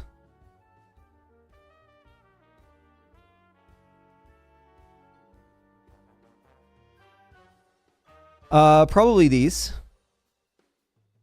These ones are good. You can also go with Mugsies is good. You can also, this thing is like from world event stuff, I think. So like this one is pretty good. You're pretty much going to play this Kazan one. Trinkets from the dungeons are also pretty good. Like some of them, for instance, Priory Trinket's pretty good. There's a lot of these trinkets that are like pretty good for fire though.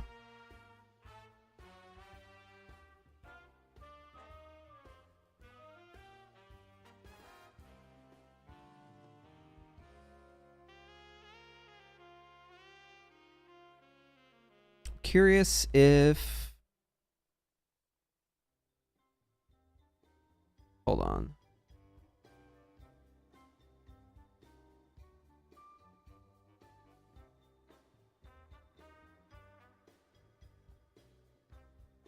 What if we give it the option to choose...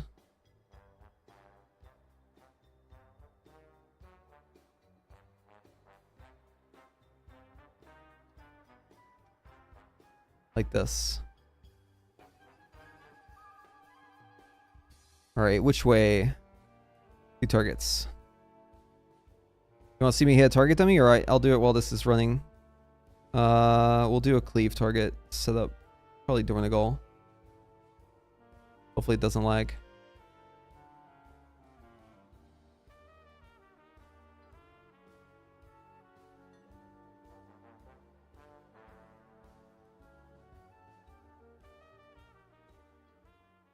Aw, the music's gone though. Fuck. That's not good, man. That's not good. Oh, this might be laggy. Yeah, we'll go living bomb.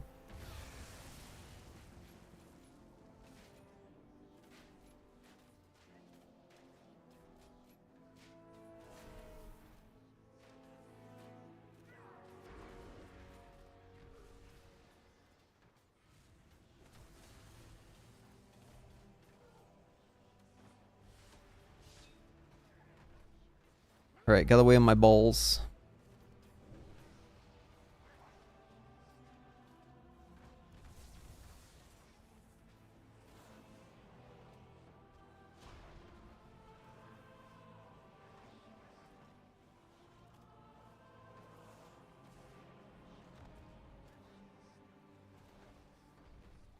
Firefall, firefall, firefall, firefall, firefall. These are all firefall. Firefall pretty good if we're ignite cleaving.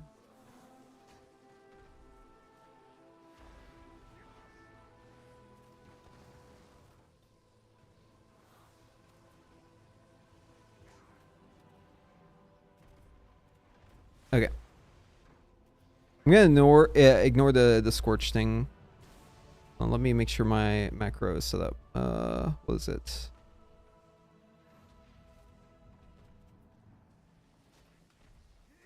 Look at this. Oh. Drink this, use this. Buff this. There we go.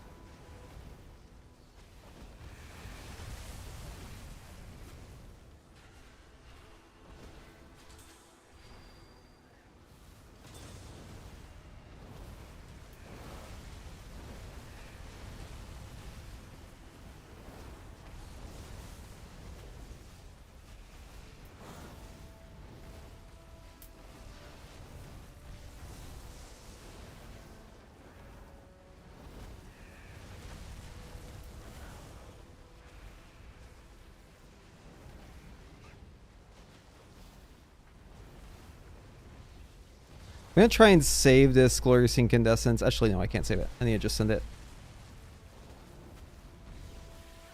I can build up another one, though. We almost have another one here. Okay, here we go.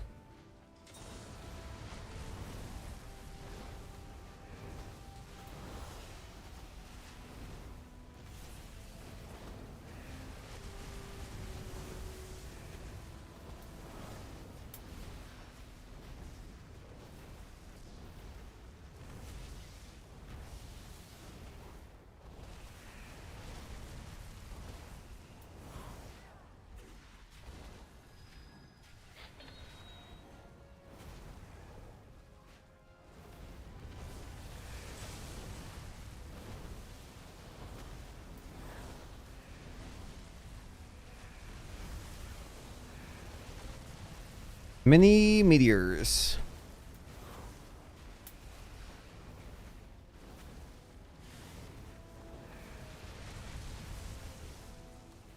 It's like a lot of ignited loading bomb damage. Well, so I'm only using Pyroblast because I'm just trying to like ignite cleave as much as possible. In most situations, you'd probably not just stick with Pyroblast, but that's the test I'm doing, right?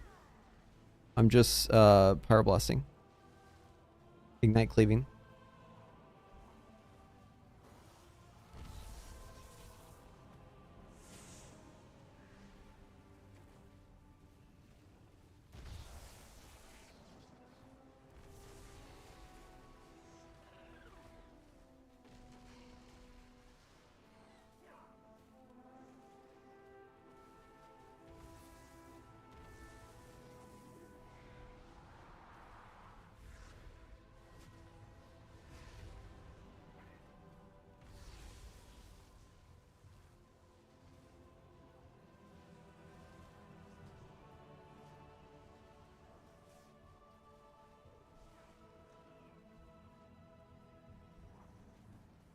$85 Flame Strike, 80 Arcane Barrage. My bird didn't go too crazy there. Here, let's do a shorter one.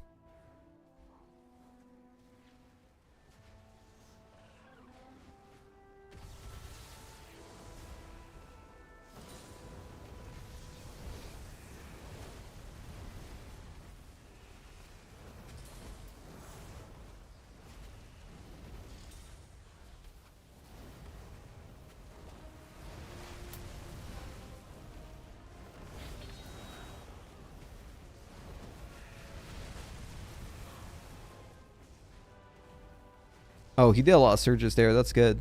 No Flame Strike, though.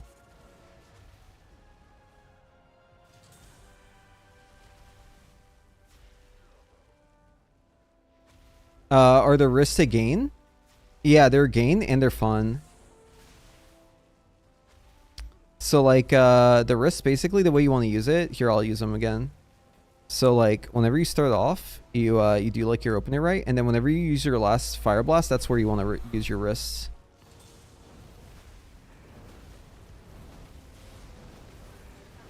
Like so.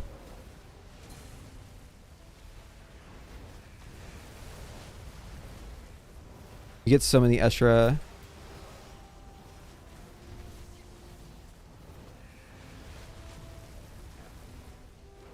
It's kind of wild. Like that one extra Fire Blast actually feels pretty good because it so you're getting cooldown reduction on Fire Blast, right? But you're getting it during combustion and with Fiery Rush. And then it also allows you to get to your Glorious Incandescence slightly sooner, which is the thing that gives us more Fire Blast and also calls down some meteors. So it actually feels like pretty good.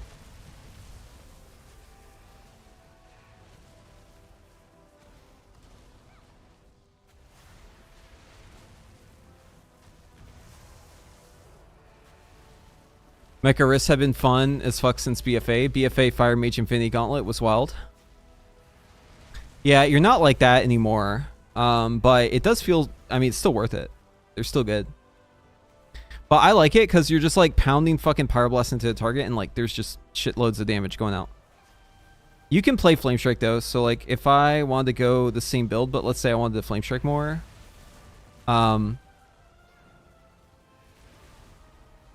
you just use Flame Strike instead of Power Blast, right? It's that simple. But yeah, we'll do that here. Let's wait 20 seconds on the bracers.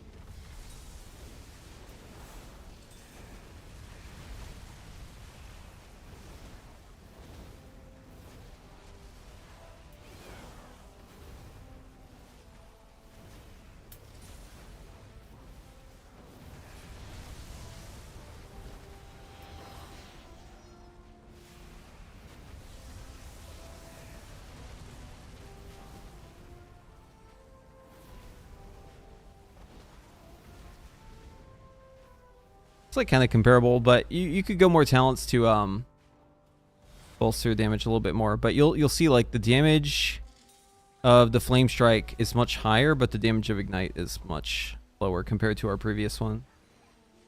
But you shouldn't read into the numbers too much on a test like this. Just focus on the gameplay of it. And they're pretty comparable, but as you get more targets, Flame Strike will, well, as the pull gets shorter, Flame Strike will be better. Assuming that you aren't trolling the group by playing Flame Strike. But it's nice because this build allows you to choose. You don't have to choose one or the other. It's flexible, and that's why it's nice. You still take Quick Flame, but you don't double down on the Flame Strike talents. Like, you don't need to have Majesty of the Phoenix, right? You can just go Quick Flame, and you can play this as, like, you know, single target, focusing whatever needs to be focused. And then whenever there's time to, on the pull, like, very short amount of time to get some damage in where Ignite wouldn't tick out, you could swap over the Flame Striking a little bit more. And yeah, overall it feels pretty good. I'm a fan of it. I like being able to be flexible like this, and it just give you up one talent to like gain all that flexibility, because the only thing you could do as an alternative is pick up Convection, and this talent just doesn't really do much.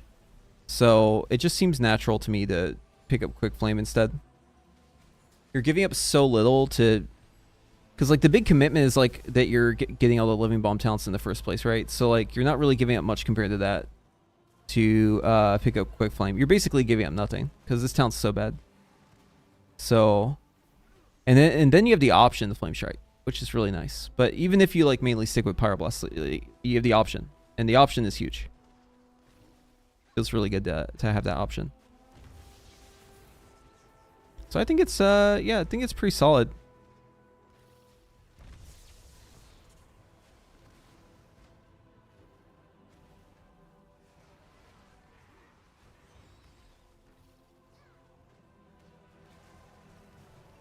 The only thing that's kind of annoying about Flame Strike is the bird. So like the bird has some weird quirks. So for instance, if I'm back here, right, I can still attack the target dummy from max range.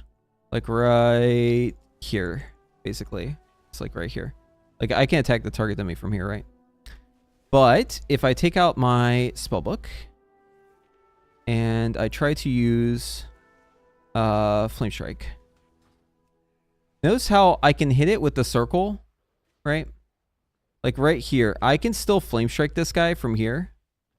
He's still in my circle, but I'm out of max range. Now the bird is kind of dumb. So the bird, what he's gonna try to do is he's gonna try to flame strike, but he might be in range like where the circle would work, but he doesn't use a circle, right? He uses like a target. So like right here, even if I can still flame strike, the bird can't. So you gotta be a little careful with the bird, because the bird might just like go AFK. So like you gotta make sure that whenever your bird comes out, he's like in range to hit the target you want to hit. So like if I need to be, let's say, out here, like what I'm gonna do is I'm gonna set up my combustion here, right? And then I'm gonna move out to wherever it is I need to go. I had a little lag there, but you know, I'm moving out here. So like, oh, that's too far. But basically I'm trying to put my bird like in range. So I'm wherever I need to stand, but I'm not like trolling my bird. Like my bird isn't, it's like he's like over here, see? So like that way, or this is someone else's bird. But basically the point is if your bird's too far, then he's going to be confused because he's going to try to flame strike, but he's going to be too far away to flame strike. Even though you could flame strike from that distance, he can't because he has to target the mob to do it, right? So he's going to be too far, and then he's going to try to flame strike and it's not going to work. And then he's just going to get stuck. He's just going to get stuck, and then you're going to lose a ton of damage because flame strike is like one of the best moves the bird can do, right? So you got to set up the bird for success. You can't like let your bird be too far. So just be really careful if you're like combusting as you're like walking into a pole, that you like do it in range of where the mobs are going to go, because the bird, he will just kind of AFK. Right? If I pop my combustion like way the fuck out here,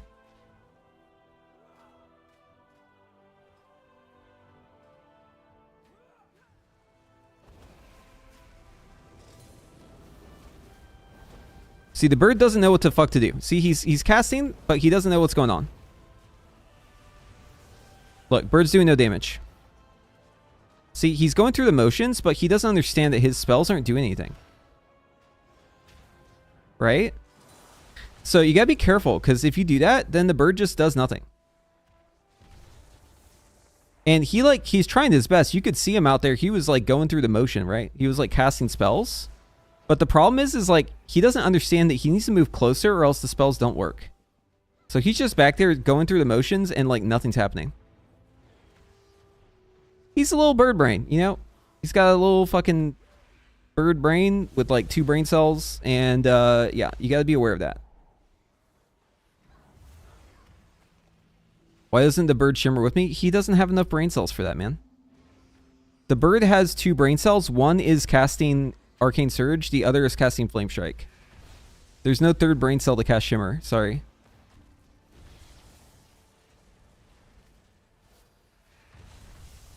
Yeah, he's a little fucking dumb. It's okay. We still love him. He's trying his best. So what you need to do is you need to tend to the bird. You need to be a good bird keeper. And you need to make sure you put your bird where it can hit the mobs. And if the tank moves them away from your bird, you need to take note of that so that you can like not have that happen again. Right? Because if the tank like drags all the mobs away from your bird's just going to be sitting back there AFK.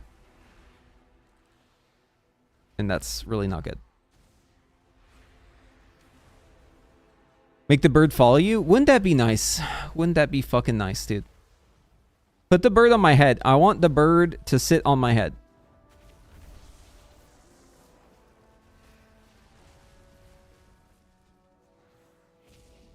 I want the bird to be like this. Right here.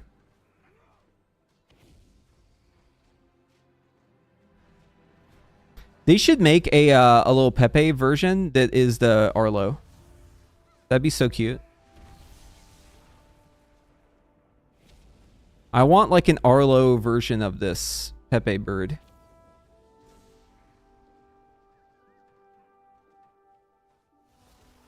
You know what's funny about this little bird is it shows up even on evokers. So even though you can't wear a hat as an evoker, at least you can have a bird on your head. It's a nice little workaround.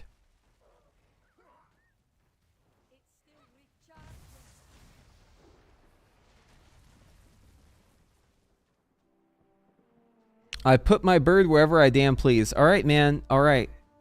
But you may not like what happens if you do that. Just warning you, man.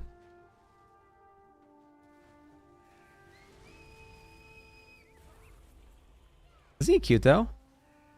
I'm telling you guys, if they just made a version of this little bird that was Arlo, it would be so fucking poggers, man.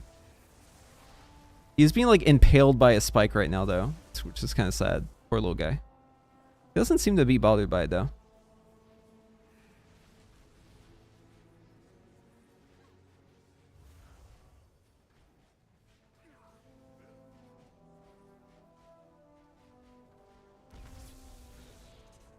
Yeah, he's just vibing.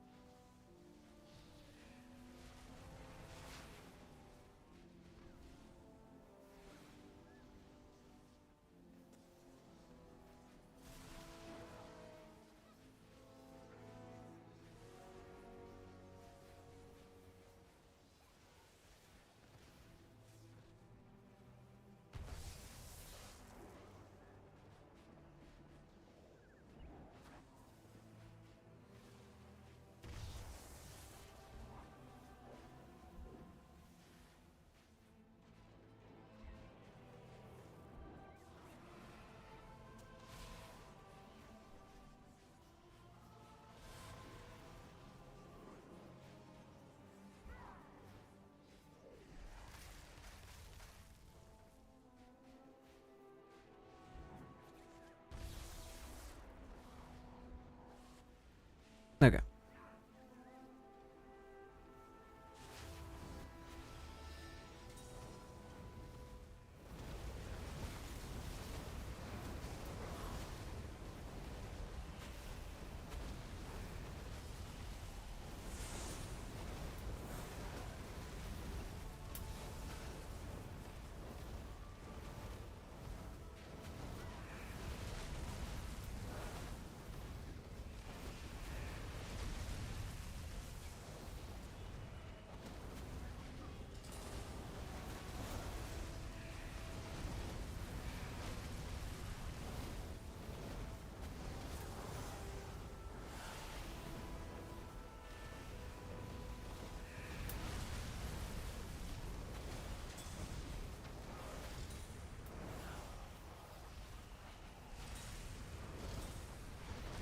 Oh my god, I just got so many procs in a row. I was shifting power, but it was actually a waste. Too many procs.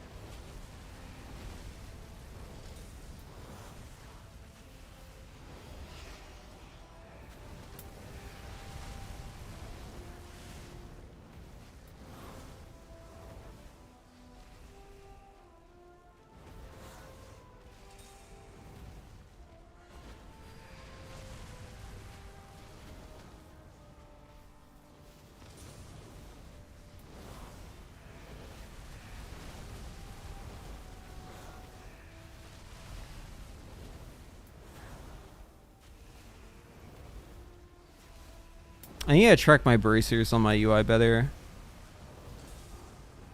Hold on, we need to add tracking for that.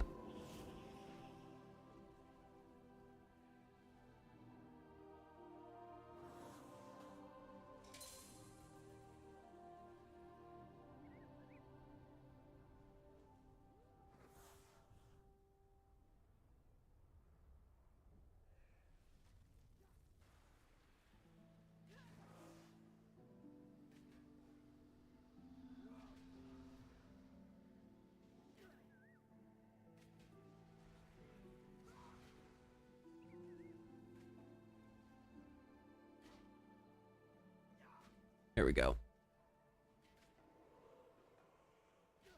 Okay, guys, what do you want to see next?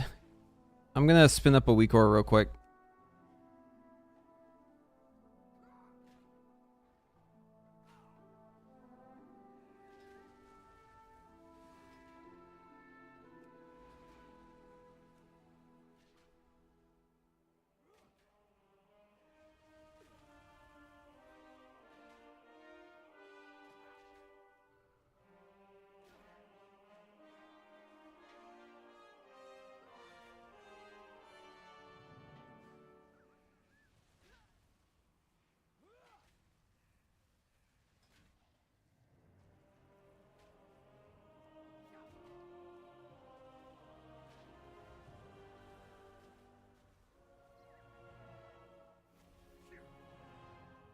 How's Arcane looking compared to Fire and Frost? DPS wise, single target. It's pretty close actually, but need to wait to see like what the rotation ends up being. But seems like pretty straightforward. Just try not to waste intuition, and maybe we pull for Touch the Magi, but not really too sure about that.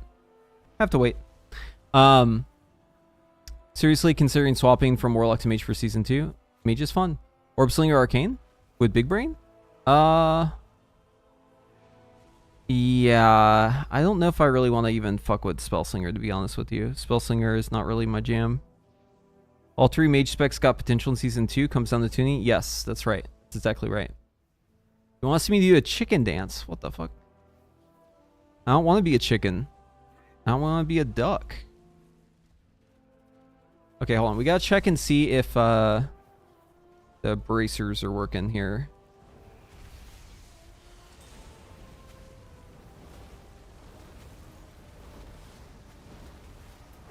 Okay, that seems to be tracking it well.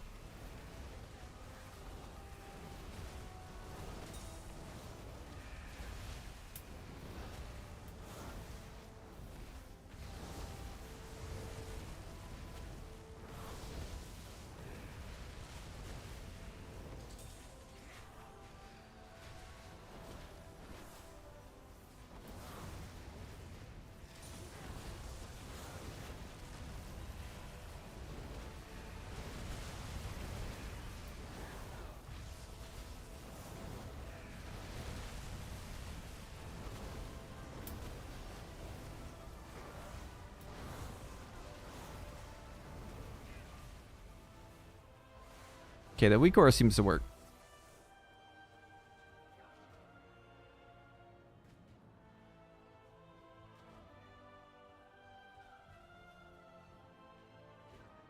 Okay, so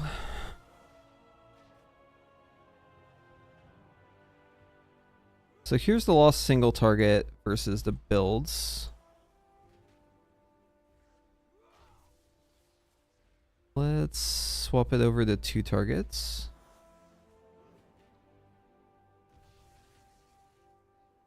Warlock Spy detected. What's Frostfire Fire looking like? All my homies hate hardcasting spells. Frostfire Fire? It's alright. I don't know, man. Are you sure you want to do that? You sure about that, man? You sure about that? I feel like you may not want to go that route. Just saying.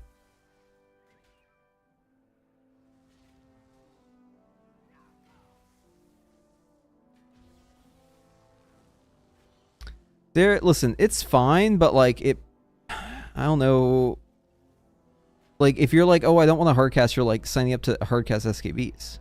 And then you have to like abuse Flame Accelerant with even more hardcasts. So there's like a lot of paying attention to hardcasts. And then you're also having to track like all these different buffs, and there's just like a lot more going on. So I don't know if your like intention for wanting to play Frostfire Frost is because you don't want a hardcast, then like, buddy, I got news for you. That is probably not what you want.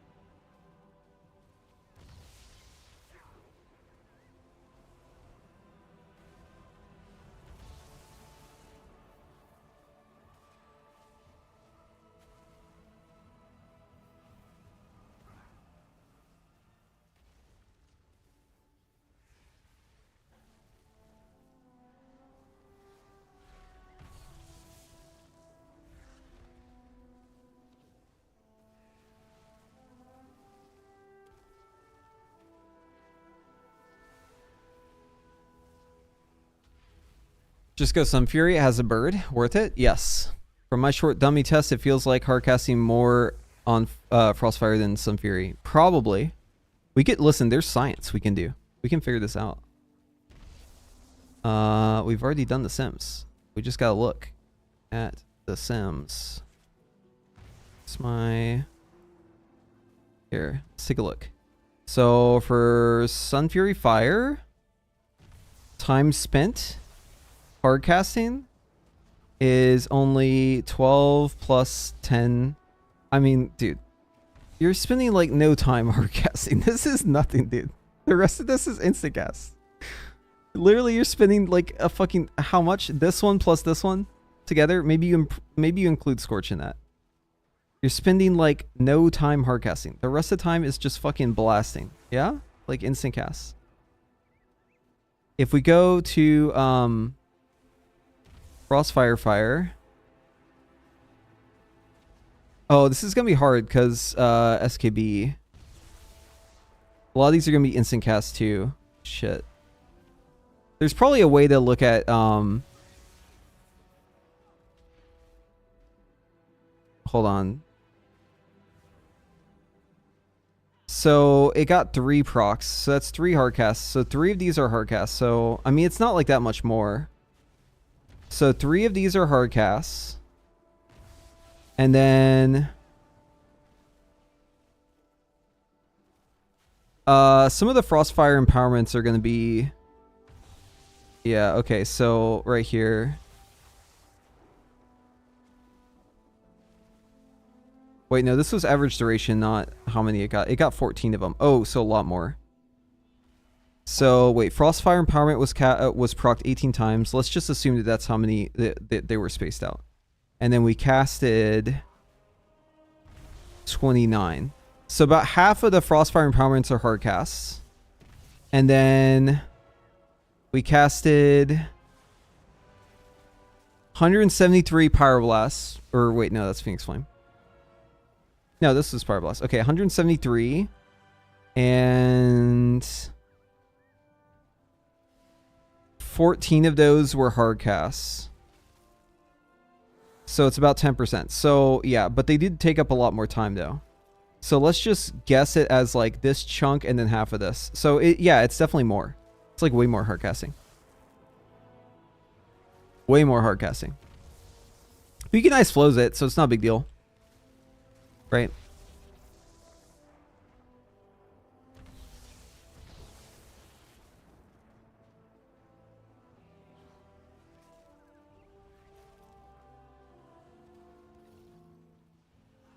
But even still, I think Sun Fury is probably the way.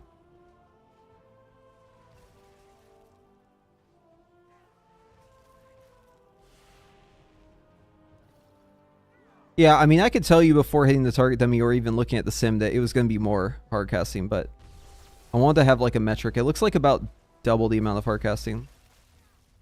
But yeah, I'd have to run a different test to tell you exactly how much.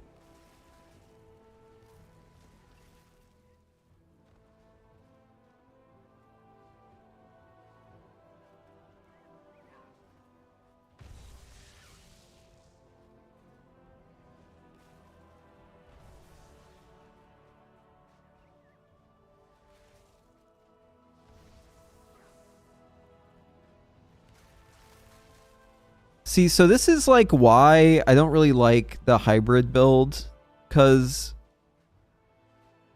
it's like, it's not good at anything. It's just like okay at single target. It's like okay at 2 targets. And then it's just bad. I think this is probably going to follow the same trend as a thing I did before. So like this one is for Frostfire. So not a direct comparison, but you can kind of get the idea. It's like the Flame Strike build is like kind of like an all-rounder, whereas the Living Bomb in this case would be like heavy cleave, heavy AoE, lower single target. I think it's the way to go. I'm sold on this being the Mythic Plus build. It'd be hard to convince me otherwise at this point. I'd have to see some fucking proof. Because, like, yeah, it is worse single target, but, like, it is just basically better at everything else. And, like, Flame Strike, yeah, you're taking the Flame Strike talent, but, like, who cares? Just don't use it if you have, like, reservations about Flame Strike. Just only use it whenever it makes sense. You'll probably do even better that way.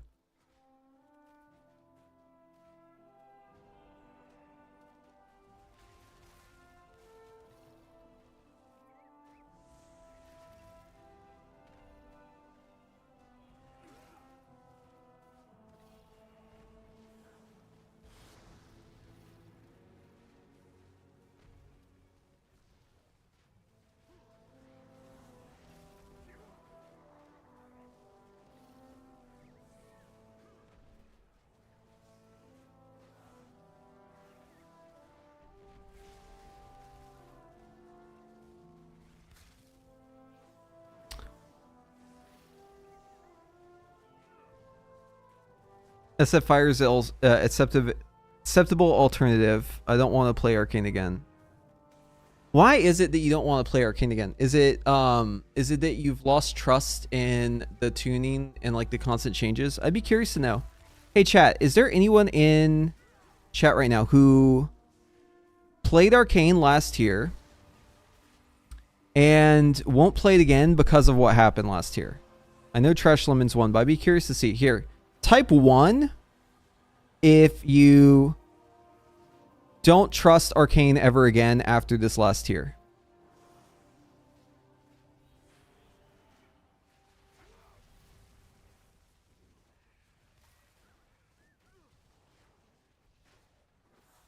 Type 2 if you are planning to play Arcane again.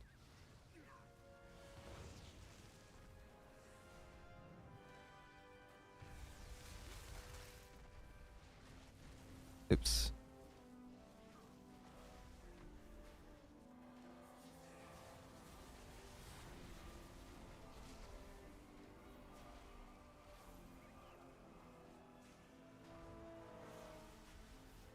Yeah, so like I'll put myself in the 2 category.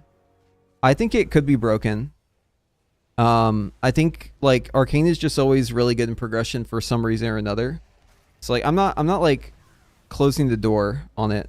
Like I'm still open to it, but I do empathize with y'all who pressed 1, because like if you took a while to get through this tier, like let's say that you were doing like Queen Anserac even a couple weeks ago to like finish out the tier, you probably had to learn a different version of Arcane like at least 4 times, maybe 5, right?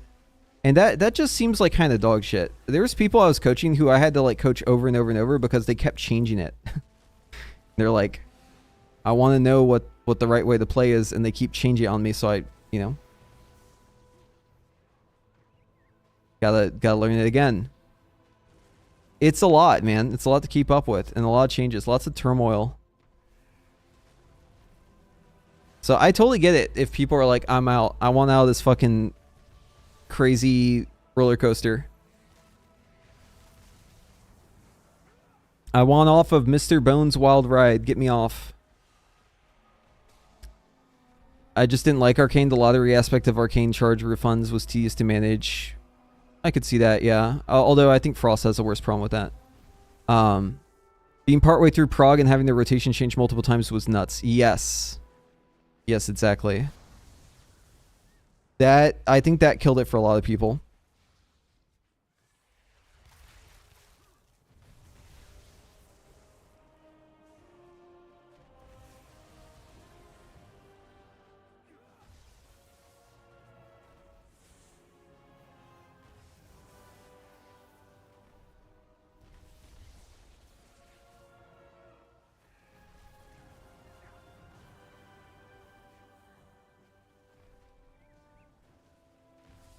It did start out really fun, dude. Yeah, the beta version, whenever they first showed it to us, was super fucking fun. And then it just kind of went downhill from there. That's the risk you gotta accept playing mage. Yeah, kind of. We get like a lot of attention, and like people have this like this idea in their head that like having your class get changed a lot is like a good thing. But I mean, clearly there's like also a dark side to it, yeah. But people who don't play mage, like, they don't get it. They don't know. You know, the people who like play classes that like never get changed, they're like begging for change, and they just like, they want nothing more than for their class to change again. And it just like isn't happening, and they get frustrated. So they're like, dude, change would be so good. But then on the flip side, like, we're over here like, dude, change is actually kind of dog shit. It's not what it's all cracked out to be. It depends. If you trust them to make the changes, then change is good, right? But if you don't, if they're making bad changes, then it can actually be kind of bad. Yeah. Mechagon bracers, yeah, they're good. They're worth it. They're not so good that like you need them though. You don't have to get them. They're very, very minimal. But they do so they're slightly better, and they do give you like more burst. And I like them. So I'm gonna definitely farm them up. They are fun. Yeah, exactly. They're fun. That's the most important thing.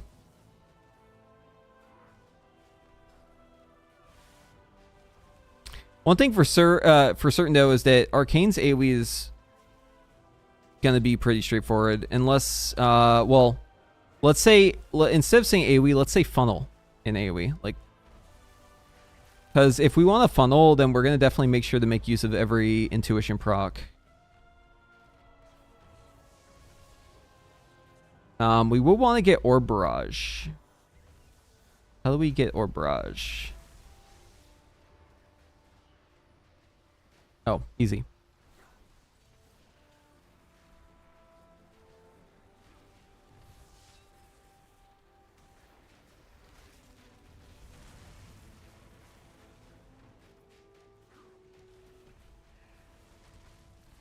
not going to look too hard at my gear. I'm just going to send it. Yeah, so for the bracers, it's like you Pyroblast, you Fire Blast, right? The Fire Blast is what you want to hit, and it will count spells that don't have a cooldown. So you want to do basically your last, so the Fire Blast that takes you to 0 Fire Blast charges, the last one you do, after you've done Fire Blast, Fire Blast, Fire Blast again, that's where you want to use it. So it'd be like Fire Blast, Pyroblast, right? Now you're at 2. Fire Blast, Pyroblast, now you're at 1. Fire Blast, Bracers, Pyroblast, and now you have a Fire Blast again. So Fire Blast, Pyroblast again. Right? Because you just want to like basically pound out all the Fire Blasts like back to back to back to back to back. But you want to use the bracers after the last Fire Blast, not after the last Pyroblast, or else you're only getting half, right? Because think of it like this. It does 3 spells. So if in those last 3 spells, 2 of them are Pyroblast, that's bad. Right? Because then only 1 was Fire Blast. But if you do it where it's 2 Fire Blasts and 1 Pyroblast, that's good. So that's what you want to do.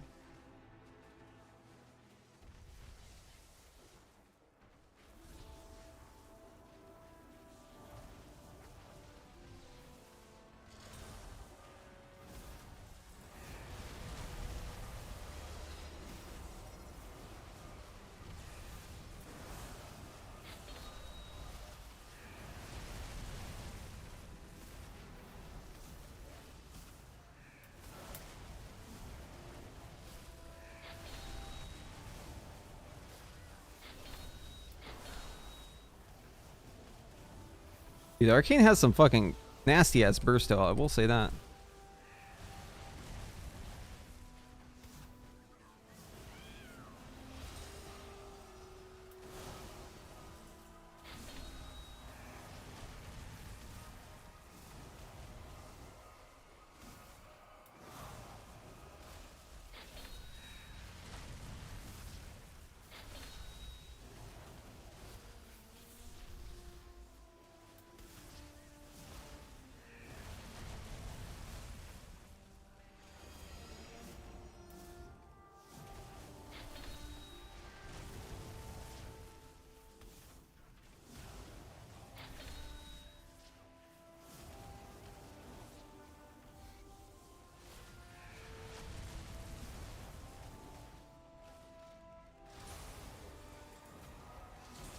I think I might have just munched a Aether 2 mint, I'm not sure.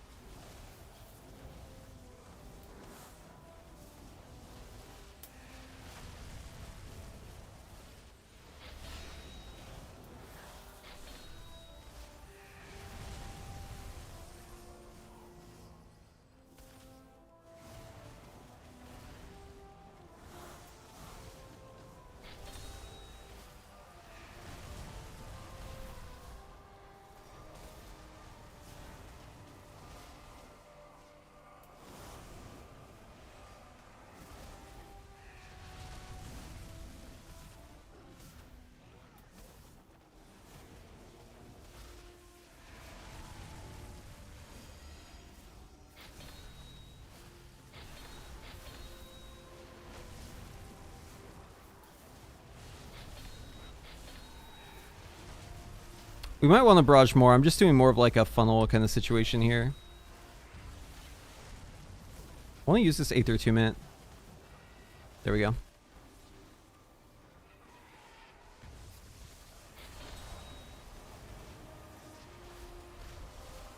Oops, that was a burden, not a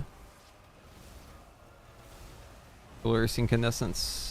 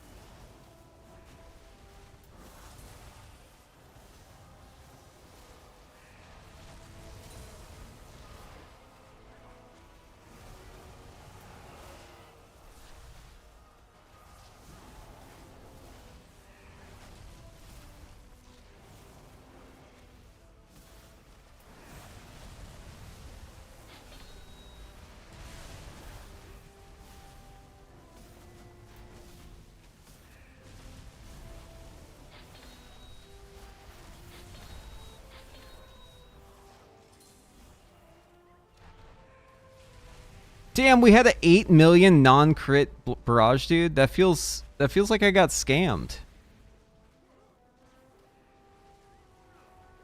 That feels like hella bad, dude. I think I got fucking scammed.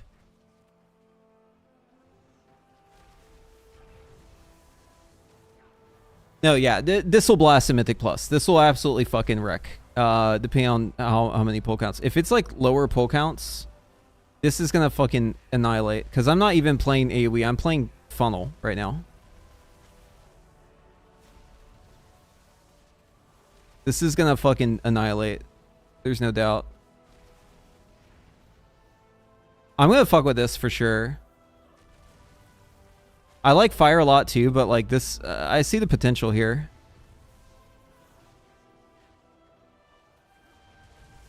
I think I want the double orb talent too.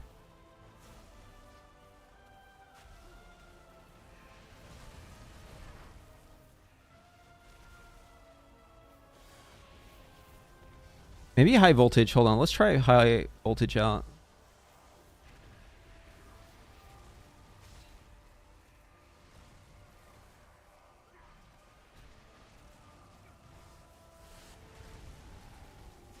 Yeah, if you want the weak aura steal, just do exclamation point UI for them. I don't make people sub to me or anything like that.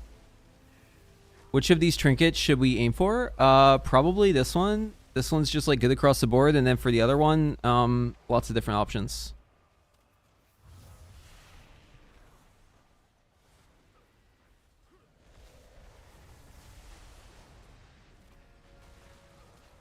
It's Luxos base. I've just kind of built off of it some things.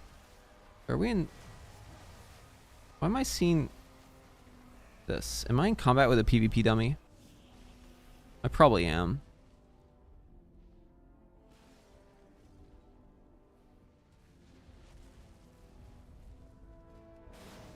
Oh yeah, Ruby is also probably something I should go pick up.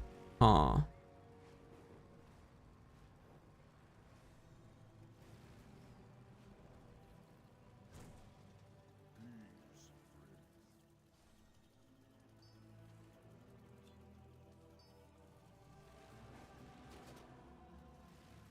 It is gonna be a little weird. Like, we'll only have it for every other go, but it's gonna be pretty big.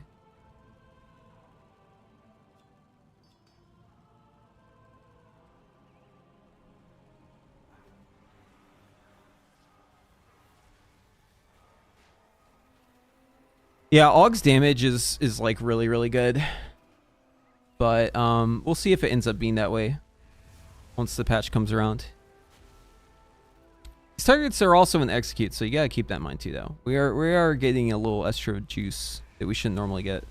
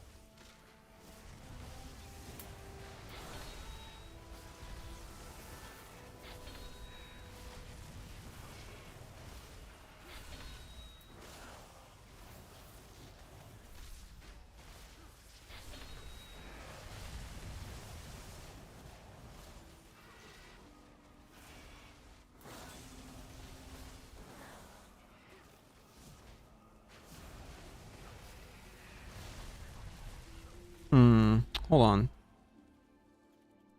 Okay, so if I'm like back here, this will instantly give me full, right? If I clip that, I can get 2 of them.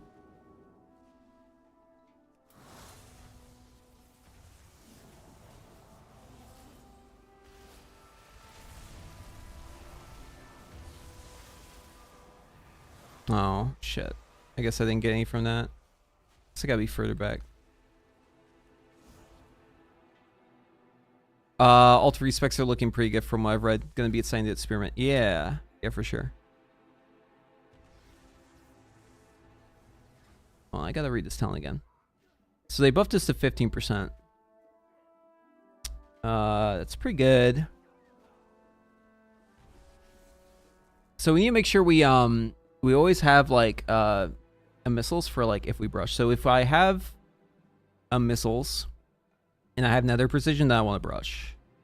It's pretty much the gist of it.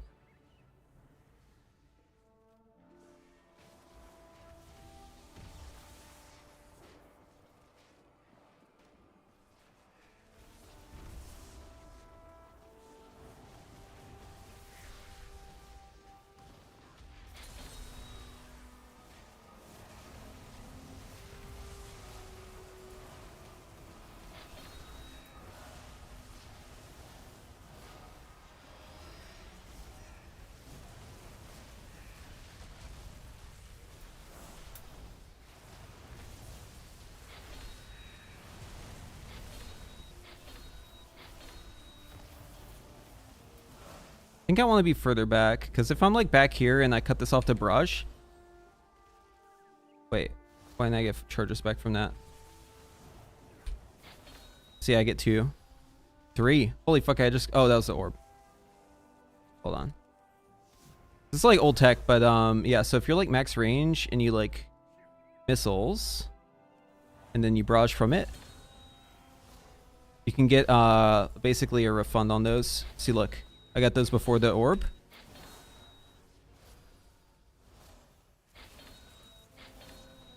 Holy fuck. Unfortunately, I'm just getting orb procs after orb procs. So it would be better if I was closer in this case.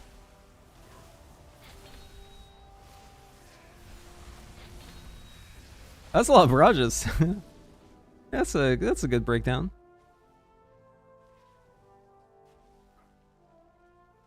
But yeah, basically it's like if you're like using your missiles, right? And you're like max range and then you barrage to clip the missiles are still in the air and they'll still give you charges. So you can spin the charge and then you can get back all your charges and then you can use them again. That's the tech. But the problem is that then your orb isn't close enough to like give you the value right away. So there's like a push and pull to it. There's probably like a good median distance where you can kind of do it.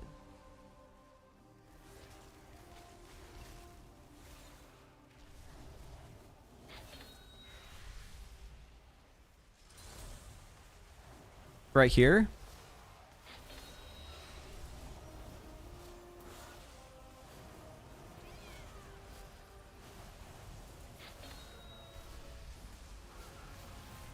Dude, that burst was insane. Did y'all see that burst? What the fuck? That was like... That was so cracked.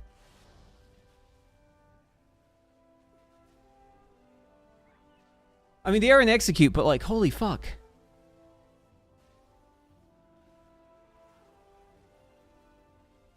The range is going to play such a big factor in this if you're playing high voltage. Because we're getting more Aether attunements, right? So like there's two things that are contributing to like high voltage being better. Number one is the fact that they just buffed it, so obviously it's better. Number two is we're getting more Aether attunement. More Aether attunement means more value in high voltage. And then if you double dip on that by, well, double dipping is not the right word. Blizzard, forget I said that. If you make use of that by being a little further back, enough where you can have the missiles in the air and also barrage, and then they can refill your charges during the GCD, then you can get 2 barrages per Aether attunement. And we're getting more Aether attunements through our tier bonus. And all of the tier bonuses and all the Aether visions we're getting naturally are all getting more value out of high voltage. So it's very easy for us to fill our charges with this. I like this. There's something here. I'm going to explore this more. Yeah. Yeah, no double dip. Forget I said double dip. That was the wrong word. We did not mean double dip. That was a slip up. We did not mean that word. That's a bad word. We would never double dip here. Never. We would never even think of double dipping. It isn't double dipping, to be clear. I actually did say the wrong word. Because it's not double dipping. I'm just like trying to make better use of it, right? By using travel time on my spells. So, nothing about that's making it double dip.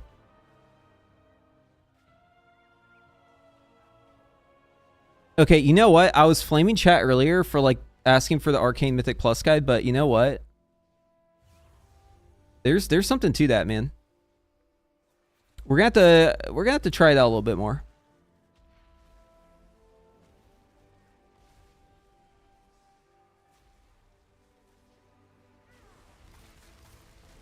Clever use of travel time. Yes.